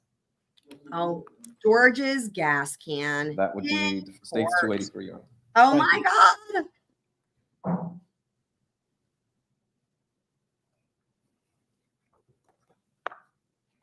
Has Wow. everyone had a chance to look? What are we even doing here? I can have Crazy. just a moment. Let's double check. Cross-examination. All right, Cross. Thank you, Your Honor. So there's Mr. Burdick. Mrs. Anthony, is it your testimony that despite the fact that your work records show that you worked on Monday, March 17th of 2008 and Friday, March 21st of 2008, that you were home between the hours of 1:40 p.m. and 1:55 p.m. on March 17th of 2008? It's possible, yes. Were you home on March 17th of 2008 between 1:43 and 1:55 p.m.? If those computer entries were made, then I made them. I was home. I know I took some hours off. During that week was Casey's birthday and my anniversary, and I did go home early a couple days. All right. Now you have to work at 7:30 to 5 typically? My hours are whatever I make them to be. I had to be there at least from 8:30 to 5 o'clock, and then my hours got extended within 2 hours after, within 2 weeks after I started working, the hours got extended to 5:30. So when I signed up, it was from 8:30 to 5, but after I got hired, it was from 8:30 to 5:30. And I would always come a minimum of a half hour prior to and stay as long as I needed to. All right. So it's your testimony today that it's possible that you were home on that day, even though your work records reflect something differently. That's correct? Overruled. Is that correct? Yes. All right. Even though your work records suggest or establish that you were working on March 21st of 2008, is it your testimony in front of this jury that you were home between 2:16 and 2:28 p.m.? It's possible. I mean, were you or weren't you? That day, Overruled. the only thing that triggers that day for me is those computer course, entries. right? It was not a traumatic day for me. Like Right. Oh, the last 3 years. right. Yeah. So that was a normal day. Nothing. There was before anything happened with Kaylee, and yeah, understandable. It was a normal day, and the only way you would know what you were doing at that exact time on that exact day is like, well, I know I made those searches, and so what is the time and date of those searches? So I can't tell you exactly what time I went home. If I had access to my work computer, I could tell you when I left that day. Have you looked in the last 3 years to determine what time you went home on March 17th of 2008? Her job. I have not been to work since July 15th of 2008. I never returned back to my employer. Wow. Do they still exist? Yes, they do. If you wanted to, Oh, you could go and find out if in fact. Are you for real trying to say it's her job? Dude, it's your job, bitch. I'm sorry, I can't. You left work on March 17th of 2008, even though your records reflect that you didn't. No, I don't think so. They won't let you in the door. No, that's not the reason. The reason is because I had a working password and I was an employee, and only I would know through my emails what time I left. And no one had a password to my emails, and I'm sure all those things have been lost by now. You're guessing. No, I'm not. No, I'm not guessing. Let me ask you this. On Friday, March 20th. And allow the witness Wow. to answer, complete their answer. Ma'am, did you complete your answer? No, I did not. Complete your answer, ma'am. We had several passwords to get into our computer, and everything. I had at least 2 login passwords to my computer that only I had access to. It was against policy to give your passwords to even your supervisor. I also had a computer access password to my emails. And again, no one was allowed to get into my emails except me. And those computer passwords expire every 30 I days. will tell you this much. Of all the testimony she's given, which is a ton, this is 100% without a doubt. This is her first time testifying for the defense, right? All the other times, this is the first time her testimony has felt like it's accurate and like she's not unsure. She's not going back and forth. This is very, very, very different testimony than what we've seen from her. In fact, I'm shocked. I'm honestly shocked. She's testified so much. I expected it to be a train wreck. It's usually a train wreck. This is completely different. I'm shocked. I'm shocked. And without me being there to put in my old password to create a new one, no one would be able to get into my passwords. Do you have knowledge as to whether or not your company backs up your emails? I don't know if they would still have them 3 years from now, because the reason I say that is because our emails had a memory that only lasted so long, and it depended on how much was in there, if we deleted them or not. My question was, do you have knowledge as to whether or not your former employer backed up their emails on a regular basis? Again, it would depend on the length of time that those emails were there. One office that I worked at, our company was nationwide. We were in 40-some states, and in each state, there was many, many Gentiva locations. Ours was just one. And the capacity that each office could hold was a little bit. And every day we generated referrals, which came as emails for our patients, not counting the emails that I would get from other employees in the office and my staff. So there was only a capability that the computer could store those. So I do not believe that the company would still have the ones from 3 years ago. It would be virtually impossible to keep everybody's as a backup. Yep. All right. You were aware of the fact that these computer searches were an issue as early as August. You're treating her like a hostile witness. Like I'm going to read what's on the screen here, because I know some of you guys might just be listening. P. Fox says, "Look how they are treating her just to try to prove Casey's guilty. Why are you saying you weren't at work when you were? LOL. It's usually the other way." I mean, right? This is insane. Or September of 2008, correct? Insane. No, the first time I found out about the computer searches was with Detective Welch and Detective Allen come into my house asking why Casey might perform those searches. And when was that? That was prior to Casey's arrest on check charges. All right, so this would have been in September of 2000. The jury did not know about those yet? 2008? Now they do. Whatever date that was. Not that I take it. I don't think it fucking matters, but earlier in the trial, maybe it would have seemed like prejudicial if that came out in an accident, but I don't think it doesn't matter. Jury's done. That you did not tell them that you made those searches, correct? I did tell the law enforcement. In fact, I told you during my deposition in 2009 that I made those searches. You told what? You guys, just when it's like, I did not even think this prosecution could look any worse. And I'm being proven wrong on Would have that. been in September of 2008. Whatever date that was, yes. All right, I take it that you did not tell them My God. that you made those searches, correct? I did tell the law enforcement. In fact, I told you during my deposition in Oh, 2009 that I made those searches. You told me at your God. deposition that you searched for chlorophyll, correct? Yes. And you spelled chlorophyll for me. You Yes. recall that? Yes. Do you recall denying that you made any searches for how to make chloroform? I didn't look up how to make chloroform. I looked up chloroform. Okay. And I believe Did we you talked about it. input into a Google search engine? Excuse me. Unbelievable. I would ask that the witness be allowed to complete her answer before being Ma'am, interrupted did by you- the prosecutor. Did you finish answering your question? I can't remember if she'd asked the question. And if she would read back what I said, then I might know if I had something else to say. Okay.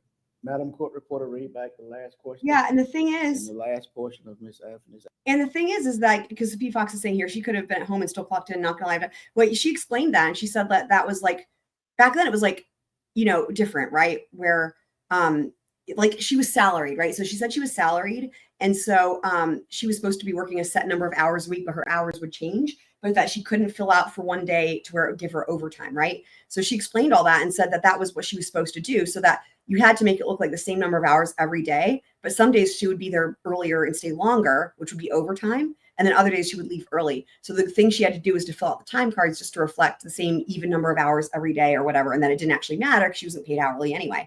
So yeah, I mean, so it's not even like it was the way she explained it makes sense that it wasn't even like cheating or whatever. You know what I mean? So yeah.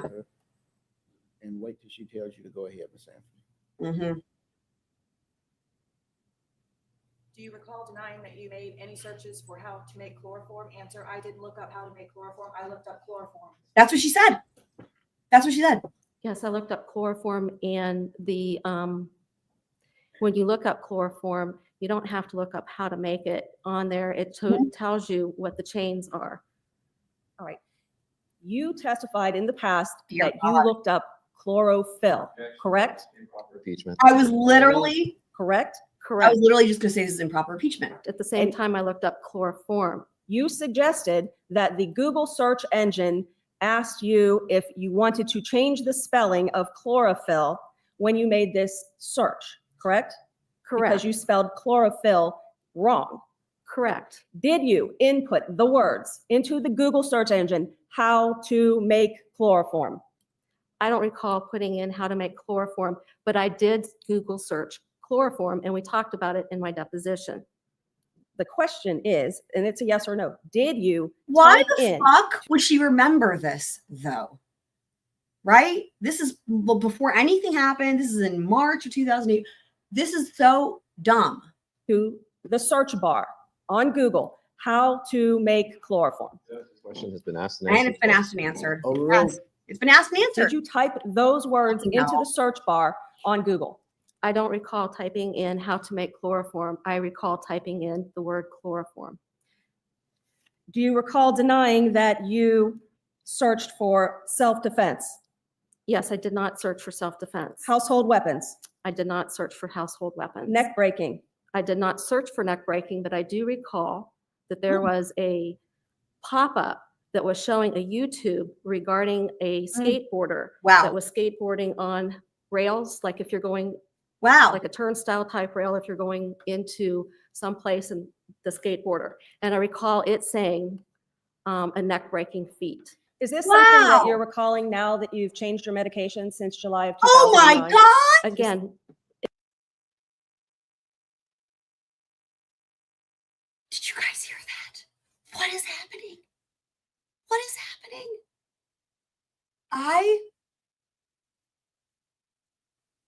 What? Hang on. Hold the fuck on. What? What is happening? What's going to happen when George takes, because the defense is calling George too, by the way, guys. George is coming up. What's going to happen when George takes a stand? What? if you're going like a turnstile type rail, if you're going into some place and the skateboarder. And I recall it saying a neck You guys hear breaking this? feat. Listen. Is this something that you're recalling now that you've changed your medication since July of 2009? Again, The it's fuck? not, Yes? What? The fuck? no, I recall that at the time, but you didn't ask me Okay. I answered your question specifically. Dear at God, that the jury doesn't need to know about her fucking changing medication, which happened only because of all this traumatic shit that they went through. time. Did But my we- memory is better than it was when I had my deposition in 2009. Yes, ma'am. Did we cover whether or not you did a search for the word shovel? No, I wouldn't need to look up the word shovel. Right. On March 17th, did you look up the word inhalation? Probably. Do you know? There were several searches that I did that day. I also searched regarding the injuries too. Alcohol? Yes, I You already said said that. I already answered Mr. Baez. Thank today. you. Yes. Peroxide? Yes. Hydrogen peroxide?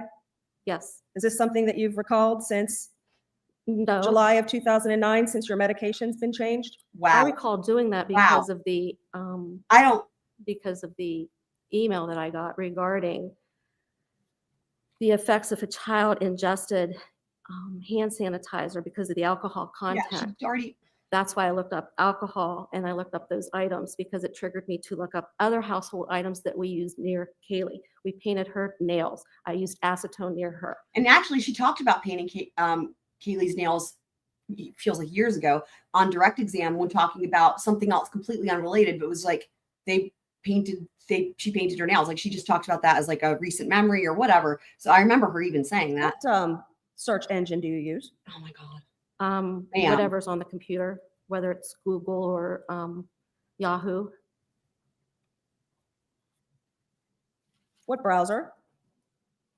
I'm not even sure what you're referring to. When you turn that computer, you guys. I mean, Google is both a browser and dude. On which profile do you use? Our home computer, the desktop, we left on pretty much 100% of the time. It was rarely shut down. So usually if I had to go on, it was already on. All we had to do was just refresh it. Right. So are you testifying you don't know which profile you used? Profile regarding. There are only 2 profiles on your computer. Do you know that? Are you talking about my laptop or No, the that- desktop? We're talking exclusively about the desktop.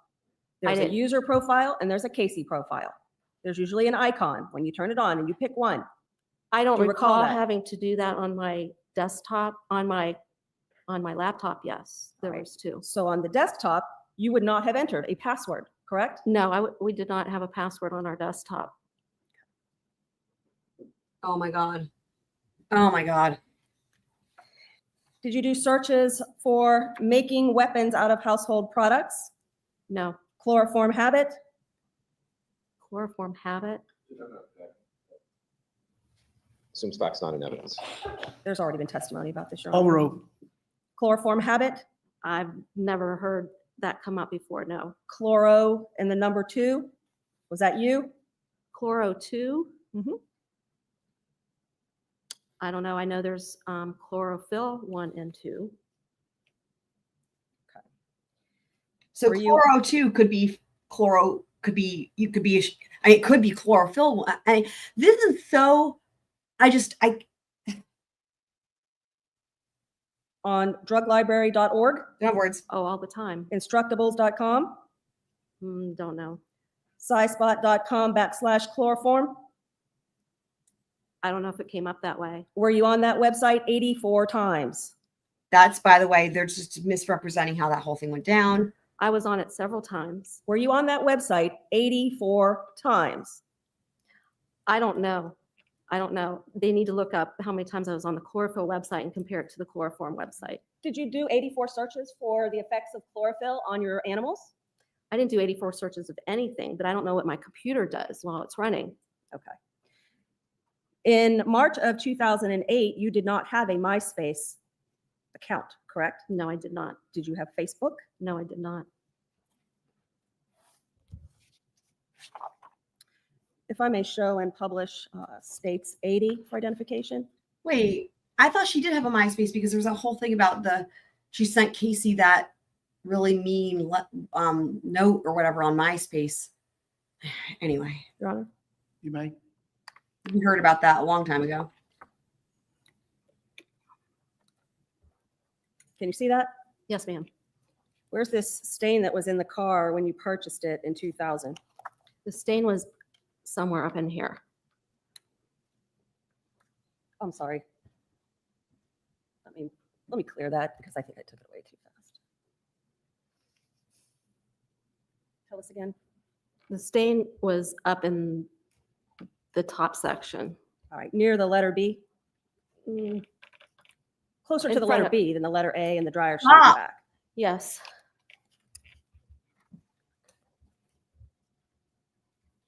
I have no other questions with Mrs. Anthony. Thank you, Your Honor. Redirect. It's great because everything that she asks, see, now you can get into on redirect. Incredible. Mrs. Anthony, I got a little confused. I want to make sure the password protection was on your work computer, correct? I had password protection on my work computer. But as far as But your not at desktop home. at home, there's no password for that. No. And would you ever go on the computer after Casey would use it? The computer was left on all the Yeah, time. yeah, makes sense. So a lot of times I would come home, Casey be on the computer, and I asked her if I could get on for a few minutes. I mean, do you guys remember when I remember growing up like that, right? Like, I don't know what it's like now because I imagine everybody just has their own personal devices, but like, you know, growing up and like, you know, it's like you have a family desktop computer and it's like anybody can sit down and use it, right? Like that was just the way it was. And there was no, it was just on and it was just, I mean, so I totally understand what she's saying. Like that makes sense to me when you have a family computer. And all of this stuff about chlorophyll and chloroform, you had told the prosecutors about that back in 2009, did you not? Yes, I did. And this is nothing new. No, it's not. Shut up. Is this anything new? Sustain as deleting. Rephrase your question. Is this testimony anything new? No, sir. I did tell the detectives and I did tell the state's attorney's office about the searches. And they knew that I had searched for chlorophyll as well. No further questions. Any additional questions? May the witness stand down. Thank you, ma'am. You may stand down. Okay, and then we just have our last witness, a quick one here. Oh, it's the computer lady. Oh my God, that's right. I forgot she came back. Okay. I'm Sandra Osborne. Sandra Osborne. We saw her because guess what? She testified for the state. She was from the Orange County Sheriff's Office. She's the computer forensics detective. MDRA OSBORNE. Police court. Good afternoon, ma'am. Sir, I apologize. I referred to you as Sandra Khan. former name, that's quite all right. Okay. And you prefer Osborne. Yes, sir. And you are a detective Yes. and also a computer expert. A computer forensic examiner, yes, sir. Your Honor, I would ask that the court re-recognize Ms. Osborne as an expert in Yep, she was an digital expert. forensics. She was an expert for the as state. previously designated. Every single expert he is calling from the state. Everyone. Incredible. Ms. Osborne, who is the gentleman that followed you in today? Oh, I dear. would think it is relevant. But the previous time that you testified, did you have another individual follow you in that time? Attorney. Ma'am, you were the first person to He asked, he knew it was gonna, it's an attorney, right? I mean, and that's the thing. The jury's gonna figure that out the way he asked, but they know. receive the Anthony's desktop computer, That's correct. and you then did a forensic examination of that computer? You're referring to the Hewlett-Packard desktop? Yes, I am. Yes. And one of the things that you did, you were asked to run a keyword search for chloroform. That's You know? correct. And subsequent to that, what you ended up doing is you found a hit, correct? Correct. And then after that, you identified a unallocated space, a deleted internet history. Did you not? Tell us what happened next. You have to refine that for me. Sure. Next, after I found After you found a hit for chloroform, what did you find next? What did you do next? what I did with the search hit that I found for chloroform, Correct. I identified it as a deleted internet history file, and I turned that portion of data over to my Sergeant Kevin Stinger. And did the two of you consult on this matter? He is my supervisor and my mentor. He supervises everything I do. So I worked with him and he mentored me through the process, but he worked with that, with the other witness that you've heard from before, John Bradley. So yes, I watched his Oh, work that do that, but I guy. was not directly involved with that. Oh, he was a mess. Prior to that, did you recover the internet history using a program called Net Analysis? I did, yes. And then what that is that's a competing, well, let me rephrase it. Is that a competing software to this new cashback software that Mr. Bradley testified I about? remember that. It's a different forensic tool that we use that is widely recognized in the computer forensics field. Its functionality is slightly different. It's a different tool. I don't know if it's, I would say it's competing, but it's a different tool that we use. We use both. But they both accomplish the same thing. They help you reconstruct or re-get the Basically, internet history that's deleted. this is kind of like you're different with the phones, right? You know, like your Celebrite and what is it, like Axiom, and I forget the other ones, but like, you know, the different, it's kind of like that. That's what they're talking about. So this John Bradley dude testified during the state's case in chief, and he was an absolute fucking mess in every possible way. It was clear that he was biased. He was looking to promote his new product, which, by the way, was failed miserably and was full of errors. And he wanted the notoriety. He came all the way from Canada. He put it on his website. It was every single thing that you could have wrong. It was crazy. It was crazy. It was crazy. And that is who the state used to try to assess this deleted internet history or whatever. And I think the point that he's going to get to here is that when she used their forensic software that they usually use, they didn't find this shit or whatever it was. It was something. But then what do? They reach out to somebody else who has this new proprietary stuff that has not been tested. It's not been verified, validated, or whatever. And he comes in, he offered. He met the detective by happenstance at some conference and offered, like, he was like, hey, I want to help with the case, like every fucking thing. And was really shady when they asked her how much she was getting paid and all this stuff. And anyway, and then he found, I guess, I don't even remember what it was because it was so pointless, but like he found something different, right? And so that's why he's calling this detective in. It allows us to view the internet history. Okay. And what you do with that information is you then, I guess, put that on an Excel spreadsheet. With the net analysis, I don't do the reporting typically with the net analysis reporting feature because sometimes a large history file will be hundreds and hundreds of printed pages. It's just easier to export it out to an Excel spreadsheet so I can manipulate the data that way. Manipulating meaning collapse a column I don't want to look at or expand a column I do want to look at. Okay. You don't change the data. You just are able to view it differently. That's correct. Okay. And when you did that, you turned that, of course, over to the prosecutor's office. I would have submitted that with other reported documents and items to the detectives, which I'm assuming went to the prosecutors at some point. I'd like to then show you what is marked as Defense Exhibit DF. May I approach the witness, Your Honor?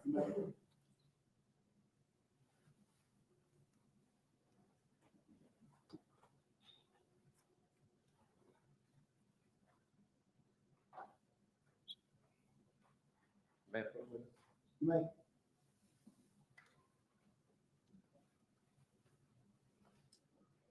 That's a disc label. A disc now. Objection to the counsel I testifying. forgot about discs even existing. Proper predicate. Do you know what that disc is, ma'am? Actually, I've not ever seen this disc, and that is not my handwriting. Do you have with you, you were asked to bring with you all of your files, correct? Yes, I was. Okay. Do you have that portion which we were speaking about with you? No, this label says Firefox from unallocated space. She said that's not her handwriting. She's never seen it. She's identifying the item in her hand, Your Honor. Okay. Do you have the item that we requested that you bring? I did not work on this particular item. This is what I turned over to Sergeant Stinger. That's not a question. And did you put together the Excel spreadsheet that you just testified about? Let me see if I can show you a printed out version. Does that appear to be a portion of the Excel spreadsheet that you prepared? I believe this is a document Sergeant Kevin Stinger prepared. If this refers to the deleted Firefox history from the HP computer, this would have been that chunk of space from deleted space with the search hits that Sergeant Stinger and John Bradley worked on. Okay. Do you recall issuing a report in this case? Of course. Okay. On October 20th, do you indicate that you prepared this Excel spreadsheet?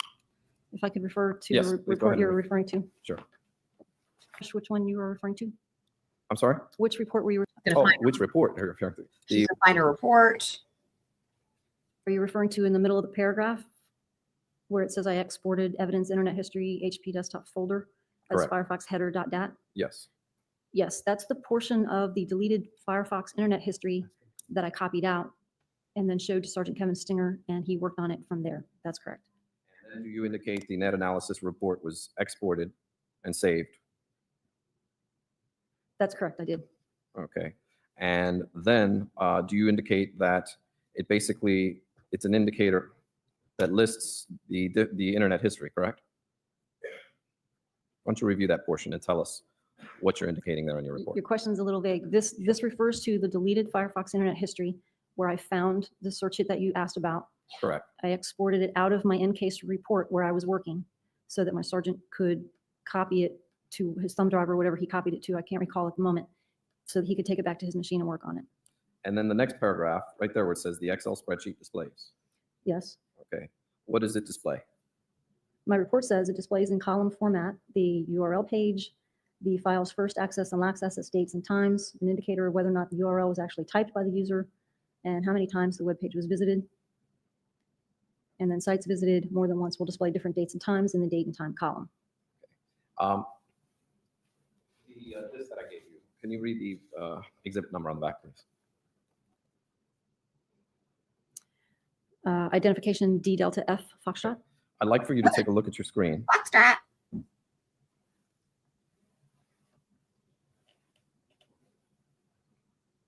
you see that? Yes. Okay. Do you recognize that as the Excel spreadsheet that you recovered from the Firefox unallocated space from the HD desktop computer? This is in a different format. The printed format and the format you're showing me on the screen is different than the one I would have exported out. The reason I know that is because the columns in this spreadsheet that you're showing today are actually expanded to show all the data inside the columns. Right. The one I exported out, the columns are compressed and you have to expand them out. Okay. But other than them being spread out so you can read what's there, you Right. recognize this, correct? Right. I recognize some of the content, yes. Okay. And does this appear to be a fair and accurate representation of that spreadsheet? Wow. As best I can tell, yes, sir. Judge, at this time, we would move Defense Exhibit H. If I may approach the witness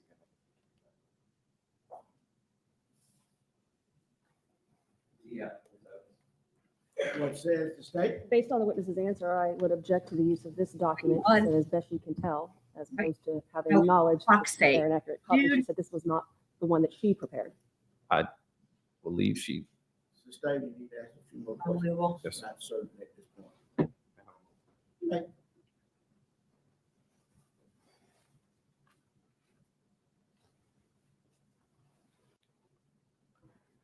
Ms. Osborne, I'm going to show you the original. That was a highlighted, the portions that I wanted to discuss with you. I'm going to actually show you the original that was turned over to us.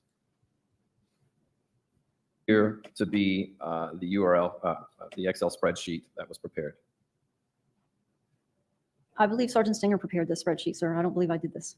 This does not look like the format I would prepare the sheet. So even though your report indicates that this is something you did, you're saying Sergeant Stinger did this. My report specifically indicates that I found the search hit. I identified the internet history file. I copied it out to a different location than the computer forensic software I was working in so that it could be saved to a thumb drive and moved to a different computer. Wow. The spreadsheet that would have been created, highlighted, manipulated from there would have been Sergeant Stinger's work and not my work. But you reviewed this, correct? No, sir. You've never seen this before in your life. I did not work on this document. This is not my document. That's not what Very he well. asked you. Judge, at Yes, this time, we have no further questions Seen it for before. this witness. Wow. Any cross-examination? One question. The HP computer had a password, correct? Yes, one of the user account profiles did have a password. All right, it's correct that the owner account or the owner profile had an assigned password of Rico23 that was set on May 14th of 2008, correct? That's correct. That's all I have. Oh, she's done. All right. So, of course, with that it sounds like then that Casey's account didn't have a password, but also remember, you only had to enter the password if the computer was turned off, and Cindy said it was never turned off. And anyway, You wouldn't have to enter in a password if the computer was left on, would you? It depends on the settings on the computer. If the computer is set to hibernate or go to sleep or reset itself, then yes, you would after a period of time. But if it's not reset and it just stays open, then any user could log in. Okay. It's not even logging in if there's not a password. We would excuse the witness subject for recall and ask that she stay, Your Honor. Stay here. We may call her shortly. Oh, stay here as in this very day. So that means that who they've got coming up next is going to be probably their computer expert. I'll take a look. Am I watching it? I'm covering it. P Fox. I got a whole playlist, yo. And I think I'm completely up to speed because I started covering it and playing catch up. I think the only thing we had left was like a little portion of the most recent hearing. But yeah, go check that out, man, because we're almost done with this episode. I've been covering the entire thing, and the same way I cover everything, right? If I'm starting from pretrial, which is we start from the beginning, we go through every single court filing, and we watch all the hearings, and we do everything in chronological order. So I don't just do partial coverage. There's no summaries, as you know, right? So it's just as comprehensive and thorough as like what you've seen for like BK or, Karen Reed or whatever. Karen Reed, again, I only started covering at trial, but anything I do pre-trial, we follow it all the way. So yeah. Oh yeah. Trust me. And actually that's why, right? So I think I'd heard that Jose Baez was representing her when that case first started, but I kind of had forgotten that. And then I started covering this trial, I don't know, maybe a couple months ago. And shout out to Flash fan reminded me because I'd forgotten. He was like, yeah, this is Shanna Gardner's attorney. The reason I decided to then I was like, all right, we're going to add that to the plate because he's my favorite defense attorney. This was my first time really seeing him in action. I always knew he was supposed to be great, but I hadn't really seen him in action until this, right? But that's the reason why I was like, we're going to cover that same way we cover everything else. And also, of course, as you guys may know, I also tend to somehow end up with covering death penalty cases, as this is, and so is Shanna Gardner, and so is BK. But anyway, that's the reason why I probably wouldn't have been covering it were it not for Jose Baez. But I'll tell you what, the fuckery is unhinged, and so we've been covering that entire thing, and. We just left off with all that shit that came out about Henry Tenon.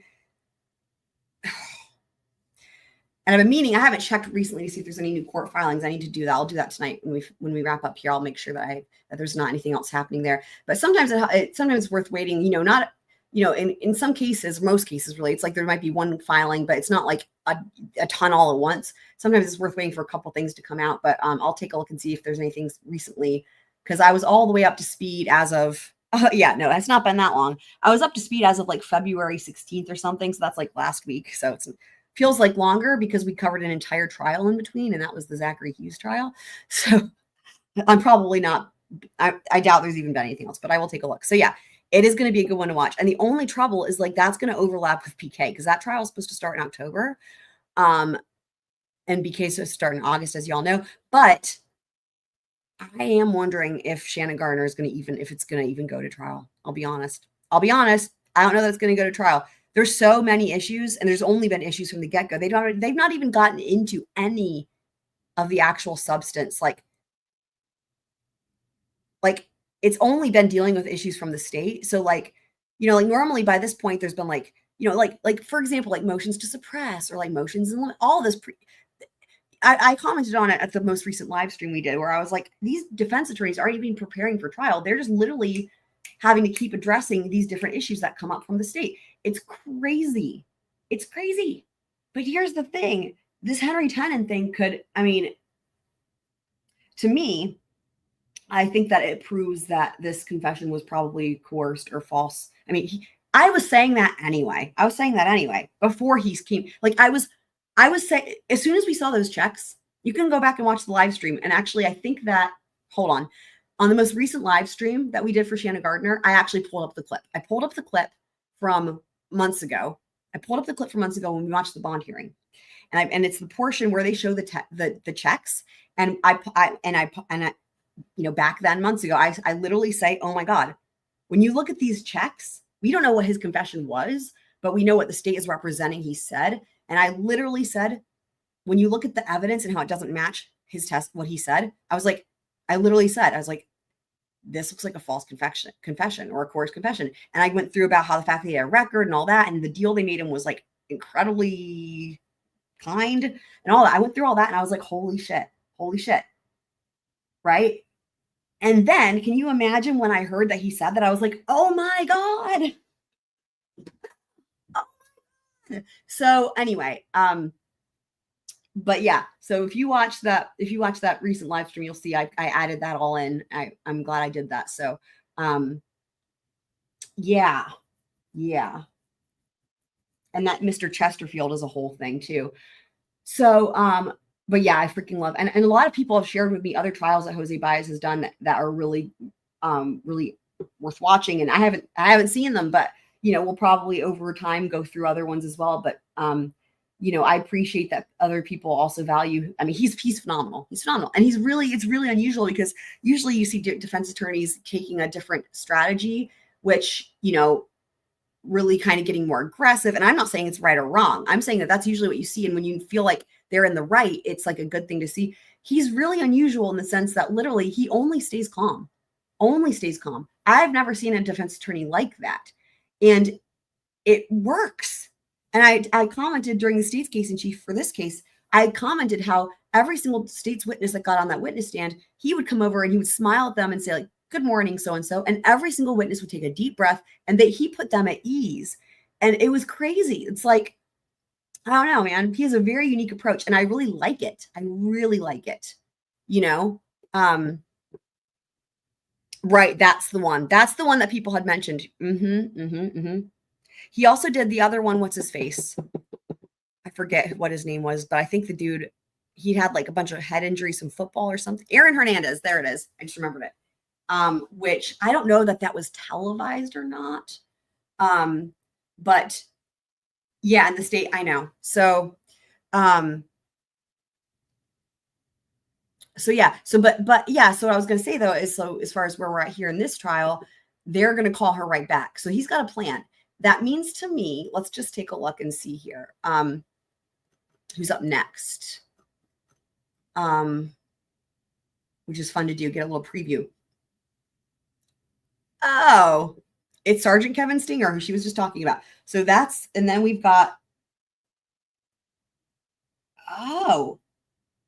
outside the presence of the jury, these are the FBI agents. They have not testified yet in this trial. Nick Savage and, why do I feel like that name rings a bell? Was he involved in some other case? Nick Savage, and Agent Aaron Martin. And then Cindy's back, and then Lee's back, and they look very distraught. What is going to happen? Dude, this trial, and this is still, I believe, the defense case in chief. What is he presenting to them? Holy shit. Some more law enforcement testimony, more outside the presence of the jury, and then they bring back Yuri Melich. Yeah, this looks like this is all still the defense case in chief. Holy fuck. They're going to be calling like 40, 50 witnesses, it looks like. This is insane. There's Roy Kronk. Oh my God. And there, look at this shit, man. Wow. There's the private investigator. This is all the defense's case. I tell you what, the whole time during the state's case, I was like, when are they calling Roy Kronk? When are they calling Roy Kronk? He found the body. When are they calling Roy Kronk? And when it finally got to the end and they didn't call Roy Kronk, I was flabbergasted. I was like, you've got to be kidding me. You gotta be kidding me. Because in every trial, I didn't even know it was allowed, because in every trial, you hear from the person who found the body. And we know he's going to be a mess. This is the whole problem with the way, I'll never forget it. In opening statements, when Jose Baez said, Roy Kronk is their three-legged pony and they're going to ride him all the way to the finish line, but then they didn't even call him. Dude, wow. I figured at least they would call him to get out ahead of things, right? But I thought they had to, because he found the body. So the jury heard the 911 call or whatever it was, which I don't even think he called. I think he had a buddy call and he was in the background. And then this is what, dude, this is crazy stuff. There's George Anthony again. I tell you what, though, it is a real shame for people who didn't watch this trial, like fully watch this trial. This is this is such an interesting trial where we have a lot of witnesses, and there's a lot of really unique things have gone on in this trial. Even if you set Casey Anthony aside, you could make it about whoever you want.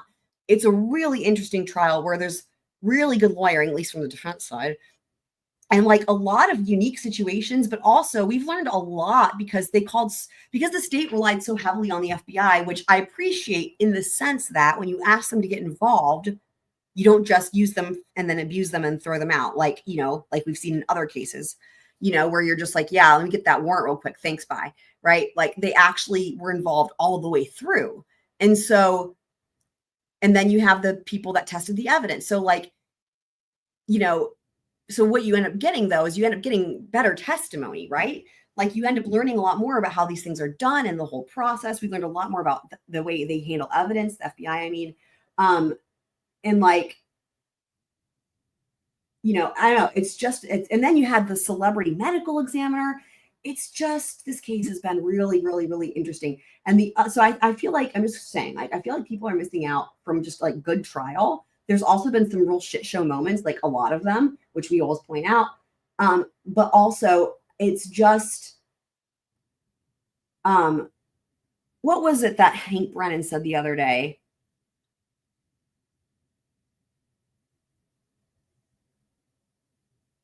I'm not going to get it. It was a quote that he didn't deserve to use, but it was a good quote. It was like, a lie unchecked becomes the truth. I think that's what it was. A lie unchecked becomes the truth. Now, again, he was using it in a way that it didn't apply to him, or whatever it was, I'm sure. But a lie unchecked becomes the truth, right? And that is one way. And honestly, it's an understatement of what has gone on with this case. And I've shown it to you guys. I'm gonna pull it up again because I feel like it's really right. I know. I'm gonna pull it up again because I feel like it's super relevant. This picture that some of you guys may have seen. Let me just find this real quick. Because this picture, it's like, the stupid saying, a picture is stupid a million words, whatever the fuck. But like literally this picture is the exact thing that I'm talking about with this case that summarizes it in a nutshell here. And some of you guys may have seen it. Okay. So this is when we were waiting on the Richard Allen verdict. And I think I just finished a live stream with Richard, with that trial with Richard Allen. Of course, we don't know what's going on, and we're all, at the time I was doing anxiety support live streams because none of us could know what was going on because that's how it was.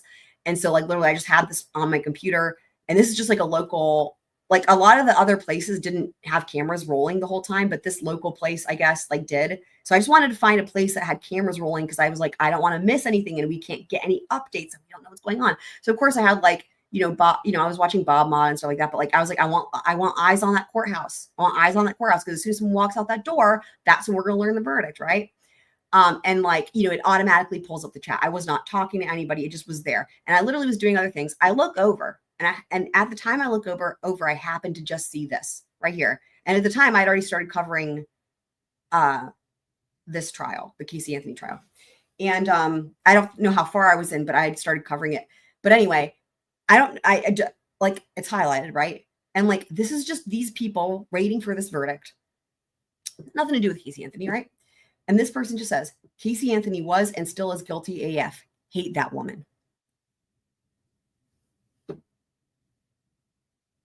And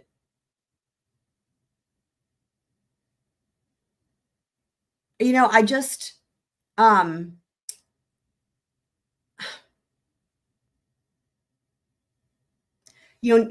mean, it's that Nancy Grace effect. She has instilled in people.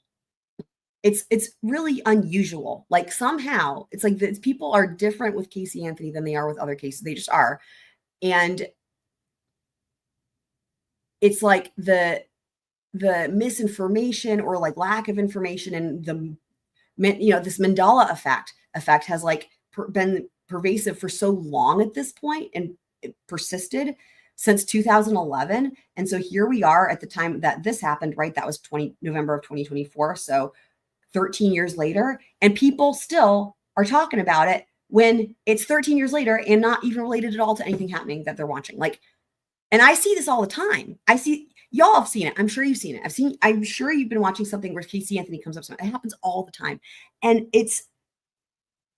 And when I started covering the trial, I had no idea what it was going to be like. I mean, we know that juries so rarely acquit, right? And it was like, you know, I didn't know what to expect. I had no idea what to expect. And it's just a shame. And it's just, and I'm sure she gets death threats every day. And again, back to the thing of like, people are missing out on a really good trial where they can learn a lot in a lot of different ways. Even if you remove correcting, it's more than misinformation. It's really that Mandela effect thing where there's like a whole reality that people collectively think is true, and it's not. It's wild. It sounds like it's almost like something you would imagine in like a science fiction movie, right? Where it's like this whole thing. It's kind of like flat earthers or something, right? But like on a mass scale, because like I think there's way fewer flat earthers than people who have completely, and it's not, I don't even blame the people, right? It's like the media's fault at the time. And I hear people will come in and say the same thing. I see the same things over and over again. And it's like, that's what they've been told. And it's like, not their fault. That's what they've been told. And if you hear that one thing, you're like, fuck that. Right. And I get it. It's just, and that's why, I don't know. I'm just, it blows my mind just how, like, I understand that media will be exaggerating or getting things wrong or whatever, but the extent at which it was wrong and completely fabricated. And then it was like that game of telephone, right? Where one thing led to another, and then the resulting thing, and then add all the time. And it's like, still like that. It's even bigger than I could have ever even imagined for anything. I couldn't imagine it could even be so bad. I couldn't even imagine that the misinformation could be so completely far off. It's disturbing. So. Well, Nancy didn't do anything until this case. That's what, because Vinnie Paulson was talking about it on a Courtroom Confidential. He said that this trial was the first time anybody had done it like that, where basically he's a prior, do I still have the clip? I don't know if I saved the clip. What he was saying was basically prior to this trial, what you had was you just had court TV feeds or like TV feeds. It was sort of like C-SPAN, right? Like nobody was talking about it. There was no discourse. There was no whatever, right? Nobody was following it. He said Nancy Grace with this trial changed it because she started telling a story. And he literally says it like that. He says she started telling a story and it started to snowball. And he never says that she watched the trial, which is accurate. She didn't watch the trial. She told a story and he said what she did was she started telling the story before the trial, during the trial, and after the trial. That's what he said. And he was getting to the part of where it got people interested and engaged in following trials, right? Which is people should be, right? However, that's what started it all. That with Nancy Grace and with, you know, whatever. I've literally never watched her. I just know what people tell me. And like whatever she's doing in Idaho, I guarantee you she probably does it with every case, right? But like, you know, she got her start here. And the thing is like, in terms of like on like the large scale, like whatever Nancy Grace was saying at the time about this case, the thing that's different is that to this day, people who you guys all know, right? Who follow other cases and stuff like that, you know, and I'm not blaming anybody. It's like, I include myself, right? It's like, well, I only knew whatever the general consensus was. It's like, whatever it's like, where did I even learn that from? I don't even know. And I feel like that's the same with a lot of people. And where they got that from was probably Nancy Grace. It's just like over time in the game of telephone, right? And it's like, the thing that's different is like with other cases, people question the mainstream media. But the thing is nobody questioned it then at the time with this trial. So it's just persisted.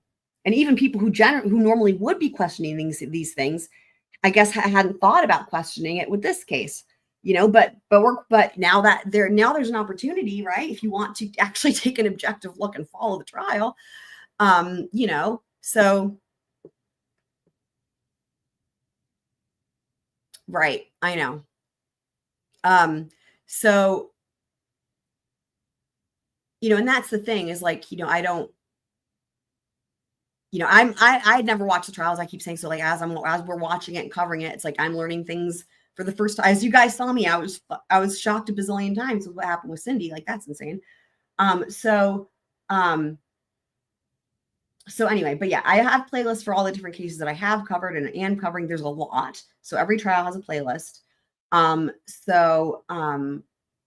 But I'm happy to be the first channel covering this trial, gavel to gavel, and not just commenting on, I mean, like, yeah, like, and this isn't the first trial. Oh my God, sorry. I think that, see, remember when I said the timing of this, right? Delphi, that was something I had for when I was doing a timeline. Anyway, so, but yeah, the Ezra McCandless trial, I think I was also the first person to cover it gavel to gavel with commentary and shit too. Which surprised me because that was a more recent trial and it was a really interesting one. But this kind of surprised me because I was like, well, surely, like, not that it matters, right? But it's like whenever you're pulling up like court feeds and stuff, I've had a hard time like finding even just the whole trial. That's why I have to use that's why we use the court TV archives. Those trials aren't even on YouTube. It's like the trial is not on YouTube, right? But like that's the first place you go to look. And like, you know, anyway, so it surprised me. But I guess most people didn't want to touch it with a 10-foot pole, or they just figured, what's the point? We already know she's guilty. Sad, right? So that's why, you know, I always ask questions. I don't just, you know, and even if that it wouldn't have mattered either way to me, right? Like, it's always worth watching the trial, even if we end up with, yeah, she did. The state proved their case. What was going on with the jury? We don't know. State proved their case. Like, whatever the outcome is, it's not, I don't care. But like, you never know until you watch the trial, right? So that's hilarious.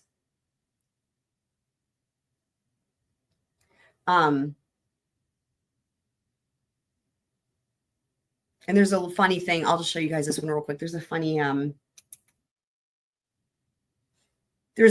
little clip here. Some of you may have seen this, but this is from earlier on in the trial with Mr. George, one of the prosecutors. He's the one that's I actually don't have as many problems with Mr. George.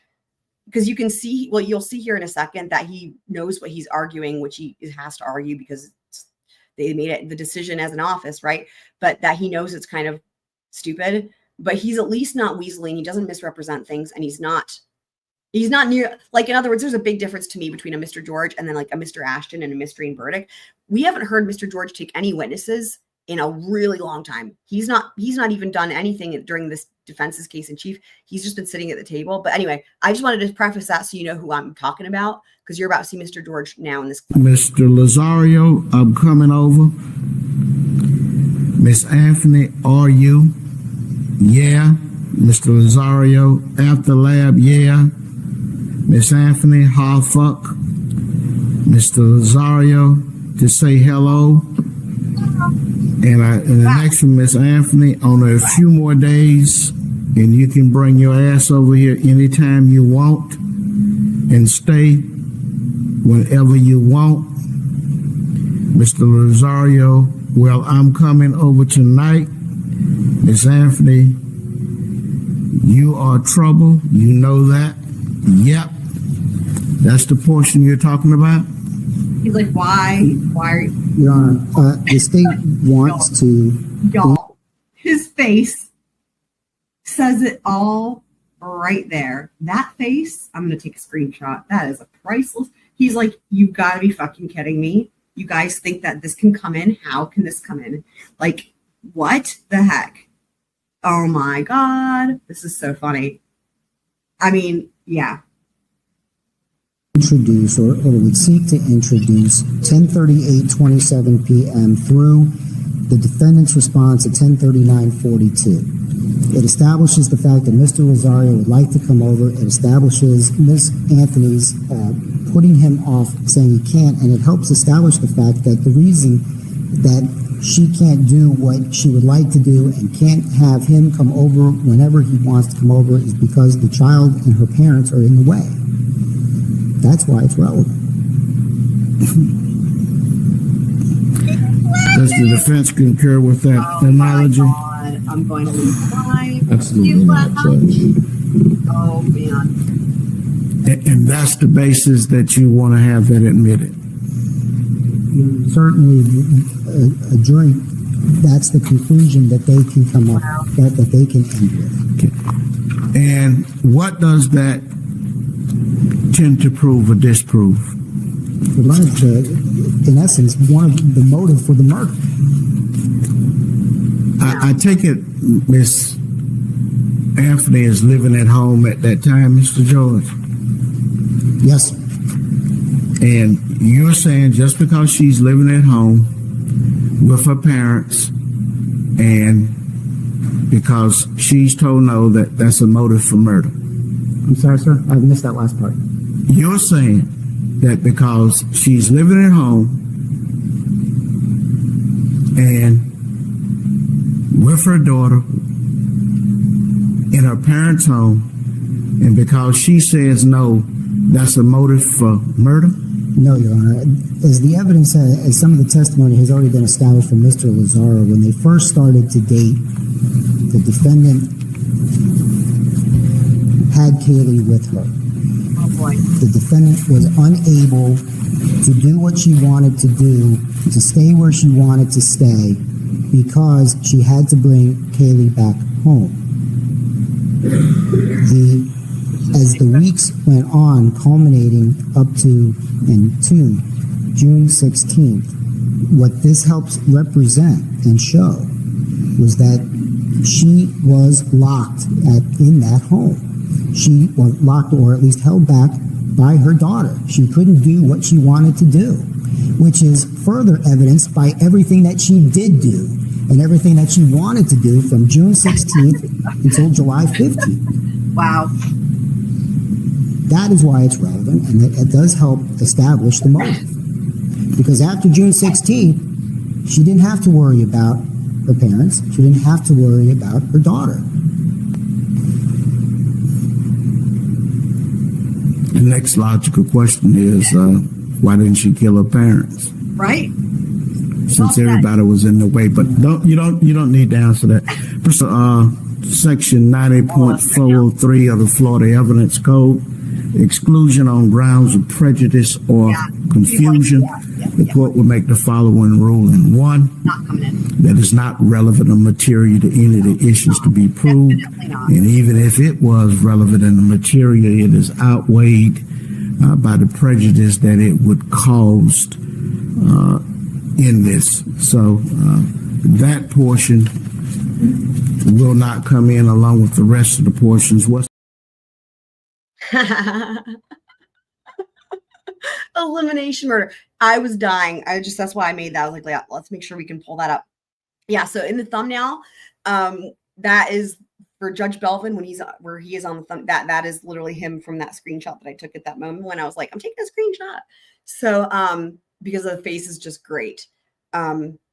So anyway, so tomorrow we will be back for more with BK. We're going to go through as much as we can of the the order on Franks and the motions to suppress. So we're going to go through that stuff.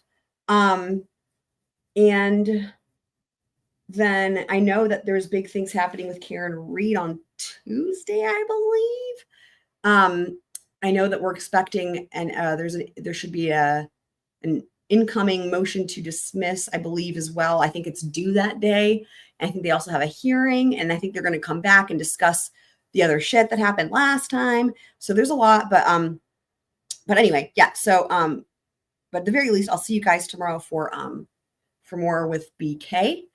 But that's it for this one, guys. So love you guys. Thanks for being here as always. Shout out to all the squirrel friends of the world, and also always shout out to Replay Crew as well. And other than that, I'll see you guys on the next one.